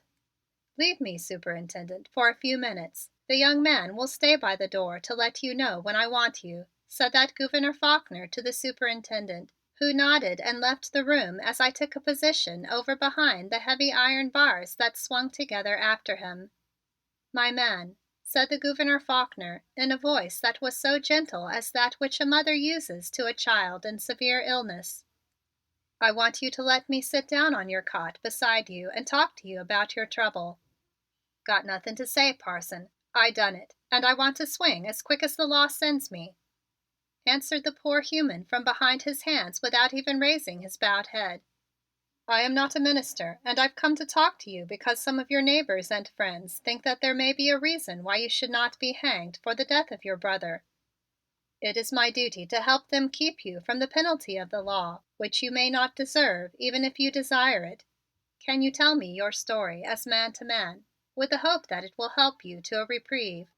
And as he spoke, I observed a tone of command come into the voice of my Gouverneur Faulkner that was as clear and beautiful as the call of the bugle to men for a battle. "I done what I had to and I'm ready to die for it. I've got nothing to say," answered the man with still more of determination of misery in his voice. "My neighbors don't know nothing about it and I don't want 'em to. Just let them keep quiet and let it all die when the state swings me." "So there is some secret about the matter that you are willing to die to keep, is there?" asked the Gouverneur Faulkner with a quickness of command in his voice. "What had your brother done to Mary Brown that you killed him for doing?" "Damn you, what's that to you?" snarled the man as he sprang up from beside the Gouverneur and leaned, crouching and panting, against the bars of the cage in which the three of us were enclosed. "Who are you, anyway? My state has said I was to swing for killing him, and there's no more to question about it." "I am the Governor of your state," answered the Gouverneur Faulkner as he rose and stood tall and commanding before the poor human being who was cowering as a dog that had felt the lash of a whip. "You are my son because you are a son of the state of Harpeth, and as a representative of that state I'm going to exercise my guardianship and if possible prevent the state from the crime of taking your life if you do not deserve punishment. I'm condemned by the laws of the state. You can't go back on that, governor or no governor," made answer the man with a panting of misery in his voice. As you know, there are certain unwritten laws which have more influence in some cases as to the guilt of a murderer than any on the statute books," said the Gouverneur Faulkner with a very great slowness so that the poor human dog might comprehend him. "If you killed your brother to save Mary Brown from worse than death, then you have not the right to demand execution from your state to shelter her from publicity when she is no longer in danger of anything worse. Did you get to her in time to save her or—" "Yes, good God, I did, and I had— Damn you, now I'll have to kill you for getting words out of me that all the lawyers have tried to make me say all this time." And with an oath and a snarl the man made a lunge at my Gouverneur Faulkner with something keen and shining that he had drawn from the top of his coarse boot. But that poor human being of the prison was not of enough quickness to do the killing of his desire in the face of Roberta, Marquise of Grez and Bye, who had twice with her foil pricked the red cloth heart of the young Count de Courtois, the best swordsman of France, in gay combat in the great hall of the old Chateau de Grez. With my walking cane of a young gentleman of American fashion, with which I had taken with me to call upon the beautiful Madame Whitworth before my cherry had befallen me as a gift, and which I had without thought brought into that prison with me, I parried the blow of the knife at my beloved Gouverneur Faulkner, but not in such a manner as to prevent a glancing of that knife, which inflicted a scratch of considerable depth upon my forearm under its sleeve of brown cheviot. "My God, boy!" exclaimed that Gouverneur Faulkner as he caught the knife from the floor where it had fallen from the hand of the poor man, who had sunk down on the cot trembling and panting. "2 inches to the left and a little more force and the knife would have struck in your heart." "Is it not better my heart than yours, my great Gouverneur Faulkner? And behold, it is the heart of neither and only a small scratch upon my humble arm, which will not even prevent the driving of that new cherry car," I answered him as I put that arm behind me and pressed it close in its sleeve of brown cheviot so that there would be no drippings of blood.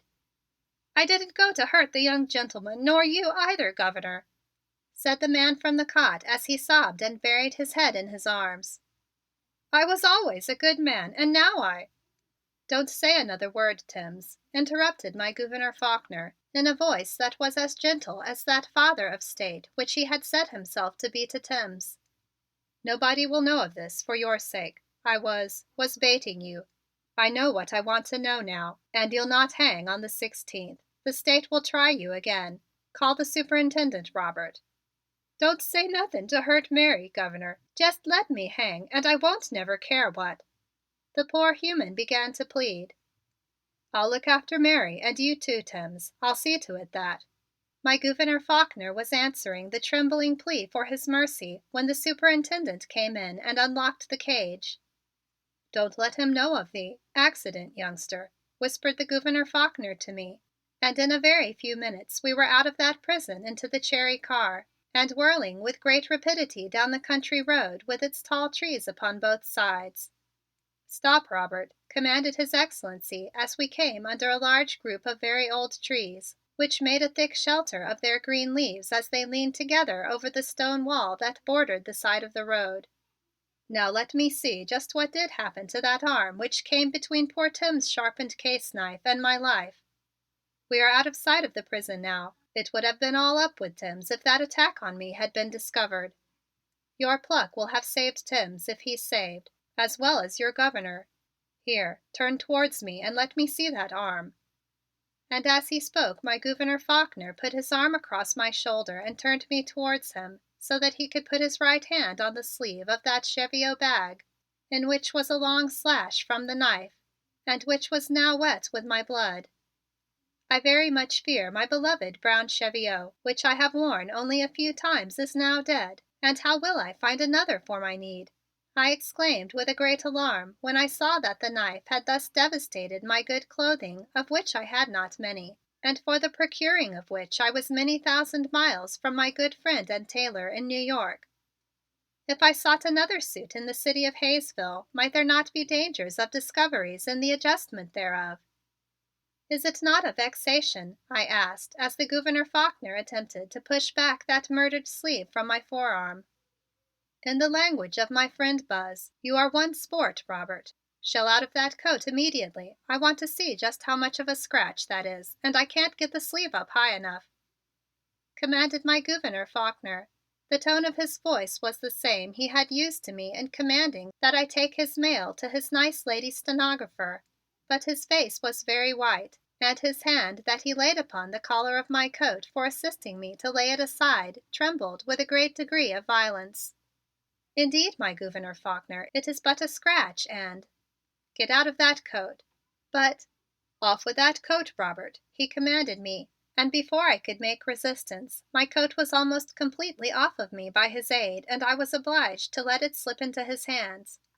He laid it on the back of the seat behind him, and with hands that were as gentle as those of old Nannette when dealing with one of my injuries of a great number in childhood, he rolled up the sleeve of my nice white shirt with a brown strip of coloring in accord with that beloved and regretted cheviot, and bared my forearm, which was very strong and white, but which also appeared to be dangerously rounded for his gaze. I was glad that that arm was covered with a nice gore which had come from the long slit, but which had now well nigh ceased to run from me, so that he could not observe that it was of such a feminine mold. "Yes, just a deep scratch that I can fix all right myself in my own bathroom when we get back to the Mansion in time for dinner with the General by 7:30, I hope," said my beloved Gouverneur as he helped me again to assume the ruined garment of cheviot. "I was born in the mountains of the state of Harpeth, boy, where when one man sheds his blood for the life of another, that other is said to be under bond to his rescuer, and that means a tie closer than the ordinary one of brothers by birth.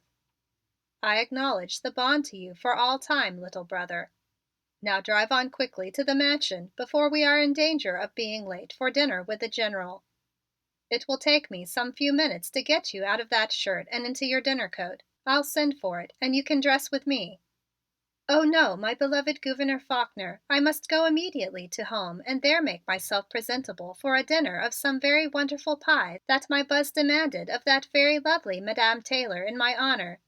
That nice black lady Kizzie will with joy attend on this scratch upon my arm assisted by my good Bonbon," I exclaimed with great alarm for fear that that very strong mind of my Gouverneur would command me to take my toilet in his company in the Mansion. "Please do not command me that I shall not do so."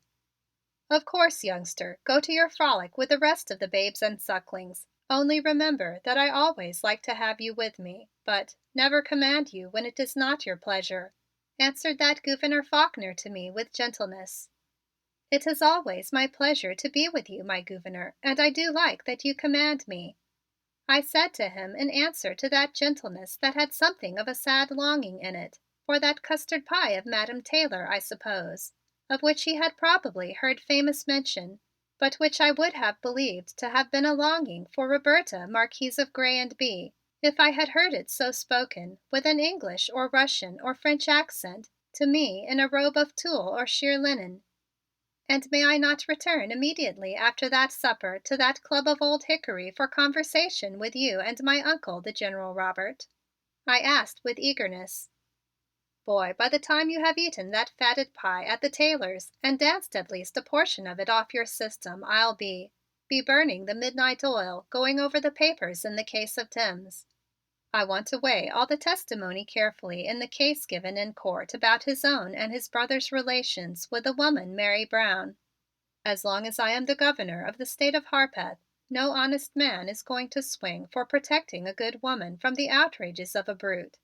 And yet Timms confessed the crime and denied the motive. Cross-examining failed to get the statement from the woman that would justify my reprieving or pardoning him. I cannot even seem to dishonor the proceedings of the courts of the state and, boy, I'm just plain up against it. Here we are at my own side door. Good night and make a lightning toilet if you want to get to that pie on time. Good night again." And with those words which explained his very deep trouble to me, my Gouverneur Faulkner descended from the seat beside me in the Cherry to the pavement beside his mansion and bade me hurry from him. End of chapter 13. Chapter 14. To bear men and to save them. In going, I turned and looked back at him to see that he was standing looking after me with a very great weariness in the manner of the drooping of his shoulders and the sadness of his face. "Roberta," I said to myself, A woman who so reverences and regards a man as you do that Gouverneur Faulkner will find a way to help him so that he shall not suffer as he does in regard to not knowing with surety the reason of that Mr. Timms making a murder upon his brother. What is it that you shall do?" And to that question to myself I found an answer in only 2 short hours while partaking of the very famous custard pie at the table of that very lovely Madame Taylor. All of those very gay and nice babes and sucklings which the Gouverneur Faulkner had mentioned were with me at the table of Madame Taylor with very much laughter and merriment, also much conversation. And in that conversation were many jokes upon my Buzz because he had been transported to the capital by my uncle, the General Robert, and given hard labor until almost the time to arrive for that nice supper, which he was eating with much hunger. On account of lateness he had not been able to come to the house of lovely Sue to escort her with him to the home of Madame Taylor. That Sue, with pretended haughtiness, was looking very high above the head of the humble Buzz. "Well, it's not my fault that Timms up and biffed his brother into eternity, all for buzzing pretty Mary Brown, and I don't see why I had to be rung in to sort out of a million sheets of trial evidence the lies he told about it, for poor old Governor Bill to moil over all night. I say when a man wants to be hung as badly as that, he ought to get what he's crying for, and not butt in on a perfectly innocent man's afternoon foxtrot," was that Mr. Buzz Clendenning's wailing to all of the company. "Look the other way, Sue, so as not to turn this muffin cold until I get it buttered." "I told my washerwoman, who is Mary's sister, that Mary ought to be made to tell just what did happen, and then it could all be arranged so that the poor man could be saved to her. I think it is hard on Mary to lose both lovers," said that very intelligent Mildred Summers. "They live just over beyond our back gate. Suppose we all go and put it up to the attractive Mary to speak up and keep Buzz from the danger of overwork a second time," said that nice young Mr. Taylor with what I considered a great intelligence, but which caused much laughter. At that suggestion which caused the much merriment, that daredevil within Roberta, Marquise of Grey and Bee, again arose and commanded me to attention. "Go, Robert Carruthers, and obtain that paper of statement from that Mary, so that your chief, that good Gouverneur Faulkner, does not work in the night, which is for rest, and that your beloved Buzz may not again have to work in his afternoon, which is for dancing. Go and find that Mary as soon as this dinner is at an end."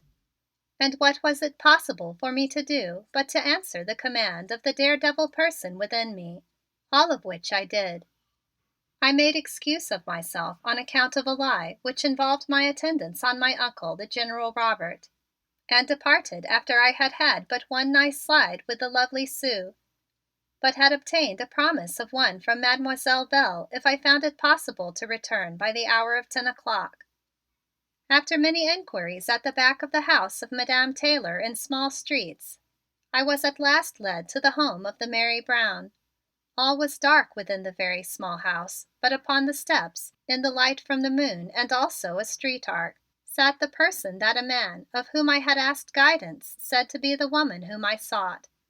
She rested her head in her hands as had done that poor human in the cage in that state prison, and from her I heard the sounds of slow weeping. What is it that I shall say to her? I asked of myself. And then suddenly something answered from within me, from the same place that had arisen that knowledge to spring in between my Gouverneur Faulkner and the bright knife I had not even seen. That place is located in the heart of Roberta, Marquise of Grey and Bee, and not in that daredevil. "Mary Brown," I said to her with all of the gentleness in my voice that was commanded by my sympathy for her, "if a person were going to kill with a rope the man I loved, I would lay down my own life that he should live. If you write one little paper to say that he murdered in defense of you, the good Gouverneur Faulkner will save him to you. Give to me that paper." "Go away," she moaned as she shook her head and cried into her arms.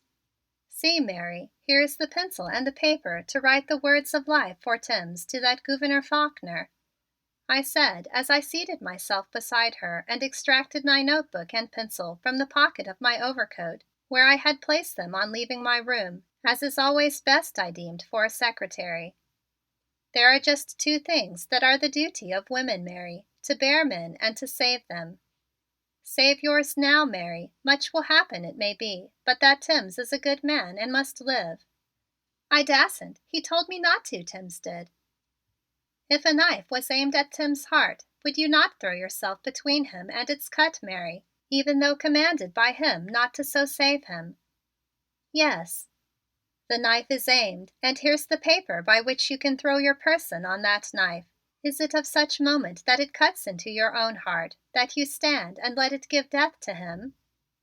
"I give up. I give up, mister. I can't let nobody murder him. Nobody ever put it that way to me.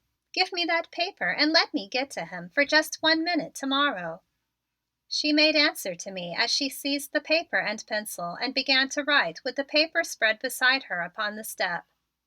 "I will myself send you in my car with good black Kizzie to see Timms tomorrow, Mary," I promised her while she wrote. "I got ter get my arms around his neck once more, for he kills me for tellin'," she answered as she signed her name to the paper and handed it to me. "Place those arms in that position, Mary, before telling him of your action, and all will be well," I advised of her with much wisdom. "Will that do, mister?" she asked me with anxiety as I began to fold the paper. On that paper she had written: "Ted Hems had locked me in the room and was forcing me when Gabe broke in and got me away from him. He had to bust his head with a flat iron to make him let go of me. I am a good woman, Mary Brown. Yes, good Mary. This will shield Timms from that knife, I feel a certainty, and I will send for you and see that you go to an interview with him at 10 o'clock of the tomorrow morning. And now good night, with great respect to you for a brave woman," I said as I rose to my feet. "Who are you, mister, that have spoke to my heart like they ain't nobody spoke to its sufferings yet, though you ain't said many words and them is curious like?" she asked of me as I prepared to take a hurried departure. "I am the secretary of the Gouverneur Faulkner, Mary, and I know how women love men. I bet a many of 'em have loved you. God bless your sweet eyes. Good night, sir." And with those kind words from the poor female, who was beginning again to sob, but with another motive in her weeping, I took my departure down the street, or up, I did not know in just which direction. I had the intention of returning to the house of Madame Taylor to obtain the cherry, which I had left standing before her door, and in it convey the message to my Gouverneur Faulkner that should bring relief to his anxiety. But I soon found that I had lost myself upon streets that I had never seen before. What was it that I should do? My heart suffered that my Gouverneur Faulkner should not know the relief of that paper I had in the pocket of my dinner coat. But I could not find myself and I did not know exactly what questions I should ask. Then I bethought me of that telephone, which is in America so much used, but not in France. I entered into a store for medicines upon the corner of one of the streets in my wandering, looked diligently in a book to find the number for the mansion of the Gouverneur, and after many tellings of my desire, at last my Gouverneur Faulkner made an answer in my ear that was as beautiful in voice as the words he spoke to me in his presence. "Well?" he asked of me. "This is Robert Carruthers who speaks." "Oh, all right, youngster. How did the fatted pie go?" "That was a very nice pie, Your Excellency, and I have a paper from that Mary Brown concerning the murder of the brother of good Timms for cruelty to Mary. I wish to give it to you." "What do you mean, boy?" "I have said it." "Then bring it here to me at once and tell me how you got it." "I cannot come to you." "Then I'll come to you. Where are you?" "I do not know. I am lost." "God, boy, what do you mean?" "I am in a store of medicine that is many streets from that house of good Mary Brown and also from the house of Madame Taylor. I have the intention of calling on the telephone my faithful Bonbon and asking that he come and find me and deliver me to the home of Madame Taylor, and from thence transport this paper to you that you go to sleep for a much needed rest. You helpless young idiot, call a taxi and come right here to me. I am promised to dance with Belle Mademoiselle by the hour of 10, of which it lacks now only a quarter. Cannot I go in that taxi cab, which it is of much intelligence of you to suggest to me? and send by that taxicab to you the paper from Mary Brown while I stay to dance that dance. Well, no, I can't say it over the telephone. What is it, my Gouverneur Faulkner? I'll say it in the morning to you in person. I'll just hold up the wheels of state until that dance is over. Go ahead, youngster. Call the taxi and get back to Belle. I'll have Jenkins waiting at the tailor's to get the paper, and you can tell me all about it in the morning. Will 9 o'clock be too early to call you from your rosy dreams? I do not have coffee until 9 o'clock, my Gouverneur Faulkner, and I do not make a very hurried toilet, but I will come to you at the Capitol at that 9 o'clock if you so command, very gladly. Oh no, we'll all of us just cool our heels until you get your coffee and toilet. Don't hurry, I beg of you. Good night, and beat it to Belle, as Buzz would say. Good night, you, but I'll say it all in the morning if it takes half a day. Good night again. And with that parting salutation, my Gouverneur Faulkner's voice died from the telephone with what I thought had the sound of a very nice laugh. That Mademoiselle Belle Keith is a dancer of the greatest beauty, and also is the homely Mildred Summer. The 2 hours until midnight at the home of my lovely Madame Taylor seemed as one short half of an hour to me. I also had the pleasure of conducting the nice Belle home in the Cherry, so that I could make a fine display to her of my skill with a motor. In France it would be of a great scandal to allow a beautiful jeune fille, as is that Belle, and a nice gentleman such as I declare Mr. Robert Carruthers to be, to go out into the midnight alone and unattended. But is it that in America the gentlemen are of a greater virtue than in France?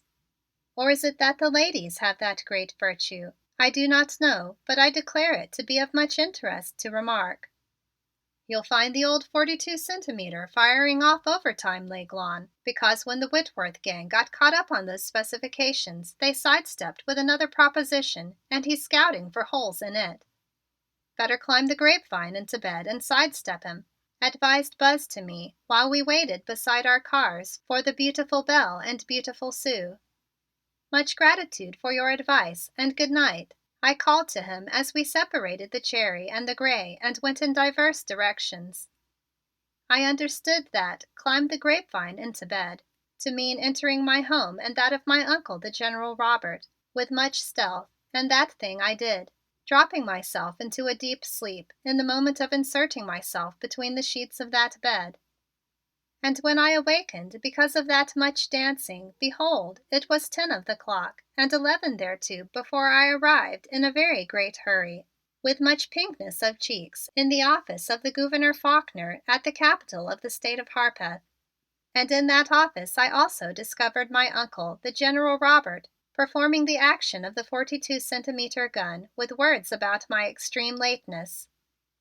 You young foxtrotter, you, I'd break every bone in your body if I wasn't so damned proud of you, he exploded directly in front of me.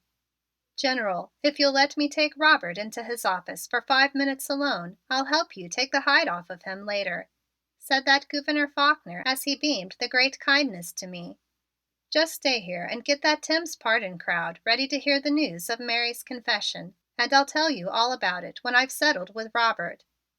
Very well, sir, very well, answered my uncle, the General Robert, with a further explosion of words. I'll also expect you to give him commands about this dance the young females in this town are leading him. With which my uncle, the General Robert, himself went into the anteroom and left me alone with the beloved Gouverneur Faulkner. Good morning, Robert, he said to me with a laugh as he came and stood close beside me.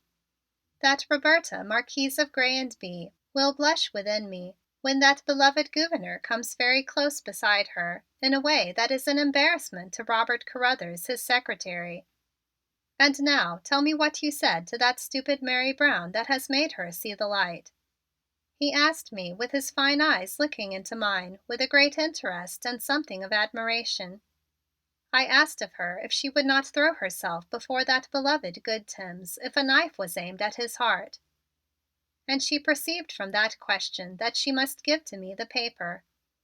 A heart that has felt a great tragedy draw near a beloved one can speak without words to another who sees also a beloved in danger. Is it that you slept in ease, my Gouverneur Faulkner, after you had received that paper? It grieved me that you should sit at work while I was at dancing," I answered to him as I drew nearer and laid my hand with timidity upon the sleeve of his coat. "My God, boy, do they grow many like you in France?" was the answer that the great Gouverneur Faulkner made to me as he looked down into the adoration of my eyes raised to his with a question that was of deep bewilderment. "France has grown many young and fine men who die, my Gouverneur Faulkner, for her in the trenches, where I must soon go," I answered him with my head drawn to its entire height in the likeness of the old Marquis of Grez and Flanders. "When you go into the trenches of France, youngster, the State of Harpeth will have a governor on leave in the same trench," answered me that Gouverneur Faulkner with a very gentle hand laid on the sleeve of my coat above the bandages of my wound and a glow of the star in his eyes. "Brothers by bloodshed, Marquis of Grez and Bye. Roberta, Marquise of Grez and Bye, how will you even gain the refuge of your petticoats and get away from these lies of dishonor if you are to be so pursued by?" I was asking of myself when my Uncle, the General Robert, opened the door and said: "Better see this pardon delegation now, Governor. That other matter is going to hell as fast as it can if we don't scotch it. Robert, get those letters on your desk into United States as quickly as possible. That French deluge is upon us. Come back as soon as you can." With which I was dismissed into my own small anteroom. And what did I find in those letters? End of chapter 14. Chapter 15. Behold, I am a spy. As I sat and held in my hand those papers in which were two long messages, the one written in a very poor English and the other in a very elegant French, the woman, Roberta, Marquise of Grez and Bye, trembled with fear of a discovery of her woman's estate, while that daredevil, Robert Carruthers, raged within and also turned with a deadly hatred and distrust of the greatest gentleman that le bon Dieu had ever given him to know. It was as I say, and for this reason. In the letters were the announcements of the arrival of the Lieutenant, Count Edouard de Bourdon, on that Tuesday which the Madame Whitworth had mentioned. They were written with great ceremony to my Uncle, the General Robert Carruthers, as Secretary of the State of Harpeth, to give to him that information to be conveyed to His Excellency the Gouverneur Faulkner in due form, though he already had that information. They make into a fool my revered uncle, the General Robert Carruthers, who would keep his state and the Gouverneur of that state from dishonor, I exclaimed to myself in my rage. And this woman thinks to play with the life of French soldiers as she has with that same Gouverneur Faulkner, does she? No, there is Roberta, Marquise of Grez and Bye, who is a soldier of her Republique by appointment from the great Capitaine, the Count de Lascelles, to both watch and further the interests of France, whom she must meet in combat first. And as I said these words to myself, I made a rapid writing of both papers, and with them asked admittance to the room of that false Gouverneur Faulkner, who had just dismissed the good men who had come to thank him for his mercy shown to that poor creature Timms. "Walk right in, sir," said old Cato to me as he gave me a low bow of very great courtesy. Then he looked with eyes of great keenness into my stormy face. "Make a cross on the floor with that hoodoo in your shoe, little mass, if you get in danger or need of luck," he whispered to me, coming very close. And as he directed, I so performed at the very entrance of the audience chamber of the great Gouverneur of the State of Harpeth. Then, with a fine relief on his face, good Cato flung open the door and announced me with great ceremony. In that room I found my Uncle, the General Robert, and the Gouverneur Faulkner in deep consultation, and they both turned towards me with anxiety in their faces. "What did you make of the letters, boy?" asked my Uncle, the General Robert, with keen anxiety. The great Gouverneur was silent, and for the first time since I had looked into his face, my eyes did not glance in his direction. They both announced the arrival on Tuesday of the Lieutenant, the Count de Bourdon, to sign the contracts concerning the mules to be sold by the State of Harpeth to the Republique of France, sir, I answered in a cold and formal voice, and then stood at an attention for any more questions. "The devil they do!" exclaimed my uncle, the General Robert, while still the Gouverneur Faulkner was silent. "Do they give no excuse for being nearly 10 days ahead of time, sir?" "No, honored uncle," I answered. "Madame Whitworth said to me that the Gouverneur Faulkner had set that date for the arrival of the commission and had so informed her, and I think that to be the reason for absence of such excuses." And as I made that answer, which was one of great impertinence from a secretary to a chief who was a great gouverneur, I looked with cold calmness into the dark star eyes under their black lashes, which were darting lightnings of anger at my words. "God!" exclaimed my uncle, the General Robert Carruthers, as he turned white with a trembling as he faced the lightning in those eyes of the stars. But it was not to his Secretary of State that the great Gouverneur Faulkner made his denial, but to his humble secretary, Robert Carruthers, who looked without fear into the very depths of those lightnings. "This is the first time I have heard of a change of date for the arrival of the commission, Robert," he said in a calm voice as for a second his eyes held mine, a second which was sufficient for a truth to pass from his heart and still the storm in mine. I did not understand all that his eyes said of a great hurt, but I knew that what he spoke was true and would always be. "And what were you doing gossiping with that lying hussy, sir?" demanded my uncle, the General Robert, with instant belief in the word of that Gouverneur Faulkner, turning his anger upon me, who stood and took it with such a joy in my heart from the truth that had come into it from those eyes of the night stars that I did not even feel its violence. "Vive La France and the state of Harpeth! Behold, I am a spy," I answered him as I drew myself to my greatest height and gave the salute which his old soldiers give to him at that raising of the banner of the cause that he had lost in his youth.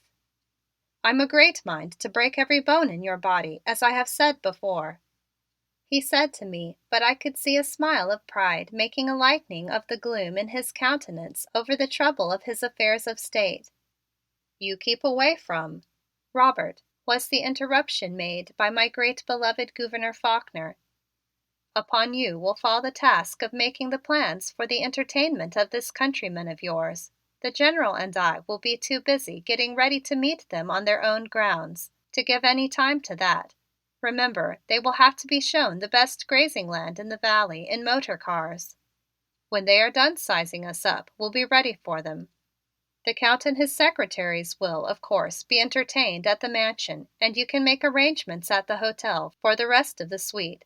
Also, will you please instruct my servants from Cato down how to make them comfortable and, Robert, will you confer with Mrs. Whitworth, who, as the wife of the treasurer of the state of Harpeth, while neither the General nor I have wives, must be considered as the official social representative of the state as to what form the official entertainments must take?" And as he asked that question of me, my Gouverneur Faulkner did not so much as glance at my uncle, the General Robert, who gave an exclamation of contempt in his throat as he began a reading of the two papers which I had handed to him.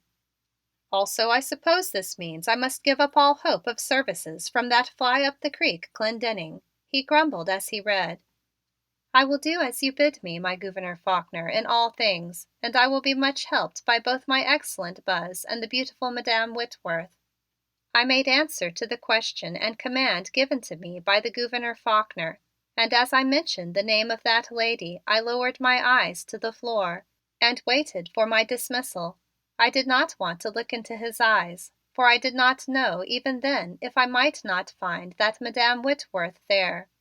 I only knew that whatever she did or was to him, his honor was inviolable. "Well, get to it all," commanded my uncle, the General Robert.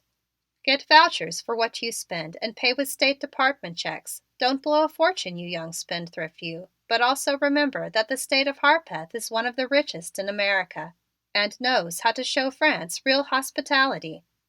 That state of Harpeth has shown that hospitality to one humble youth of France, my Uncle Robert, who has great gratitude," I made answer to him as I laid my cheek upon the sleeve of his coat, which was of a cut in the best style for gentlemen of his age, but always of that Confederate gray, likewise affected by good Cato. Try as hard as Robert Carruthers will, he cannot force that Roberta, Marquise of Grey and Bee, at all times to refrain from a caress to the uncle whom she so greatly loves. "Clear out, sir, depart," was the response I got to that caress, but always that wicked Roberta, Marquise of Grey and Bee, finds in the face of her relative something that assures her that she can so venture at a later time. And as I turned away from that coldness on the part of my august relative, I found a glow of warmth for my reviving in the eyes of my beautiful Gouverneur Faulkner, who held out his hand to me as I started to the door for that departure commanded me. "Blood brothers never doubt each other, Robert," he said to me as with one hand he grasped my right hand and laid the other on mine above my bandage over the wound Timms had given to me, which was now almost entirely healed.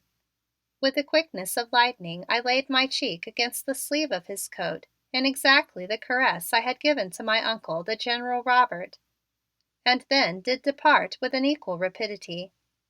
"Can you beat him, Bill?" I heard my uncle, the General Robert, demand as I closed the door. "Impossible," was the answer I thought was returned.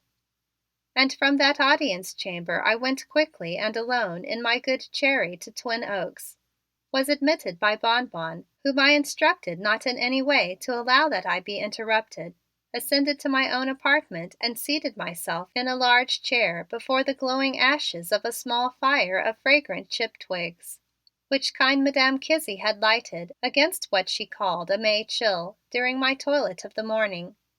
Above me from the mantel shelf that Grandmamma Carruthers looked down with her great and noble smile, while the flames in her eyes seemed to answer that in my soul as I communed with myself. "What is it that you will now do, Roberta, Marquise of Grey and Bee?" I asked of myself with a slight shaking of my knees in their cheviot trousers. "It is hardly possible that you will escape from revealing your woman's estate to this Frenchman of your own class. Here all mistakes of a man's estate are forgiven you and laid to the fact of your being an alien. But that Lieutenant Count de Bourdon will ask questions of you and perhaps has a knowledge of your relatives and friends. Indeed, must have. Also already that wicked Madame Whitworth entertains suspicions of you. What is it that you will do?" And after I had asked myself for a second time that question, I sat and looked into the eyes of that Grandmamma Carruthers for many long moments and had an argument with myself. Then I answered to her as I rose to my feet so that my eyes came more nearly on a level with hers. "No, Madame Ancestress, born of her whom not an Indian or a fierce bear could frighten away from her duty of protection to those of her affections, I will not flee. I will stay here by the side of my uncle, the General Robert, and my great chief, that Gouverneur Faulkner, to fight for their honor and to protect France from robbery. Then, if I be discovered and can do no more for them, I will go from their presence quickly in the night and be lost in the trenches of France before I am detained. And if it be that I am not discovered before all is made well concerning those mules for transportation of food to the soldiers of France, then I will still go away to the battlefields of France before it is discovered by all who have given affection to Robert Carruthers that he is a lie. I will leave love for me and for France in all of these kind hearts, which will comfort me when I fight for the Republique or live for her during long years. I grieve exceedingly, but I go." And after that long conference with myself, I called upon the telephone my Buzz and asked of him that he meet me at the Club of Old Hickory, of which, after the required time of waiting, I was soon to be an enrolled member. And when I told to my Mr. Bumblebee the fact that in the space of barely 3 days the great gentleman of France would be in Hayesville for the purpose of a visit and the signing of the contracts concerning our much discussed friend the mule, he gave me a very long and loud whistle and placed his elbows upon the smoking table between us. "Well, this does call for hustle," he said as he knocked from his cigarette the ashes. "What are your plans, L'Aiglon?" "I do not know what it is best to plan, my Buzz," I answered in perplexity. "Of course, there must be the official reception by His Excellency the Gouverneur Faulkner upon the evening of their arrival, but more I cannot think. Also, I am commanded by His Excellency to consult the beautiful Madame Whitworth as the only official wife of the state, on account of the title of treasurer of her husband. Oh, Mrs. Pat will be satisfied to shine at the elbow of Governor Bill at the reception, and we can trust her to arrange little odd cozy hours for herself and any of the bunch who pleases her. It's the man end of it we want to handle." "Yes, it is that man end you speak of I wish you to perform for me, my Buzz," I assented eagerly. "I'll tell you what let's do," exclaimed that Buzz with a very great light of enthusiasm coming into his countenance. "Let's don't try to imitate London, Paris or New York in blowing 'em off. Let's give them a taste of the genuine rural thing. Let's take the bunch down to the Bryce Stock Farm, Glencoe, give 'em a barbecue done by old Cato and let 'em see the horses run. Gee, they have got a string of youngsters there. It will take 2.5 days, for it's 50 miles down over a mighty poor road, but it's worth it when you get there. The Bryce farm is the heart of the Harpeth Valley. We took that English lordkin who came to visit Governor Bill last year down to see old Bryce, and it took us 10 days to get him to break away." "That we will do, my fine Mr. Bumblebee," I answered with gratitude. "Sure, it's the thing," said my Buzz with conviction.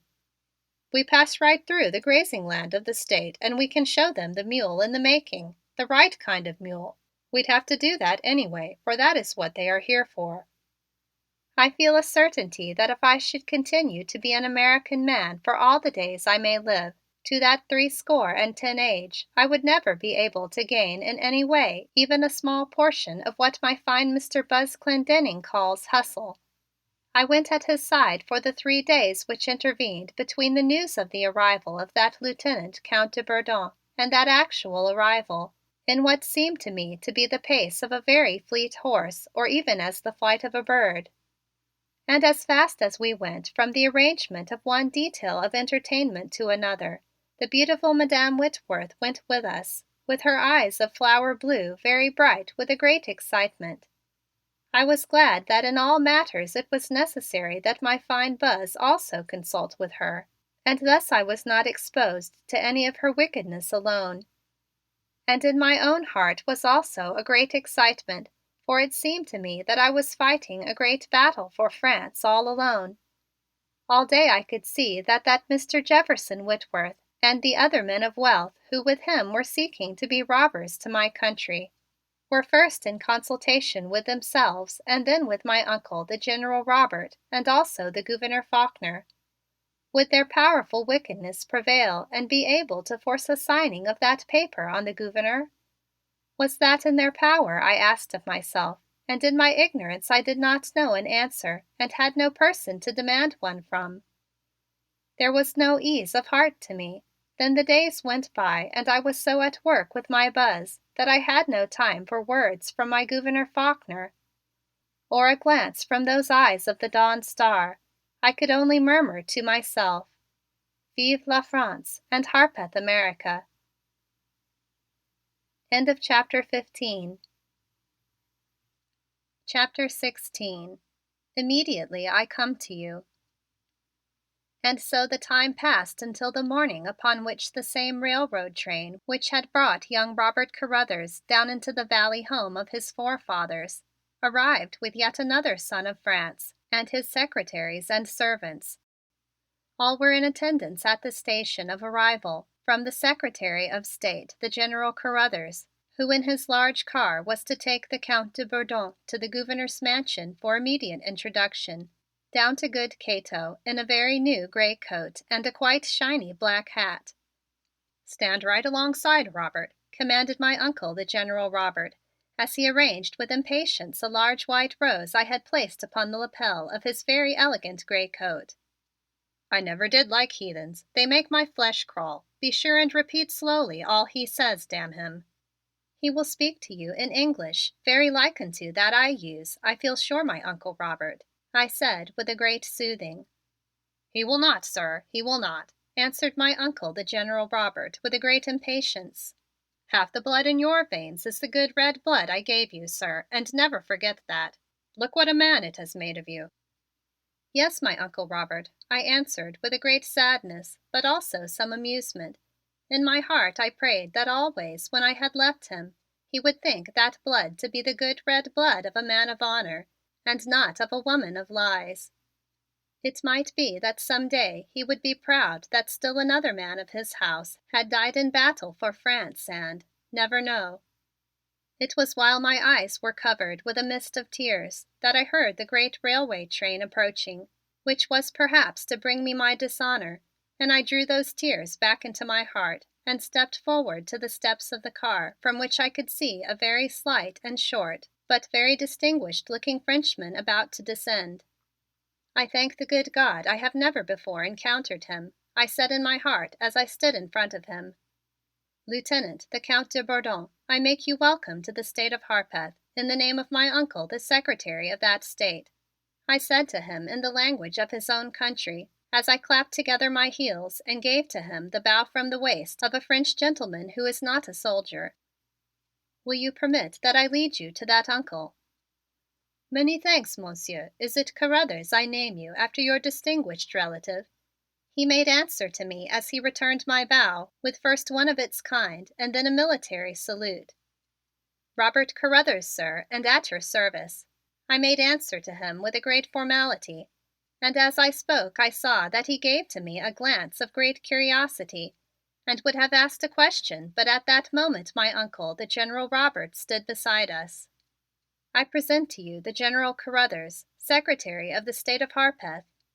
Monsieur the Lieutenant, the Count de Bourdon of the 44th Chasseurs of the Republique of France," I said with again a great ceremony and a very deep bow. "I'm mighty glad to welcome you to old Harpeth, Count. How did you make the trip down?" said my Uncle, the General Robert, as he held out his large and beautiful old hand and gave to the Count Edouard de Bourdon such a clasp that must have been to him most painful. And as I beheld that very tall grand old soldier of that lost cause look down upon that very polished and small representative of the French army, that American eagle began a flapping of his wings against the strings of my heart where I had not before discovered him to reside. "But he is not as my Capitaine, the Count de Lascelles," I said in reproof to that eagle, which made a quiet in my heart so that I could listen to the words returned by the man of France to the man of America. "I thank you, Monsieur the Secretary of Harpeth. My journey was of great pleasure and comfort," were the words which he returned in very nice English. "Then we'll go right up and see Governor Faulkner at the Capitol before lunch, Count, if that suits you," my Uncle, the General Robert, said with a very evident relief at those words of English coming from that French mouth. "Here's my car over this way and this is Mr. Clendenning, who'll look after the rest of the gentlemen in your party and bring them on up to the Capitol." "Monsieur," said the Lieutenant Count de Bourdon with another bow and then a quick recovery as he saw that he must take the hand of Buzz, held out to him in great cordiality. These handshakes of America are very confusing to those of Europe. I saw a great laughter, almost to explosion, in the eyes of my Buzz at the very little man who had such a great manner, and I made a hurrying of him and my Uncle, the General Robert, to the large car standing beside the station. "I will precede you in my Cherry," I said as I saw both the gentlemen seated together upon the back seat of the large black machine. "No, you don't. You take your seat right in here with us to be on hand if any bridge of this international conversation breaks down under the Count and me," answered my Uncle, the General Robert, with stern command. "Is it that the young Monsieur Carruthers has had an education in France?" asked the Lieutenant, the Count de Bourdon. "He has the air of French, shall I say youth?" And as he spoke again I saw a gleam of deeply aroused interest in his eyes, which made my knees to tremble in their tweed trousers. "Born there, son of my brother who died at the Marne," made answer to the question my Uncle, the General Robert. "It is now that I make a remembrance that Capitaine Carruthers was the husband to the very beautiful Marquise de Grez and Bye. In her youth I was her friend. I did not know." But as the Lieutenant, the Count de Bourdon, was making this discovery which sent a thrill of fear into the toes of my very shoes, the car stopped at the main entrance of the Capitol and halfway down the long flight of steps stood His Excellency, the great Gouverneur Faulkner of the state of Harpeth, waiting to receive the guest who came on a mission to him from a great land across the waters.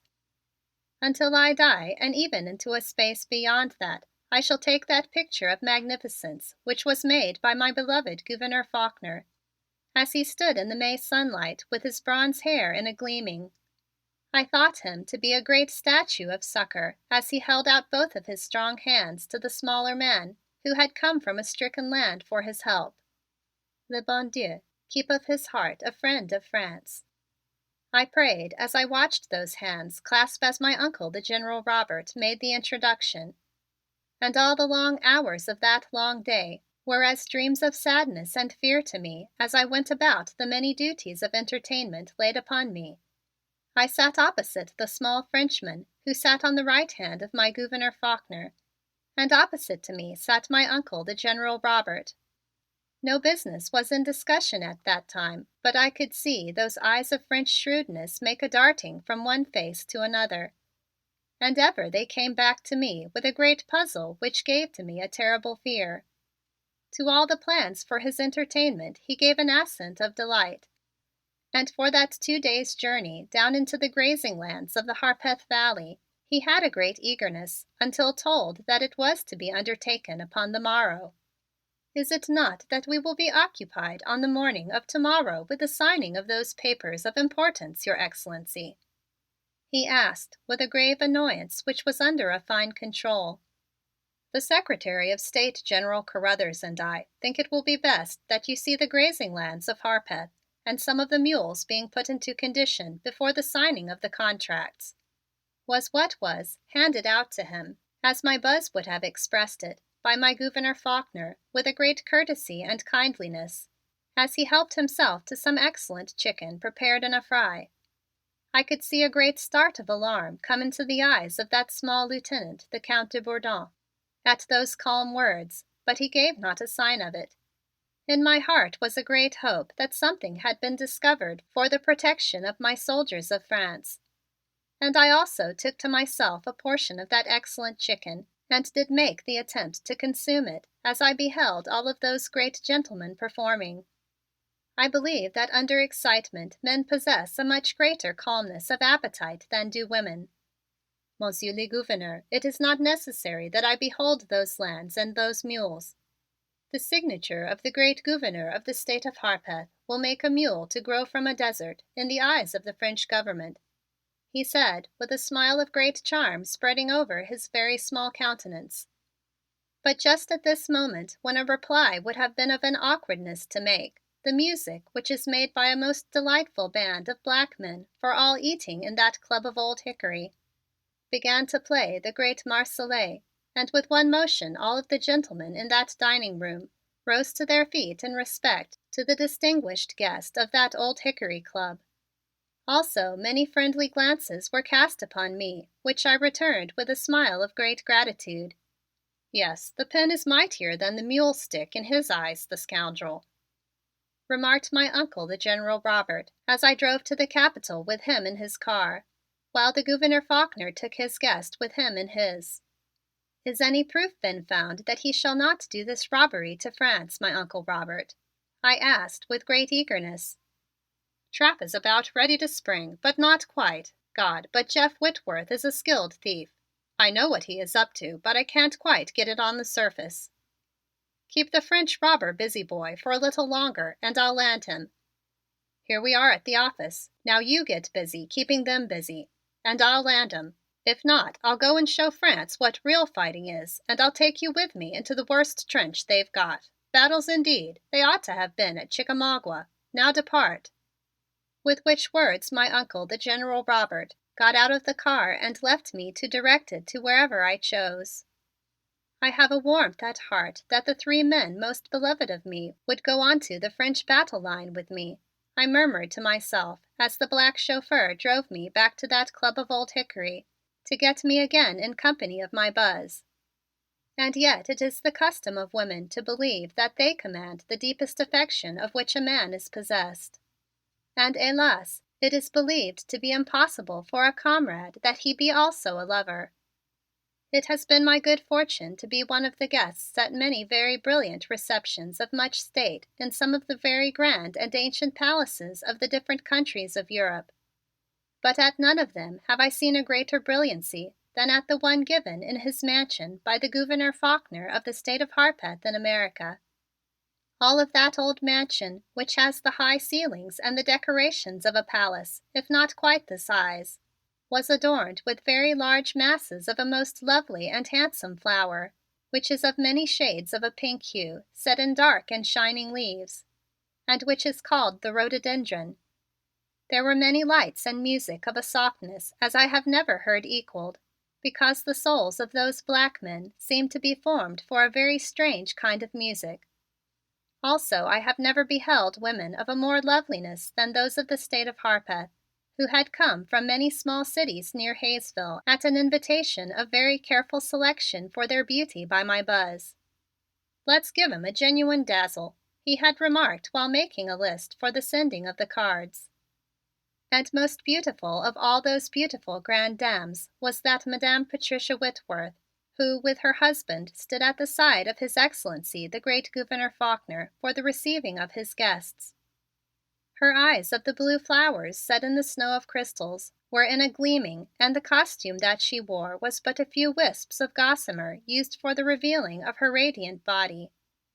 In my black and stiff attire of the raven, I stood near to the other hand of the Gouverneur Faulkner, and there was such an anger for her in my heart that it was difficult that I made a return of the smile she cast upon me at every few minutes. Was there a mockery in that smile that she had discovered my woman's estate and was using her own beauty for a challenge to me? I could not tell, nor could I judge exactly what the smile of boldness which the Lieutenant, the Count de Bourdon, cast upon me might mean.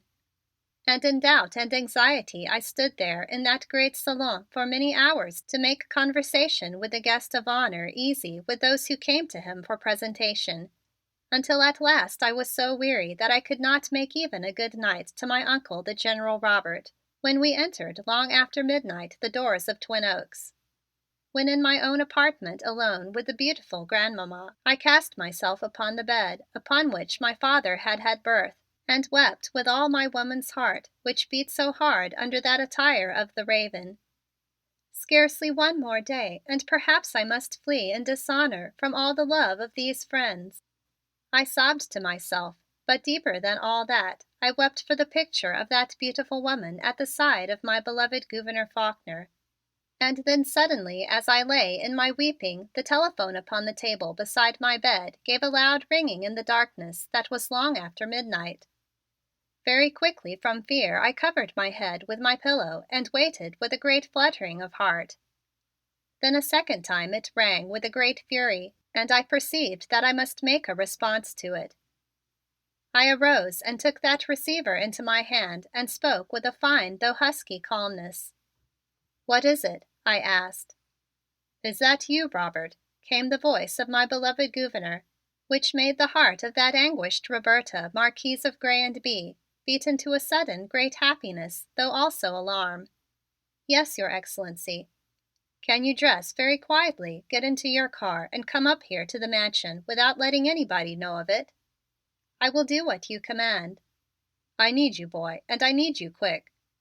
"I come." "Stop the car at the street beyond the side door and come in that way. Cato will let you in. Come to my bedroom quietly so as not to wake Jenkins." "Can you find your way?"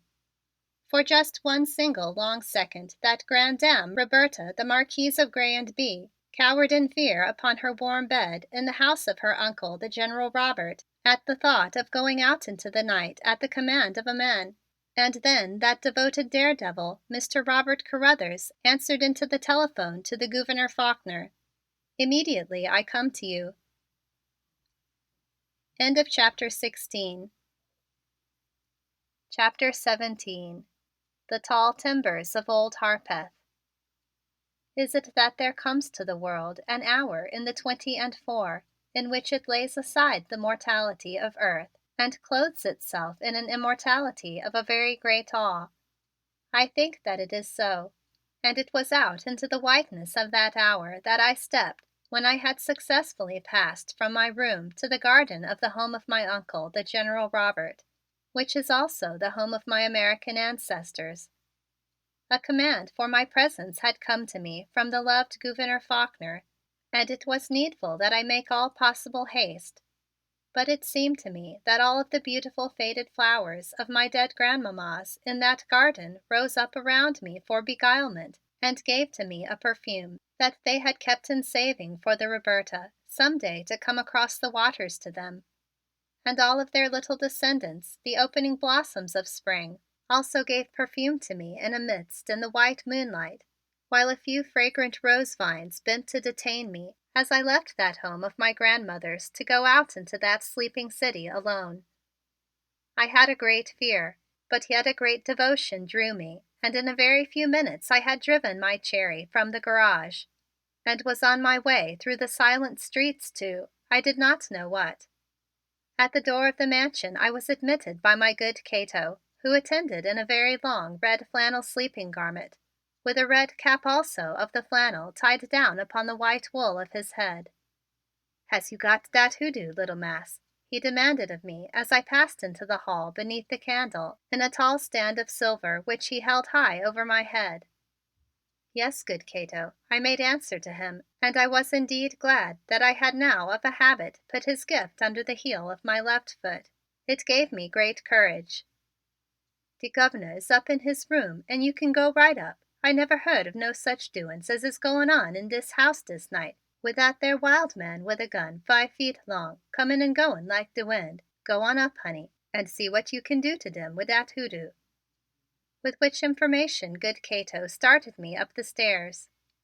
"First door to the right front and don't knock," he called in a whisper that might have come from his tomb in death as he slowly retired into the darkness below with his candle.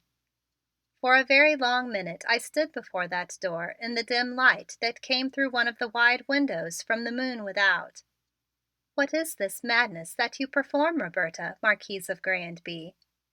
I made demand of myself while my knees trembled in the trousers of heavy gray worsted. "Robert Carruthers goes to his chief in an hour of need, and he is descended of that Madame Donaldson who had no fear of the Indian or the bear when there was danger to her beloved," I made answer to myself, and softly I turned the handle of that door and entered the room of the Gouverneur Faulkner. "Is that you, Robert?" came a question in his voice from a large table over by the window.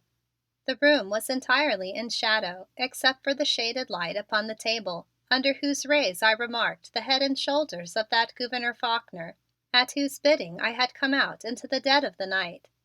"Come over here and walk softly so as not to stir up Jenkins," he commanded of me, and I went immediately to his side, even if I did experience a difficulty in the breath of Roberta, Marquise of Grandby.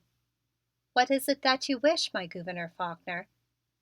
I asked as I looked down upon him as he sat with a paper in his hand regarding it intently. And as I looked I observed that he, as well as I, had not entirely disrobed after that very brilliant reception. He had discarded his coat of the raven and also what is called a vest in America, and he was very beautiful to me in the whiteness of his very fine linen, above which his dark bronze hair with its silver crests, that I had always observed to be in a very sleek order, was tossed into a mop that resembled the usual appearance of my own. His eyes were very deep under their heavy lashes, but of the brilliancy of the stars in the blackness of a dark night. "Sit down here under the light beside me," was his next command to me, and he reached out one of his slender and powerful hands and drew me down into a chair very close beside him. "What is it?" I asked as my head came so close to his that I felt the warmth of his breath on my cold cheek. "Hold these two fragments of paper together and translate the French written upon them literally," he said to me as he handed me two small pieces of paper upon which there was writing. And this is what I discovered to be written: "Honored Madam, the one at the head of all has sent me to this place to inspect grazing lands and make report. I send in a report of what is not here, and the signing of the papers by your Gouverneur Faulkner must be done quickly in blindness before a discovery of what is not." "It is written to a woman," I said very quietly as I made a finish of reading. "Yes, boy, to a woman. I have made my last fight to hold an old belief, which in some ways seemed to be one of my foundation stones. The General is right. They are all alike, the soft, beautiful, lying things. The truth is not in them, and their own or a man's honor is a plaything. That piece of paper was sent me by a man up in the mountains of old Harpeth, who loves me with the same blood bond that I love you, boy, all on account of a gun struck up in the hands of his enemy. Here's the note he sent with it. Bill, we cotched a furrin man for a revenue up by the still at Turkey Gulch, and this was in his pocket. I made out to read your name. I send it. The man is kept tied. What is mule's worth? Send price and what to do with this man critter by son Jim. Hell, Bill, there ain't no grazing for 5,000 mules on Paradise Bridge, but I know a place. Jim Todd.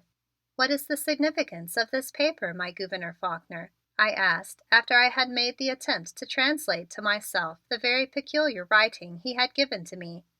I do not know just exactly myself, Robert, answered my Gouverneur Faulkner, as he dropped his head upon his hands while he rested his elbows on the polished table among its scattered papers.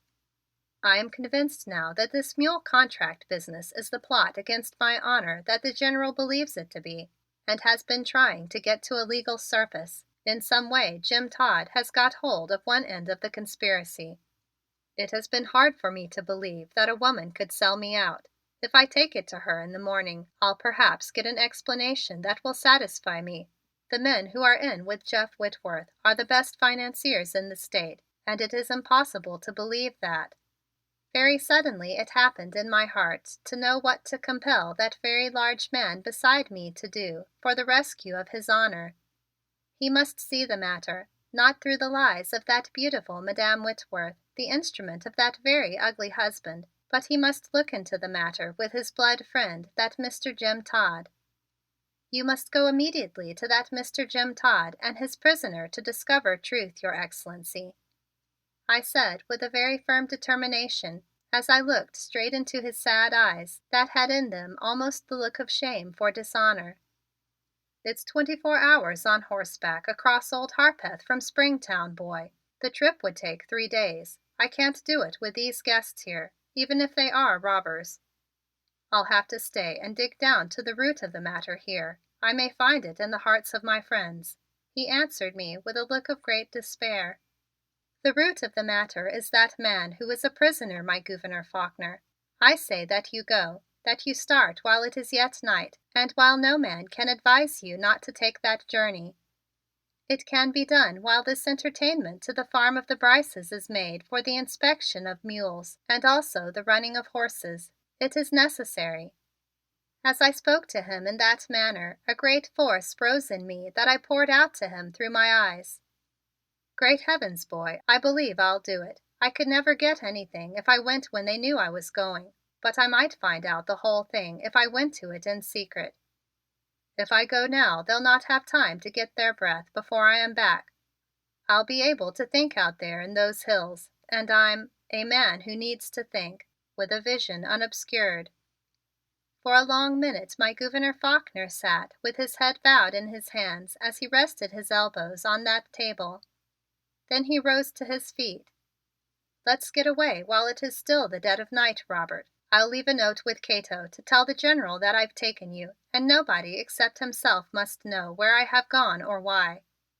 He'll put up the right bluff and we'll be back before they get anything out of him. It's 3 o'clock and we must be far out on the road by daybreak. We'll take your car and leave it in hiding at Springtown, where by sunup we'll get horses to cross the mountains." "Is it that I must go for 3 days out into those mountains with you, my Gouverneur Faulkner?" faltered that ridiculous and troublesome Roberta, Marquise of Grey and Bee. "Why, no, Robert, unless, oh, well, I suppose this prisoner of Jim's can speak English as they all can. I rather wanted you, but perhaps it is best for me to fight it out alone. Will you help me pack a bag? Get the one from my dressing room while I take a plunge. Quick, Robert Carruthers, make an excuse to that Roberta, Marquise of Grey and Bee, who is of such a foolishness that you must go with your beloved Gouverneur Faulkner for his aid, I said to myself. It is necessary that your foreign secretary accompany you to deal with that gentleman of France who is in prison, my Gouverneur Faulkner, I said with decision as I rose from the side of the table with a great quickness. I must return home for a few necessities of my toilet for those 3 days, but I will be back in what good Kizzie says to be a jiffy when speaking of cooking that is delayed. Good, answered me my beloved Gouverneur Faulkner. Then he laid his hand upon my shoulder as we stood together in the dimness from the rays of the light. There is something in your eyes, Robert, that renews my faith in the truths of life. I'm going out into the wilderness on a grave mission whose result may shake down some houses of cards. But because of your being with me, I feel as if I were starting off on a picnic or a day's fishing at the age of 10. Now I'll hurry. And as he spoke, my Gouverneur Faulkner made a start in the direction of his room for the bath. Is it that I may begin the packing of your bag for you, Your Excellency, before I go for those necessities of my own? I asked of him. Won't be time for you to go home, boy, he answered me, looking at a clock upon the mantel over his large fireplace. You are still in your evening clothes, I see, but that's easy. You climb into that pink coat and a pair of those corduroy trousers of mine you see hanging in my dressing room. I haven't hunted for 2 years, but they are still there. Put linen in that saddlebag on the shelf for both of us out of the drawers in the old chest over there. Take heavy socks to go under the leggings. You'd better put on a flannel shirt, too, and take an extra one for both of us. We'll travel light. I'll only be in the bath a couple of minutes. With which assurance he entered the room of the bath and closed the door upon me. Mon Dieu, Roberta, Marquise of Grey and Bee, was all that I allowed myself to exclaim as I made a very quick rush for that dressing room, switched on the light, flung off my coat, seized a pair of corduroy riding breeches that hung in a corner beside another pair, discarded my own of broadcloth and struggled with both of my legs the same moment into them. Then in a hurry as great as I shall ever know, I discovered a gray flannel shirt in a drawer of a very tall old mahogany chest and inserted myself into that with an equal rapidity. A wide leather belt made the 2 very large garments secure around my waist, and I again allowed breath to come into my lungs. I then opened a very queer bag, which I knew to be for a saddle, that was upon a shelf in the dressing room, and began to put things into it according to directions of the Gouverneur Faulkner. The other pair of those riding breeches I laid with another of the flannel shirts in a great conspicuousness upon a chair in the bedroom directly in front of the door from the dressing room. We're going to make a record getaway, boy, said that Gouverneur Faulkner to me as in a few minutes he came, clothed in those riding trousers and that flannel shirt, to the door of his dressing room, where I was just making a finish of putting needful clothing into his bag. You'll find the other things we need in the bathroom. Put it all in while I get together a few papers I want. We can start now in 2 minutes. All is ready now, my Gouverneur Faulkner, I made the announcement after wading into that very wet room of the bath and a return. Here, give me the bag, and you go ahead with this electric torch. Quiet now, admonished that Gouverneur Faulkner to me as we took our departure through the dark hall. This is the maddest escapade that a governor of this ancient state has ever undertaken, and the weight of years has slid from me, boy, said that Gouverneur Faulkner to me as the Cherry made a long glide from the city out into the open road.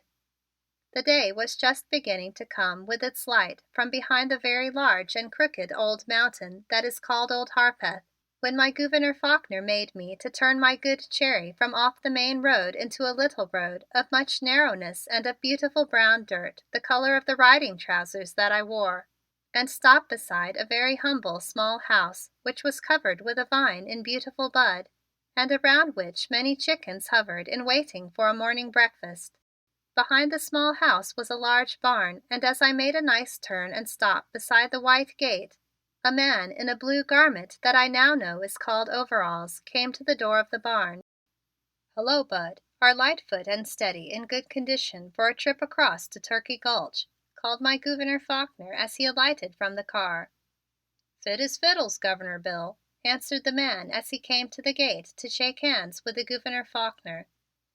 Light and come in to breakfast. Granny has got a couple of chickens already in the skillet. And say, I want you to see what Mandy have got in bed with her. £10, Gov." "Congratulations, Bud. That is some boy?" said my Gouverneur Faulkner with a question as he again grasped the hand of the large man. "Naw, Gov, we didn't have no luck this first shot, but I tells Mandy that we've got about a dozen more chances if she does as well by me as she oughter. Anyway, what's the matter with a gal child?" And the nice young father of the poor little female made a bristle of his disposition in defense of his daughter. "Not a thing on earth, Bud, except that the whole sex are the unknown quantity. This is my secretary, Robert Carruthers, the General's nephew. Come in, Robert, and you'll have one square meal in your life if you never get another. Get me the usual food wallet together, Bud, please, and let me have it and the horses the very moment I've swallowed the last bite of my drum bone, will you? We've got to ride fast and far today, and I want nobody on my trail, understand?" "Yep, Gov," was the answer that good Bud man made as my Gouverneur Faulkner and I took our way through many chickens into the low little house. "God bless my soul, if here ain't the Governor come for a bite with Granny Bell this morning," exclaimed a very nice old lady from above a stove, which was steaming with food of such an odor as to create a madness in my very empty stomach. "More than any bite, Granny," answered my Gouverneur Faulkner as he came beside the stove to shake hands with the nice hostess. "I'd like to feed you some gold fried in silk, Governor Bill, for that mercy to my nephew Timms. I can't say what I feels and finish this cream gravy the right color for you." And as she spoke the fine old friend of my Gouverneur Faulkner wept as she shook a steaming sauce in a black pan and turned with the left hand a golden piece of bread upon another part of the stove. "I don't need anything more than your well done, Granny," answered my Gouverneur Faulkner as he laid a gentle hand on the trembling shoulder of the nice old lady.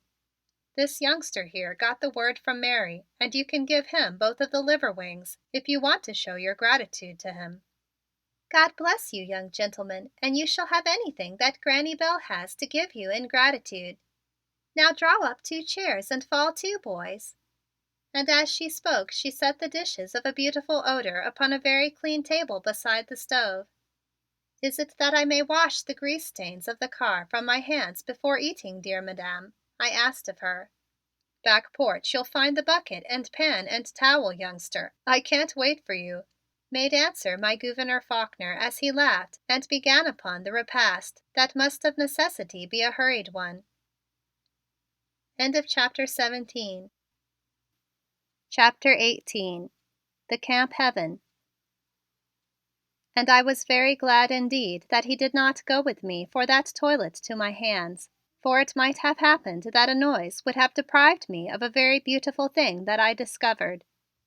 Through a window under a vine of roses that opened upon that back porch, a very pretty young girl with hair the color of the maize in the fields lay upon a white bed beneath a quilt of many colors. Her sleeping garment was drawn back from her breast, against which lay a little human person drinking therefrom with much energy. The eyes of the mother were closed and her arm held the babe loosely as if in deep dreaming. I softly poured the water into the basin, made clean my hands and quietly withdrew into the kitchen, with much care that I did not awaken her. On my cheeks I could feel a deep glow of color, and something within my heart pounded with force against my own breast under its gay red coat of a hunting man. I could not raise my eyes to those of my Gouverneur Faulkner, and I ate not as much of that good breakfast as Robert Carruthers could have consumed if the woman in his heart had not been so stirred. And all of that long day in the soft early spring, which was bursting into a budding and a flowering under the feet of our horses and above our heads in the trees, it was the woman Roberta that rode at the side of my Gouverneur Faulkner, with her heart at an ache under her coat of a man. It was with a difficulty that I forced my eyes to meet and make answer to the merriment and joy of the woods in his deep ones. And I was of a great gladness when the descending of the sun brought a moon-slivered twilight down upon us from the young green branches of the large trees of the forest through which we rode. "Time to make camp. We've got to Old Jutting Rock. You are halfway up between heaven and earth, youngster," said my Gouverneur Faulkner as he drew to a halt his horse in front of me and pointed down into the dim valley that lay at our feet.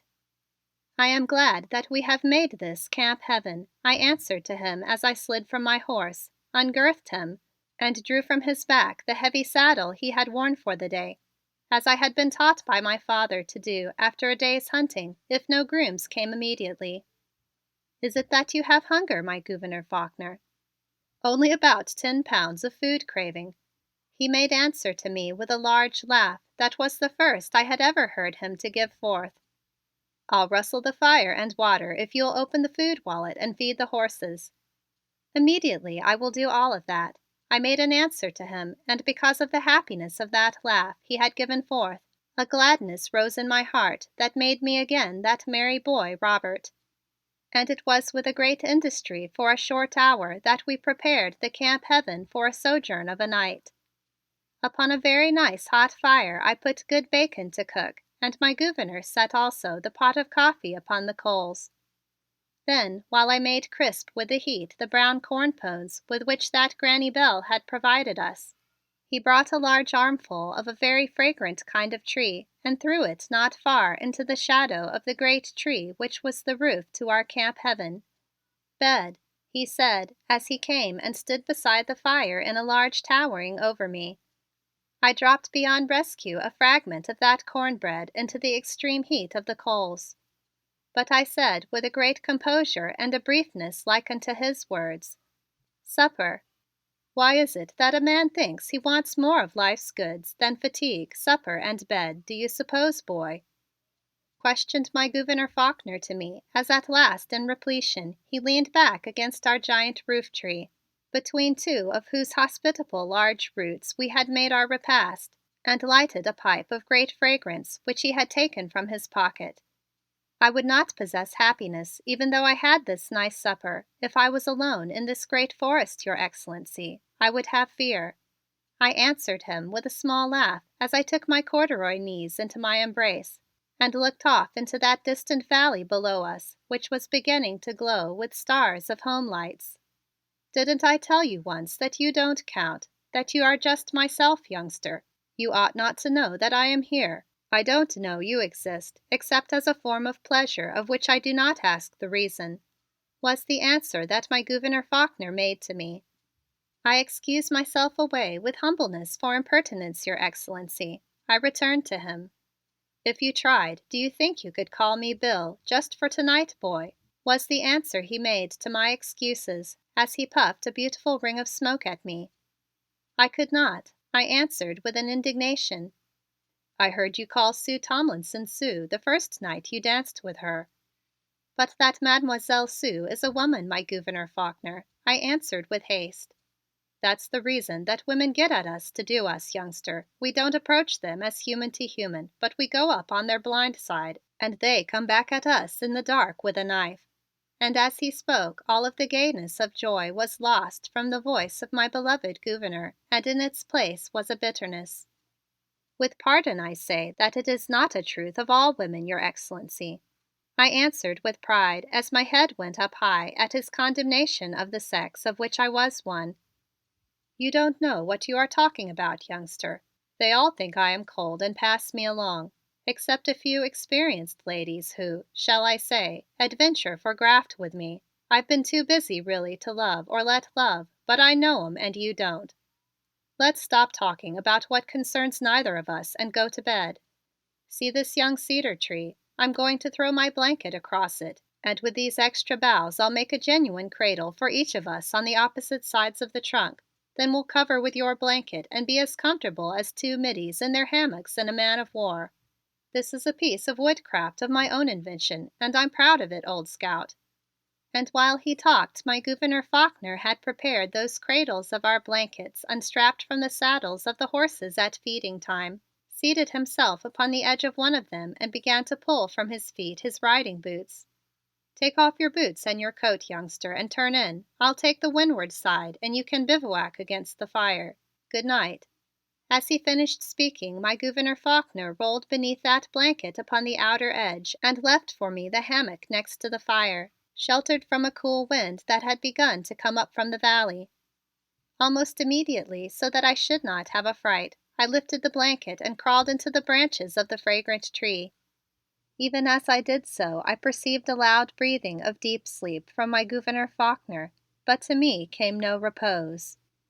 Awake through the bright night, I lay there in the sweet branches of the young tree beside the great Gouverneur of one of the greatest states of America, and perceived clearly the pass to which my course of lies and dishonor had led me. And from that wild daredevil, Roberta, Marquise of was born the honest woman Roberta, who must extricate herself from a situation not to be longer endured, even if discovery was not upon me. I will finish this journey with my beloved Gouverneur Faulkner, I counseled myself, upon which it is of a certainty that this plot for his ruin in the world of his politics will be averted, and I will return to the home of my uncle the General Robert. If I be not discovered in my woman's estate in a few days' space of time, I will endeavor to do some piece of loving kindness that will keep me in the memory of all who have given me love, from poor Black Bonbon up to His Excellency himself here beside me.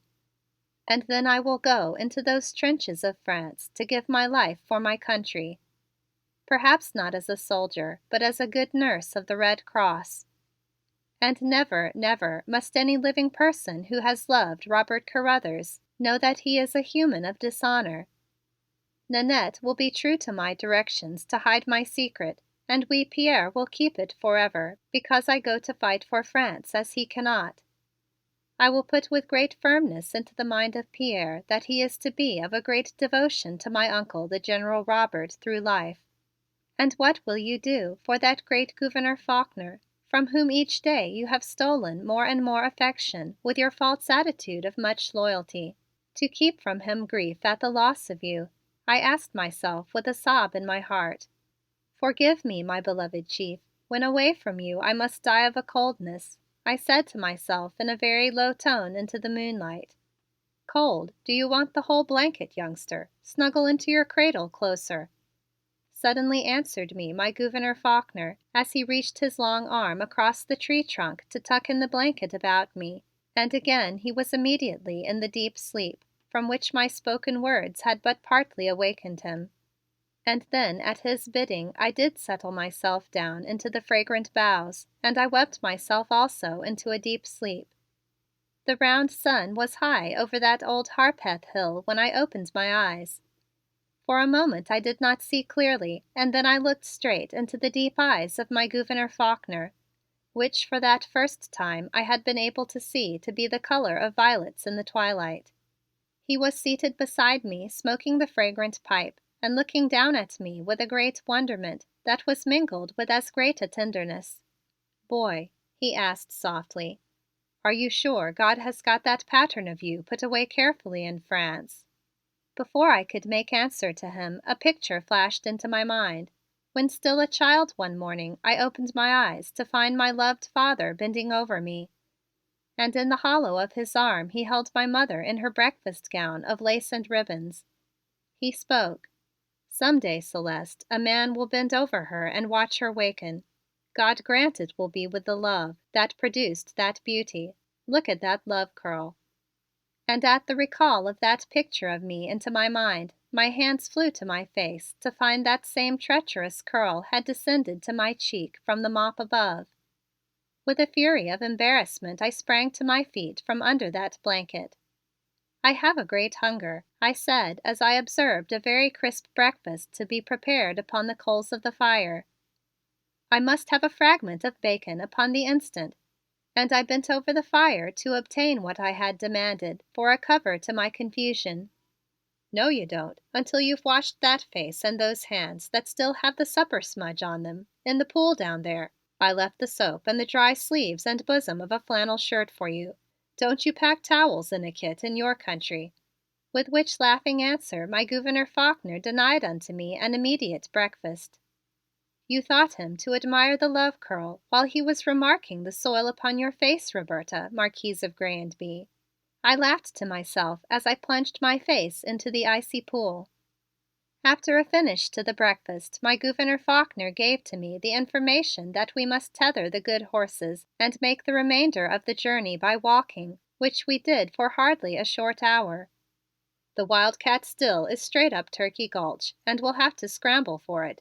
It's hid like the nest of an old turkey hen," he said to me as we set out upon the mounting of a very steep precipice. "What is that word, Wildcat Still?"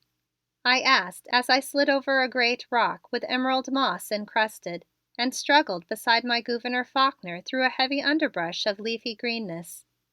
"A place where men make whiskey in defiance of the law of their state," he answered me as he held aside a long branch of green that was pink tipped so that I might slip thereunder without a scratching. "Are you not the law of the state, my Gouverneur Faulkner?" I asked of him as I pulled myself by his arm through the thickness. "I'm all that, but I'm the son of old Harpeth and Jim Todd's blood brother first. Some day I'll smoke Jim out of his hole and get him a good job. Now, wait a minute and see what happens." And as he spoke, my Gouverneur Faulkner stood very still for a long minute. As I sat at his side upon the fallen trunk of a large tree, I regarded him with admiration, because he had the aspect of some beautiful, lithe animal of the woods as he listened with a deep attention. Then very quickly he put his two long fingers to his mouth, and behold, the call of a wild bird came from between his lips. Twice it was repeated, and then he stood again in deep attention. I made not even a little breathing as I too listened. Then came three clear notes of that same wild bird in reply from not very far up the mountain from us. "That's Jim, the old turkey. Come on," said my Gouverneur Faulkner as he again began to break through the leafy barriers of the low trees. And in a very short space of time a man emerged from a little path that led behind a tall cliff of the gray rocks. He was a very large and a very fierce man, and I might have had a fright of him if his blue eyes had not held such a kindness and joy in them at the sight of my Gouverneur Faulkner. "Howdy, Bill," he said, with no handshake or other form of a comrade's greeting. "Howdy, Jim," returned my Gouverneur Faulkner in a manner of the same indifference, but with also an expression in his face of delight at the sight of his blood brother, that Mr. Jim Todd. "That thar boy a shut mouth?" "He's Bob, and he's hard as a nut," was the introduction I had from my Gouverneur Faulkner. "Then come on," with which command that wild man led us around the tall cliff of gray rock, over which climbed a sweet vine of rosy blossoming, which I now know to call a laurel, and we arrived in front of a small and low hut that was built against the rocks. A clear, small stream made a very noisy way past the door of the hut, but save for its clamor, all was silent. "Where are the boys?" asked my Gouverneur Faulkner. "Hid in the bushes. I've got the man tied in the still room. I 'low he ain't no revenue, but they 'low different. Come back and see if you can make out his gibberish." "Come on, Robert," said my Gouverneur Faulkner to me as I followed the wild Jim into the hut and back into a room that was as a cave cut into the rock. And I, Robert Carruthers, followed him to my death. Seated upon a rude bench in that cave room, bound with a rope of great size, disheveled and soiled, but with all of the nobility of his great estate in his grave face, was my adored friend, Capitaine the Count de Lascelles. As we entered, he rose beside the bench and in that rising displayed a chain by which one of his feet was made fast to the rock of the wall. "Good morning, sir," said my Gouverneur Faulkner, as if greeting a gentleman upon the street of that city of Hayesville.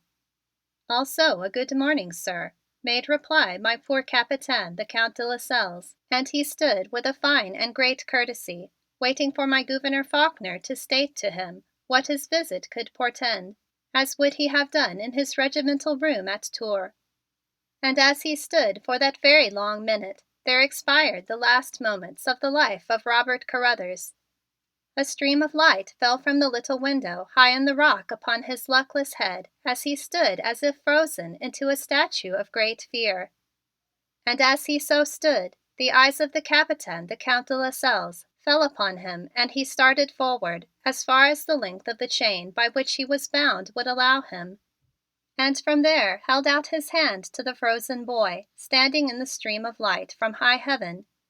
"My most beautiful Lady Roberta, do I find that it is you who have come to my rescue?" he questioned. "I lost you, mon enfant, in that great New York." "My beloved Capitaine, how is it that I find you thus?" I exclaimed as I went to within his reach and allowed that he take my two hands in his poor shackled ones and put warm kisses of greeting upon them. And it was while I was shedding tears of pity for the imprisonment of that great man of France in that mountain hut in America, as he kissed my hands, that I raised my eyes to encounter a cold lightning, as of a flash on steel, from under the black brows of my Gouverneur Faulkner of the state of Harpeth, that again froze the blood in my heart. "You?" he asked of me in a voice that was of the same coldness and sharpness as that steel, and his beautiful mouth was set into one straight line as he flung into my face that one word. End of chapter 18. Chapter 19.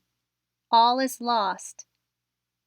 And to that word of challenge I made no answer, but I raised my head and looked into his eyes with a dignity that came to me as my right from suffering. So regarding each other, we stood for a very short minute, in which the Capitaine, the Count de Lascelles, raised his head from his kisses of salutation upon my hands. "And, mon enfant, is this the good uncle to whose care you came into America?" asked that Capitaine, the Count de Lascelles, as he reached out his imprisoned hands for a greeting to my relative.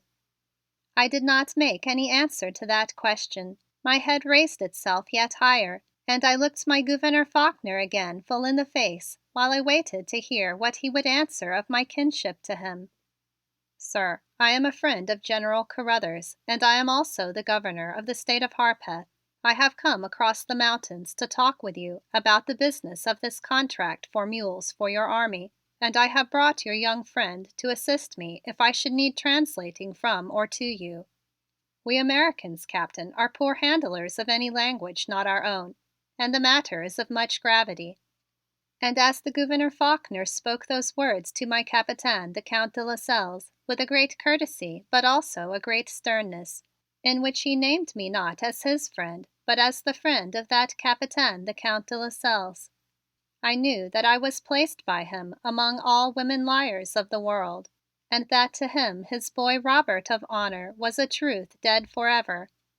"It is indeed of such a gravity that I have come from the English Canada to make all clear to myself," answered my beloved Capitaine, the Count de Lascelles, as he drew himself to his entire height, which was well nigh as great as that of the Gouverneur of the state of Harpeth.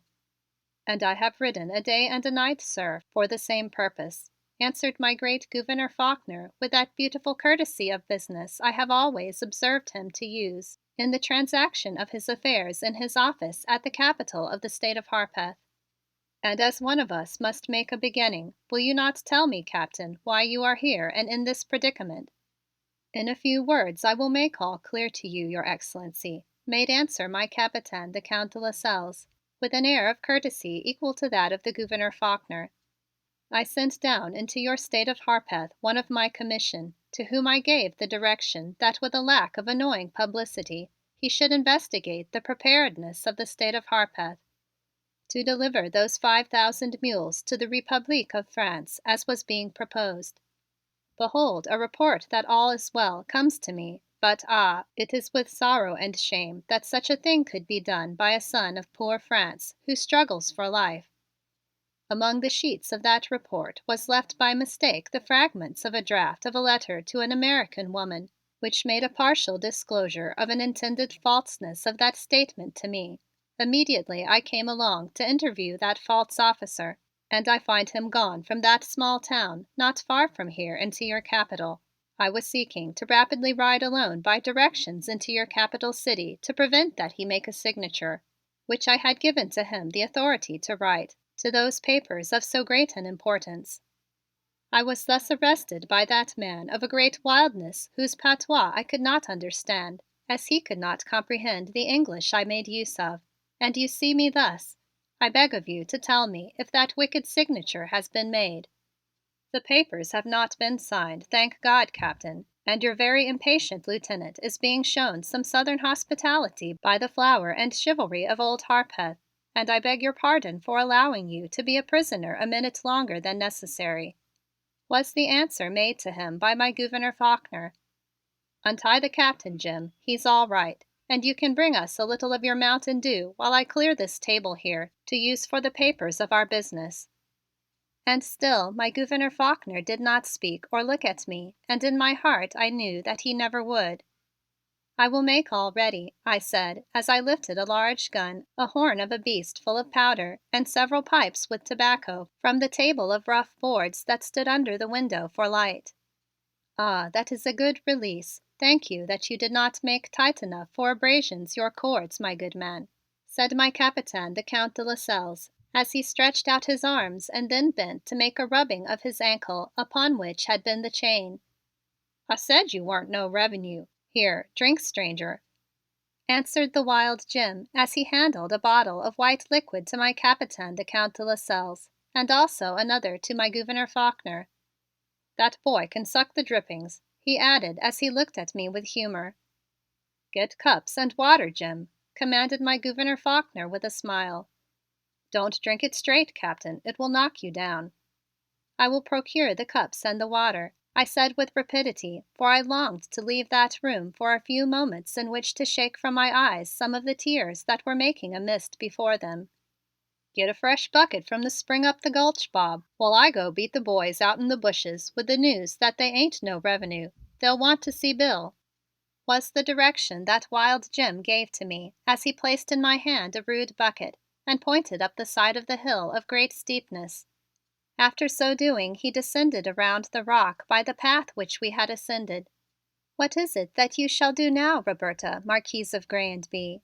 I wept a question to myself as I dipped that bucket into a clear pool and made ready to return to the hut. "All is lost to you." "I do not know," I answered to myself. And when I had made a safe return to the hut with a small portion of the water only remaining in the bucket, for the cause of many slides in the steep descent from the pool, I found my Gouverneur Faulkner and my Capitaine the Count de Lascelles engaged deeply in a mass of papers on the table between them and with no thanks to Roberta, the Marquise of Grey and Bye, when she served to them 10 cups of the water and a liquid that I had ascertained by tasting to be of fire. I believe it to be thus that in affairs of business in the minds of men all women are become drowned. "Will you write this out for His Excellency, my dear Mademoiselle?" would request my good Capitaine the Count de Lascelles. "Thank you," would be the reply I received from the Gouverneur Faulkner of the state of Harpeth, with never one small look into my eyes that so besought his. And for all of the hours of that very long afternoon I sat on a low stool beside the feet of those two great gentlemen and served them in their communications while the heart in my breast was going into death by a slow, cruel torture.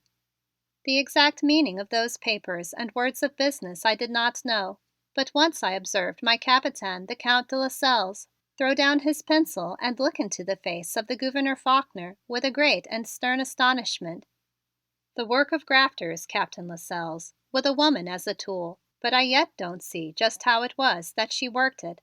My Secretary of State, General Carruthers, and I have been at work for weeks and we could not catch the exact fraud," made answer my Gouverneur Faulkner with a cold sternness. "I was warned in Paris that beautiful American women were very much interested in the placing of war contracts, Monsieur le Gouverneur. I fled upon a tugboat from the ship that I escaped some for whom I had letters of introduction which I could not ignore." "It was your Capitaine the Count de Lascelles whom that Madame Whitworth sought upon the ship, Roberta," I said to myself.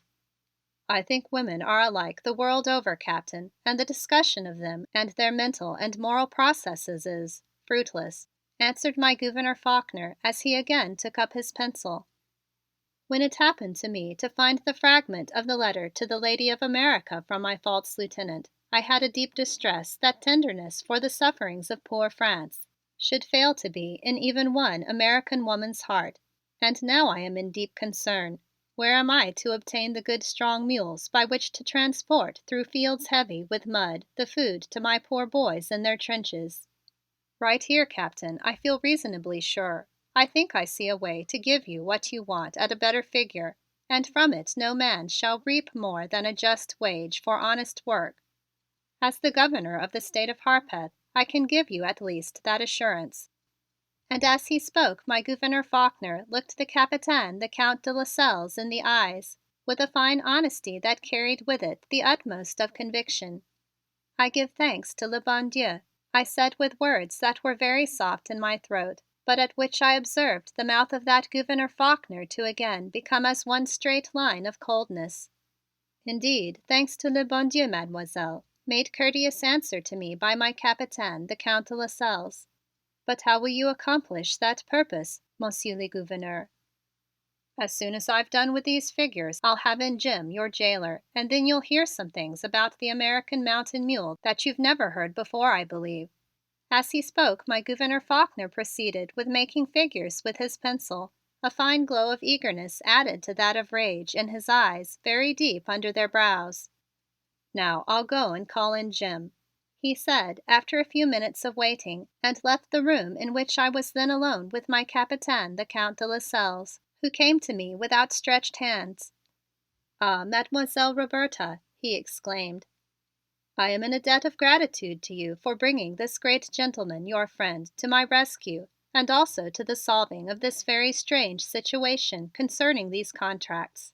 Indeed, you have accomplished the mission for which you enlisted your friends for France.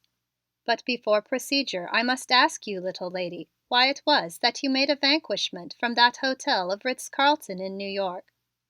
I sought you. I sought out that Monsieur Peter Scudder to inquire for you.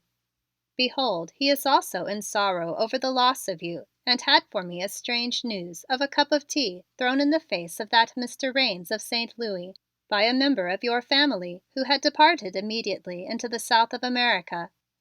I said to myself, the beautiful child does not know that your heart is in anxiety for her, and immediately I intended to seek you in the city, to which the very fine lady who had reported that tea fight, as she so spoke of it to her paper, directed me after my finding of her. It is a great ease to my unhappy heart to find you in the care of a family and friends. I make compliments on your costume of the ride. I also observed the custom of attire masculine to be on those plains of the great West where I sought the wheat. It is a great joy to me, mon Capitaine, that you give to me your approval. Much has happened to me in these short weeks since you left me in loneliness on that great ship that I must tell you," I said as a sob rose into my words. "Poor little girl, it will not be many hours now before I can say to you the things that have been growing in my heart for you since that night upon the ship," he said to me in a great tenderness as he raised my hand and bent to kiss it, just as entered the great Gouverneur Faulkner and the wild Jim. I had not the courage to gaze upon the face of my Gouverneur Faulkner, but I felt its coldness strike into my body and turn it to hardness. For a second I stood as a stone. Then a sudden resolve rose in me and again that daredevil seized upon my thought. I took a piece of that white paper with caution and also a pencil, and with them slipped from the room, while that wild Jim seated himself upon my lowly stool beside the table, at which again the two great men were writing. And out in the soft light that was now slowly fading from the side of the mountain because of the retirement of the sun, I sat me down upon the step of the hut and wrote to my Gouverneur Faulkner this small letter. Honored Excellency, the Gouverneur Faulkner of the state of Harpeth, I go from you into the trenches of France. If your humble boy Robert has done for you any small service, I beg of you in that name that my uncle, the General Robert, and my friends never know of my dishonor of lies about my woman's estate, but believe me to die as a soldier for France as will be the case. Make all clear for me to my Capitaine, the Count de Lascelles. It is that all women are not lies. Roberta, Marquise of Grez and Bye. Then I left that letter upon the doorstep, held in place by the weight of a stone, and very softly slipped out into the shadows of the twilight and down the mountain by the path up which that morning I had come with my beloved Gouverneur Faulkner, then my friend. I felt a certainty that as many as 2 hours would those men continue in a consulting with that wild Jim. And in that time, by going fleetingly, I could gain the place where were tethered the horses before a complete darkness had come. From my honored father I had learned the ways of the woods in hunting, and also I knew that the good Lightfoot would in darkness carry me in safety to his stall in the barn of Mr. Bud Bell, beside which stood my Cherry. From there I could gain the city of Hayesville in the dead hours of the night, and in those same dead hours depart to France, after obtaining the money I had left in my desk and which I had earned by my labors and would not be in the act of stealing from the state of Harpeth. Only one night and day would I be alone in the forest, and I did not care if a death should overtake me. In my body my heart was dead, and why should I desire the life of that body? And as I had planned I then accomplished. I discovered that Lightfoot at pasture, and I quickly had placed the saddle upon him and had turned him down the mountain to choose a safe path for both himself and me. I did not look upon those cradles of fragrant boughs in which the boy Robert had lain at rest beside his great friend the Gouverneur Faulkner, from whom he had stolen faith and affection. Why did you not also steal his pocketbook as he lay asleep beside you, Roberta, Marquise of Grey and Bee? I questioned myself with scorn and torture as good Lightfoot crashed down from that camp heaven into the dark night. And on we rode, the large horse with the woman upon his back, for a long night, through fragrant thickets that caught at my riding breeches with those tendril fingers and under thick forests of budding trees, through whose branches of tender leaves the wise old stars looked down upon my bitter weeping with nothing of comfort. Perhaps because they had grown of a hardness of heart from having seen so many tears of women drop in the silence of a lonely night. Then came a dawn and a noon and a twilight through which I pushed forward the large horse with great cruelty, only pausing beside streams to allow that he drink of the water, and also to throw myself down on my face and lap the cool refreshment like do all humble things. And when at last the stars were again there to look down upon me, we arrived behind the barn of that Bud Bell to find all in the little house at rest. I thought of that small child in sleep in the arms of that woman, and a great sobbing came from my heart as I threw myself into my Cherry, after giving a supper to good Lightfoot, and fled down the long road to the distant city of Hayesville that lay away in the valley like a great nest of glowworms in a glade of the leaves of darkness. And among those glowworms I knew that more than 100 friends to me were beginning to go to sleep with deep affection in their hearts for that Robert Carruthers, whom wicked Roberta, Marquise of Grey and Bee, was about to steal from them. I wept as I turned my Cherry through the back street and into the garage of my uncle, the General Robert. Then I paused. All was quiet in the house and no light burned in the apartments of my beloved protector and relative. From the watch at my wrist I ascertained the hour to be half after 10 o'clock, and I knew that he was safely in cards at that club of Old Hickory, whose lists now bore the added one of another Robert Carruthers, man of honor and descendant of its founders. Also, there was no light in the rear of the house in the apartment of that kind Kizzie, in whose affections I had made a large place. A dim light burned in the hall, and I knew that there I would find my faithful chocolate bonbon sitting upon a chair by the great door in a deep sleep. And in a very few minutes I so found him. "It is hello there, good bonbon," I greeted him. "Howdy, Mr. Robert," he answered me by a very large smile with very white teeth set in his face of extreme blackness. "The General said to call him on the phone as soon as you come." "That I will attend to from my apartment," I answered him and then ascended the wide dark stairway with feet which were as a weight to my ankles. Very slowly I entered that apartment and turned on the bright light. All was in readiness for me, and on that small table under the glass case that contained that beflowered robe of state of the dead Grandmamma Carruthers stood a vase of very fresh and innocent young roses. "I would that I could remain and fulfill the destiny of a woman of your house, Madame Grandmamma," I whispered to her lovely and smiling portrait on the wall opposite. I am the last of the ladies Carruthers, but I have made a forfeit of that destiny, and I must go out in the night again in man's attire to a death that will tear asunder the tender flesh that you have borne. Goodbye." Then I made a commencement of a very rapid packing in one of those bags which I had purchased from the kind gentleman in the city of New York, of what raiment I knew would be suitable for a man in very hurried traveling. I put into it the 2 suits of clothing for wear in the daytime, but I discarded all of my clothing for the pursuits of pleasure. The bag was at that moment full and I did not know that it could be closed. Then I bethought me of that brown coat that had upon it the blood which I had been allowed to shed for my beloved Gouverneur Faulkner, who was now lost to me. That I will take and discard the night raiment to sleep as is in the manner spoken of by my friend that Mr. G. Slade of Detroit. I counseled myself as I laid aside the silken garments that I did so like and placed in their stead the bloody coat of many wrinkles.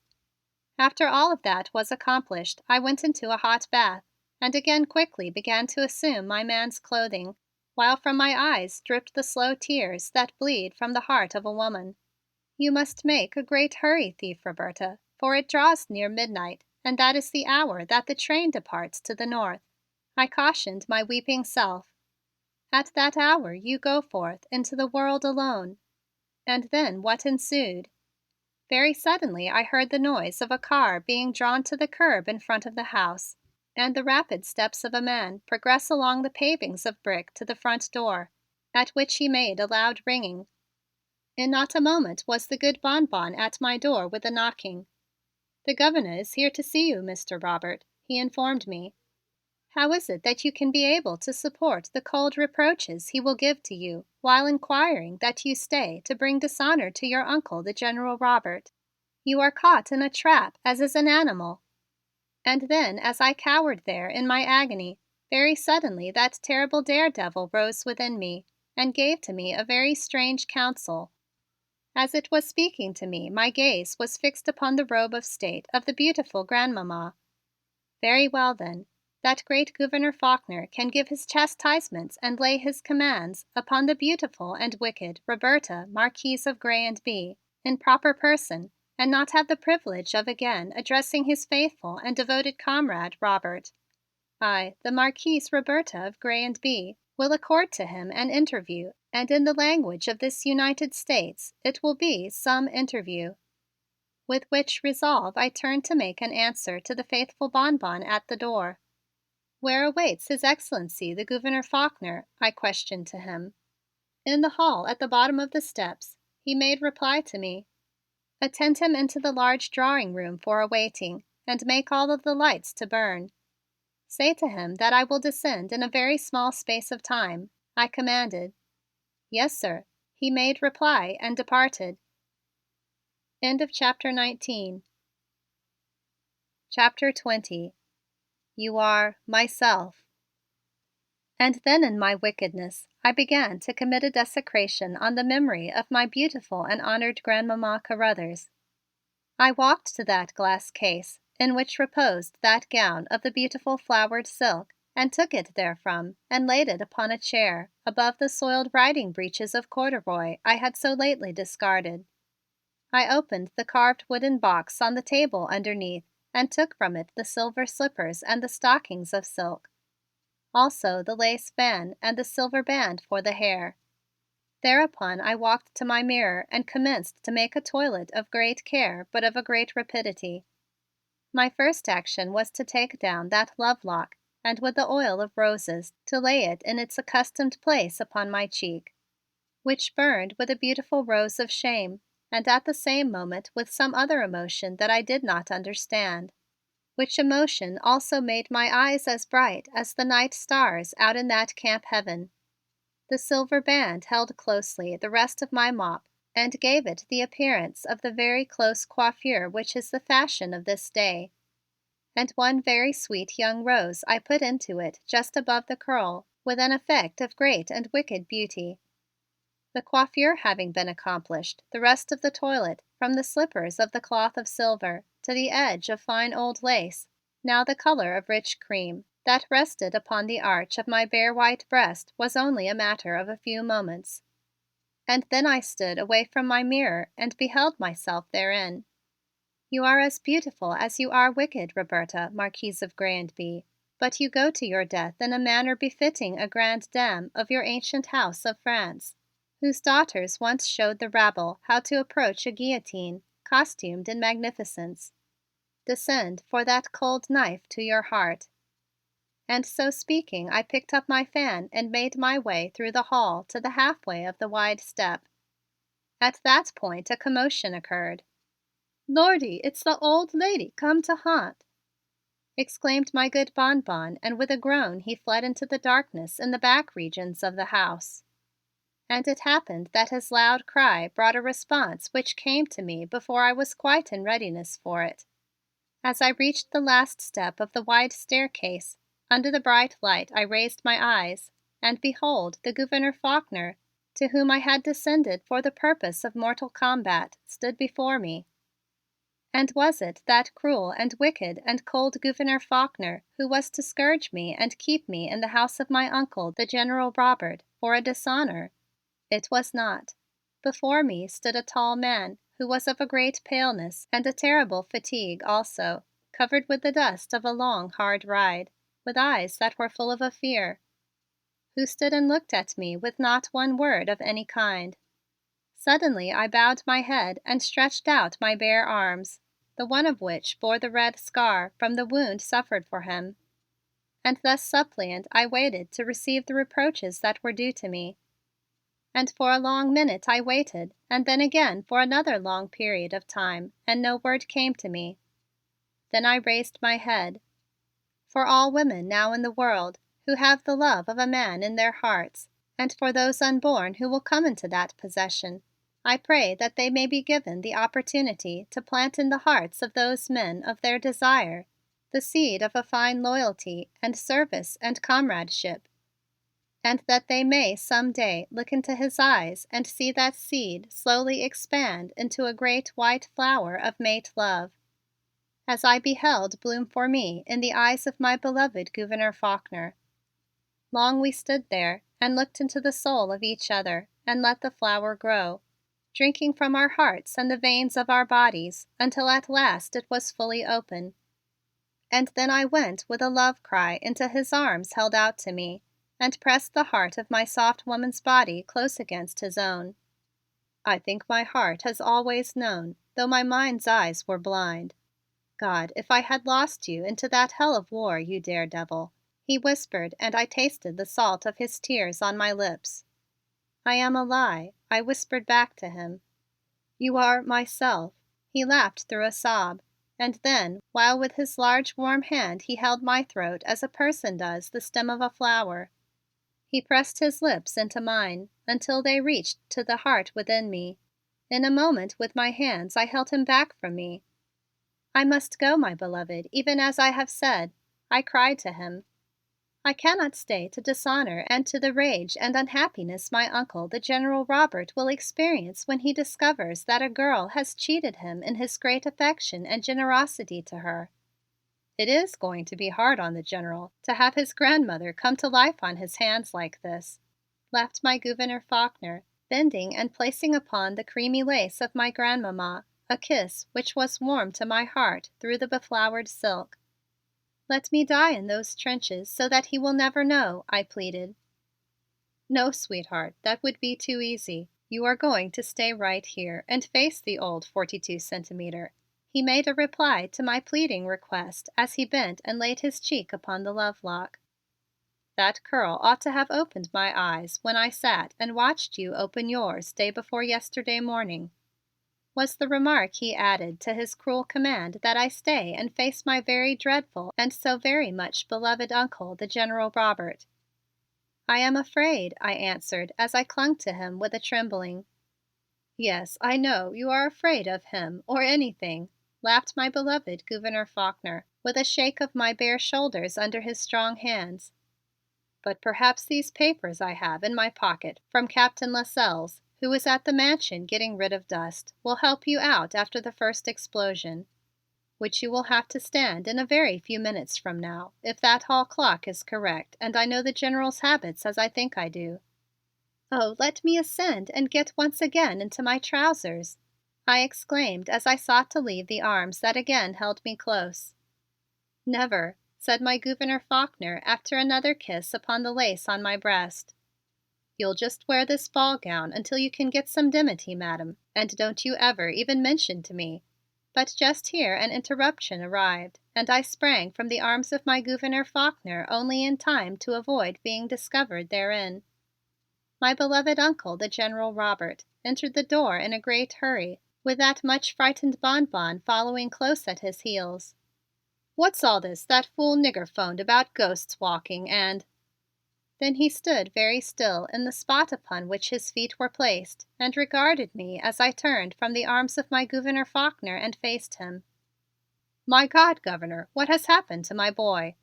he asked, and his fine old face was of a great whiteness and trembling. "Sam says he's dead and the ghost—" And then came another pause in which all of the persons present held for a long minute their breath. Did I make excuses and exclamations and pleadings to my beloved Uncle, the General Robert, in such suffering over the death of that Robert? I did not. I opened my strong young arms wide and took him into them with a tenderness of such great force that it would of a necessity go into his very heart. "I am a wicked girl who has come to you in lies as a boy, my Uncle Robert, but I have a love that is so great for you that I will be in death if you do not accept of it from me," I said as I pressed my cheek in its tears against his. And for still another long minute all of the persons present waited again, and I forced to remain in my throat a sob, while my beloved Gouverneur Faulkner laid one of his hands on the shoulder of my Uncle, the General Robert. And then did come that explosion. "You young limb of Satan, you, I could shake the life out of you if I didn't prefer a live girl to a dead boy. I knew just such a thing as this would happen to me in my old age for a long life of cussedness. And what's more, I wager I'll never be able to give a great husky thing like you away. You cost as much to feed as a man. Who'd want you?" But even as he stormed at me, I felt his strong old arms cease from their tremblings and clasp me with a very rough tenderness. "I do, General," said my Gouverneur Faulkner as he attempted to take me from that very rough embrace of my Uncle, the General Robert. "I'll take her off your hands." "No, sir, I never ask personal favors of my friends," answered my Uncle, the General Robert, as he held me away from the arms of the Gouverneur Faulkner with a very great determination. "General Carruthers," then said my beloved Gouverneur Faulkner, as he drew his beautiful body to all the height that was possible to him and looked into the eyes of my beloved Uncle Robert with his own, which are stars of the dawn, so that all of his heart and soul and honor shone therefrom in a radiance. "The Marquise of Grez and Bye went a 3 days' journey into the wilds of the Harpeth Mountains with me to rescue my honor and for the welfare of this great state and of France. And because we thought not of ourselves, but of the welfare of Harpeth and of France, and did but what was necessary as two comrades, God has revealed to us his gift of gifts, love. As you see, she is returned to you radiant and unharmed. Have I your consent to try to win her hand in marriage?" For no more than a long minute my Uncle, the General Robert, gazed straight into the eyes of my beloved Gouverneur Faulkner. And then a very beautiful smile did break from under those white swords crossed above his lips, as he spoke with a great urgency. "Would you like to take the baggage along with you tonight, Governor? Don't leave her here. I don't want a woman about my house. I can wake up the county court clerk for a license," he said with a fine twinkling of the eye. "Oh, but all friends must forgive me my deception. And then must not a courtship of great decorum be made from my Gouverneur Faulkner for the hand of the lady whom he would make his wife?" I asked with an uncertainty as I looked from my Uncle, the General Robert, to my Gouverneur Faulkner. "I'm sorry, sir, but I think the Marquise is right and under the circumstances I'll have to make it a very public courtship, which out of consideration for you I'll make as ardent and rapid as possible. Only we three know the wonderful truth and we'll keep it to ourselves." And as he spoke, that great Gouverneur Faulkner bent and laid a kiss of great ceremony upon the hand of Roberta, Marquise of Grey and Bee. "Very well, sir. I'll keep her for a few days and have her fitted out in a lot of folderols for you, but only for a short period, mind you, a very short period," answered my Uncle the General Robert, with a smile that showed much delight in me. I flew to him and gave to him an embrace with my arms and also laid my cheek against his. "I am for always your most humble and obedient girl, my Uncle Robert," I whispered to him.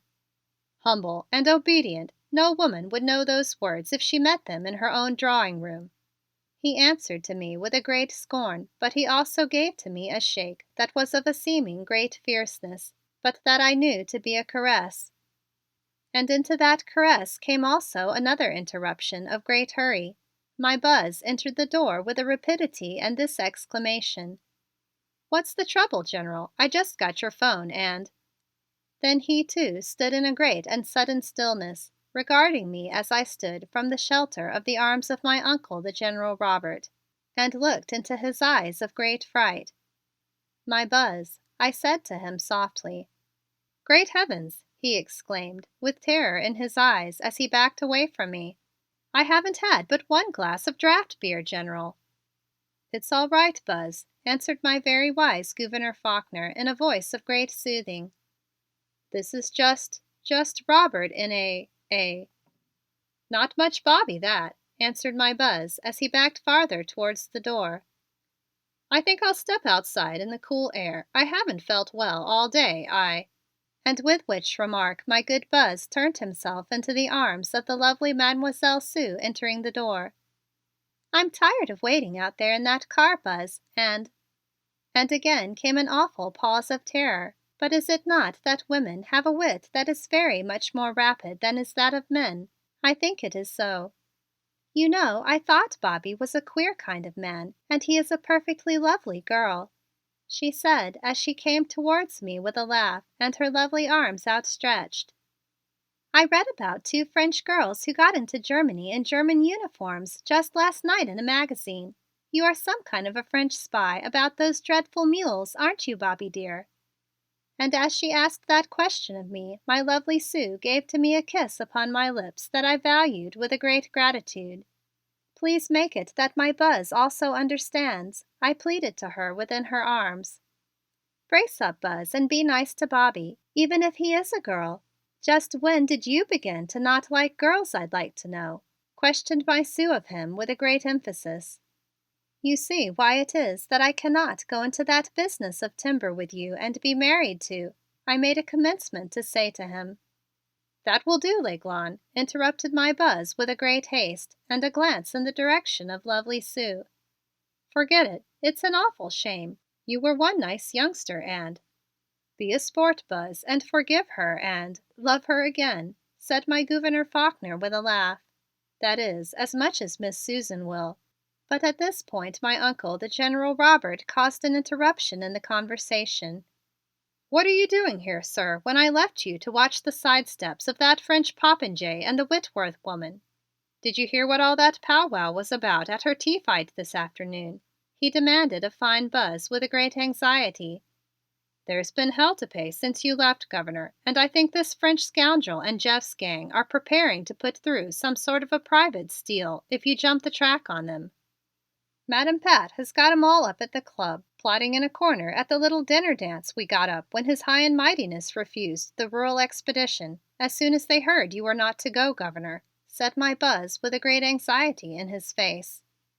"I'd like to see anybody put out Mrs. Pat's light when she is once lit." "It is all right, Buzz, and don't worry. Something has arrived to stop it all. It's up at the mansion now and is man-sized," answered my beloved Gouverneur Faulkner with a great soothing. And after that remark there were many very long explanations that made a beginning about the crooked back of the wee Pierre, which in a letter come to my Uncle the General Robert that day was declared by that great Dr. Burns to be of a certainty straight within the year. And that ended in the library where my Uncle the General Robert and my Gouverneur Faulkner with good Buzz read and read yet again the papers that my great Capitaine the Count de Lascelles had signed for an honest delivery of the many mules to France. I do not know all that my beloved Gouverneur Faulkner said to my Uncle the General Robert, for I remained in the hall with my Sue in a discussion about the telling without offense of the departure of Robert Carruthers to my Belle and other loved ones. And to us soon returned my buzz of great curiosity. There is no humbleness that I will not perform for their forgiveness, my Buzz and my Sue, I said to them. Seek that they grant it to me. Oh, it will be so exciting and up to date with its spy and war flavor that everybody will forgive you. You are a lovely darling, and they'll all be glad you are a girl, all the boys especially, said to me my Sue with a defiance at my Buzz. Sure, Bobbiette, I'll see that you're no wallflower, he made answer to her in the person of me, with a return of that defiance. Come on, Susan, let me take you home. Good night, old top. No, I mean Belle Marquise. And it was a very funny thing to see that Buzz, with a great awkwardness, bend and kiss my hand at a laugh from my Sue as they left me. It was not for many moments that I stood alone in the hall after the departure of my Sue and my Buzz, before there entered my beloved Uncle the General Robert and also my beloved Gouverneur Faulkner, who came to stand, one upon the one side of me and one upon the other. Sure you wouldn't like to take her along with you tonight, Governor? Again asked my Uncle the General Robert with a great fierceness but also a twinkling of the eye. Only as far as your garden for a few minutes, General, answered my Gouverneur Faulkner with that laugh of a boy I had remembered once before up in those mountains of old Harpeth. And he took my hand in his as if to lead me through one of the tall windows out into the fragrant night.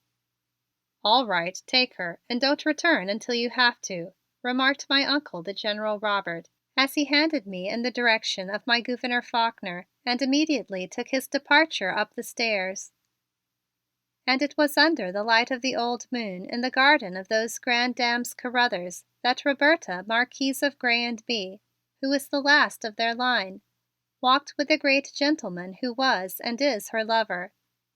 Is it that those beautiful dead grandmammas each planted her flowers in her own great happiness, so that they would give forth a very tender perfume in which to enfold the wooings of their daughters then not come into the world?